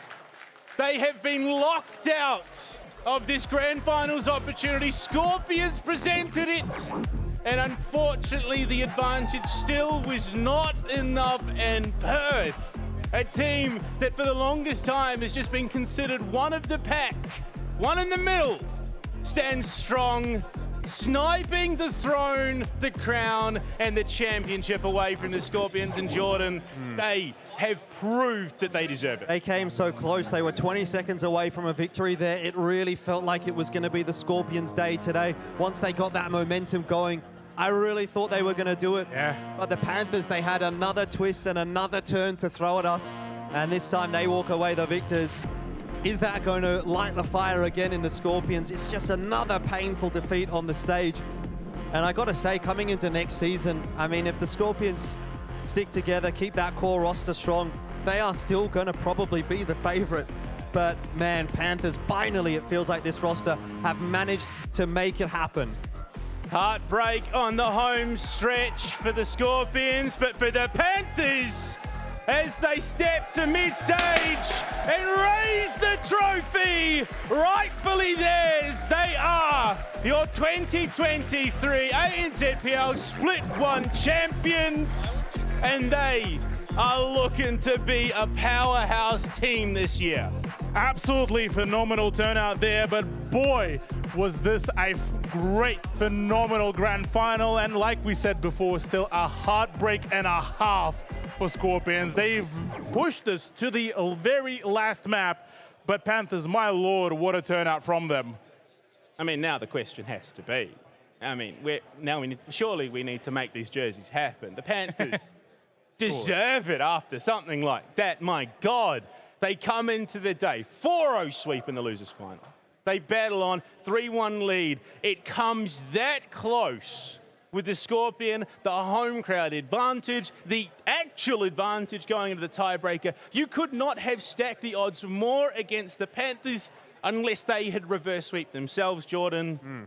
I mean, you talk about the Cinderella run for the Scorpions. Unfortunately, this year, it's been snatched away. Yeah, I mean, that mental fortitude from the Panthers to be able to get that one over the line from a position that really didn't look very good from them at all. On the attacking side of Sand River, it just seems like it's a bit of a cursed map in those tiebreakers. If you get the choice of side on land, maybe you're already cursed at that point, because the exact same thing happened to the Bulldogs. They lost from the defensive side, and that one was so damn close for the Scorpions as well. It really comes down to the dying moments. It comes down to who's hitting their shots in those last 1 minute, 2 minutes, and who's bouncing, who's giving up free HP. You saw the difference that 1 or 2 shots could have made there for the Scorpions, and really that was the tale of the whole grand final. There was so many rounds that just come down to 1 or 2 shots worth of difference, and ultimately it could have been a 5-1 potentially for the Panthers. But it wasn't today. It was a hard-fought victory. You have to congratulate them, and I really feel like with this win, they have actually ultimately fulfilled what this roster should have been able to achieve in previous seasons. I said last season, when they put this roster together, I think this is a good roster. They utterly bombed out of the season, but this is what the Panthers should have been. The Lenimals. I mean, that's it. The Lenimals on land. They finally got the opportunity to show. And you look back through the entire series, it was the Panthers that really dictated the majority of the pace.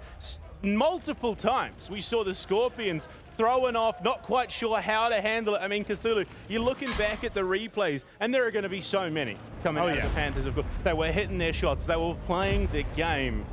And, I mean, on top of that, we are relocating the trophy. It's no longer Sydney's. It's heading to Perth. It's heading to Perth. Yeah, look, it's a monumental day, monumental achievement here. And look, whilst I feel for Scorpions, I feel for Action X even, who, you know, they pushed so hard for all of this. At the end, Panthers, look, their performance has been absolutely stunning. We kicked it off on Tundra, and boy, have they kicked it off with a bang. Yeah, I mean, huge stuff. Huge stuff. Huge. Love to see it. And I mean, the work shows itself. Oh, yeah. They put in the hard yards here. I mean, how good was the regular season even coming out of Panthers? Because, mind you as well, we were starting off this split basically remembering the Panthers from the end of the last year, and they were just, look, they were inconsistent at best, really. But now they've reintroduced Critical, who was, as a solo entity, was already a dangerous one. And introduced into the Panthers that are slowly starting to gel together, that is a very dangerous now combination. And now, finally, they got to realize it all to the fullest potential. I mean, we're seeing that tried and true Panthers formula. Yes. I mean, you're looking at a team who played that same comp 10 times in the regular season. That speaks to comfort, that speaks to familiarity, it speaks to something that they are confident in. Yes. And we saw what happens when they pull it out. When they pull it out, they're confident, it works. And I mean, this is not a regular season win. They showed the breadth and depth of what they are capable of, going the full distance in a best of 9. Well, I mean, you'll even look at some of those replays as well. You look at the position of Critical back on Himmelsdorf. Oh, no, it's not Himmelsdorf. What am I talking? Ruhenberg. That push that just got highlighted by the replays as well. That was great. Well, we've got someone down the stage. He's relocated. He's going to be down there having a chat with the winners, the Perth Panthers, joining Jordan Elphinstone-Mays on stage. I want to know what's been going on. Jordan, take it away. Thanks very much. And yeah, of course, it had to be Bales. He is my favourite player, apart from a couple of the other ones. But he's finally able to lift that trophy. And Bales, congratulations, first of all. Big win for you boys. Obviously, a high-pressure match. And look, I want to start off with talking from the beginning, right? It was a very interesting map, Vito. We on the desk were wondering, why on earth did you pick Tundra? It's a map that you hadn't won at all during the regular season. You'd only played 3 times. So why the Tundra pick? Was it something that you'd been practicing in the background? Well, we definitely were practicing it before, but to be fair, that's a question to the captain because it wasn't communicated. So JS made a strong decision by himself, and he was like, yeah, we're going to win, boys. 0% doesn't mean shit. That's it. All right, well, it certainly did work out, but ultimately it wasn't necessarily Tundra where things did start to fall apart. Things did kind of fall apart, though, a little bit during the middle stages of that matchup, especially on Himmelsdorf. You get 0-2'd. At what point are the nerves starting to kick in, or are they not kicking in? I know you're kind of a guy that sort of doesn't seem to get affected by that sort of thing, but what about the rest of the team? They were fine, to be honest. We were discussing strats all the time, and everybody was cool. Everybody was making jokes, which is great because you want to keep the morale up. Nobody was really tilting, which is actually another great point. So yeah, really proud of the team of not being pressured by it, and they were cool all the way, even though on proc we did make some mistakes because we were simply gambling, and as you mentioned, Himmels went not our way, but the games were pretty close. A few individual mistakes, but on that, everybody seemed to be cool. So yeah, happy with that. All right, well, talk me through the final dying stages of that game. Obviously, on Sand River, you don't get the choice of side. Immediately, that's normally a bit of a problem. It's a defensive-sided map. It's really difficult to make the attack. But you make this play, driving through the river, catching Russian from behind. That sort of feels like it's almost the tipping point in that round. What was it sort of feeling like up to that point? Because it definitely wasn't looking like it was going your way. I didn't necessarily that want the game because the pressure was coming from the north, and we had to maintain presence there and make the good trades. Going down south and Kring in the middle allowed us to actually pick up Russian's position, which we just pushed him away, and then we're able to pick up Knight. So that was good. We just communicated well with him in particular, the south play, and win that little 2v3 sort of, while the other team was pressuring the north and just holding the positions well. So I'd say it was more of a teamwork. That play good, but it did not win anything. All right, a final question before we let you go. Obviously, you guys walk away the victors today. It's a very close victory. And Scorpions, you know, they've been on this stage before. Is there anything you want to say for them? Because I know you're a bit of a friend of the Scorpions. You like to hang out with those boys. Is there anything you want to say to your opponents today? Well, love everyone and single one of those. But GT, will you marry me, please? Hello, where are you? Come back. Yes! Oh dear, you love to see it. I mean, the camaraderie in and of itself in this competition extends beyond the boundaries of teams, of course. And for the Panthers, I mean, the hard yards pay off. Bale's finally getting the trophy. I mean, you're talking about a team that hasn't had the chance to go and compete on land. It's been Sentinel Scorpions. Finally, a new contender steps into the ring, and they do not drop the ball. They make the most of the opportunity. And Perth, I mean, you could not be more impressed. It was just, I mean, look, it really sets the stage for what could be a huge year. Oh, absolutely, yeah. The year could be set up for some absolutely huge turnarounds. Now, well, there's a fair few of the storylines that could be set up for Scorpions. Well, the question being is, do they stick to that whole legend of them not changing the lineup? Will Russian return for the next season as well? Will, you know, Panthers be able to continue their run, and will the Sentinels revive themselves? There's a whole lot of things that are on the table now that we have crowned the new champions of ANZPL. Well, I mean, as to whether or not Russian retires, Jordan, you could attest to this. We're all gamers here. You can't end on a loss. Come on. Look, I've said that very phrase multiple times in my gaming career. I think it would be a disservice almost to himself and to his legacy, to all of us, and you know, the viewers and the fans of the ANZPL, if Russian were to retire at this point, especially after putting up such an impressive performance in the grand final like that. I'd really love to see him run it back for one more. And honestly, I feel like, and I have said this multiple times, and it's honestly been the case for maybe even a couple of years now, definitely a couple of seasons. It feels like there's a season win around the corner at some point for the Scorpions. It has to happen eventually. They are the team that consistently puts themselves in that position to be in the grand final, and they made it really close this time. But yeah, I'd love to see him run it back. I'd love to see Scorpions run it back and be on this stage again at the season finals of the next season. I mean, look, the Russian swan song is a story that almost writes itself. It has to happen. But I mean, Cthulhu, we see that underdog story coming out of the shadows. The Perth strike for the vacant throne and sit themselves upon it. And this now obviously opens up the question, how many other teams in this competition are being slept on because they haven't had the chance to achieve it land? Oh yeah, look, I'd say out of this whole split, I reckon a lot of teams, even we could be talking about Matildas. Yes, they had a bit of an unfortunate turnout during the playoffs, but they were arguably at their best state this split going into it, because you remember the prior to that, the 2 previous seasons were an absolute fall apart, unable to gain any ground, and all of a sudden they were the ones contesting, what was it, the top 3, is that right? I think so. Top 3, top 4. They did end up on the 5th place at the end, but regardless of it, it was still a really solid season from them. Gotta even pay respects for the Wolverines. Yes, it was one of the bumpiest seasons, but they still, overall, they managed to get themselves some good learning points. They might have been one of the most impactful teams of the season, right? They lost every single game, but the one game that they won changed the course of the playoffs. Thank you. I mean, guys, it has been a hell of a day, a hell of a season, and what a way to round it out. Thank you so much for joining me on the desk. We are looking to close out Split 1 of 2023. But rest assured, if you want more tanks, we're going to be back at some point. You can bet your bet chat on that. But for now, rest easy, knowing that the Perth Panthers are watching over us from their golden throne. We'll see you next time, guys. Stay safe.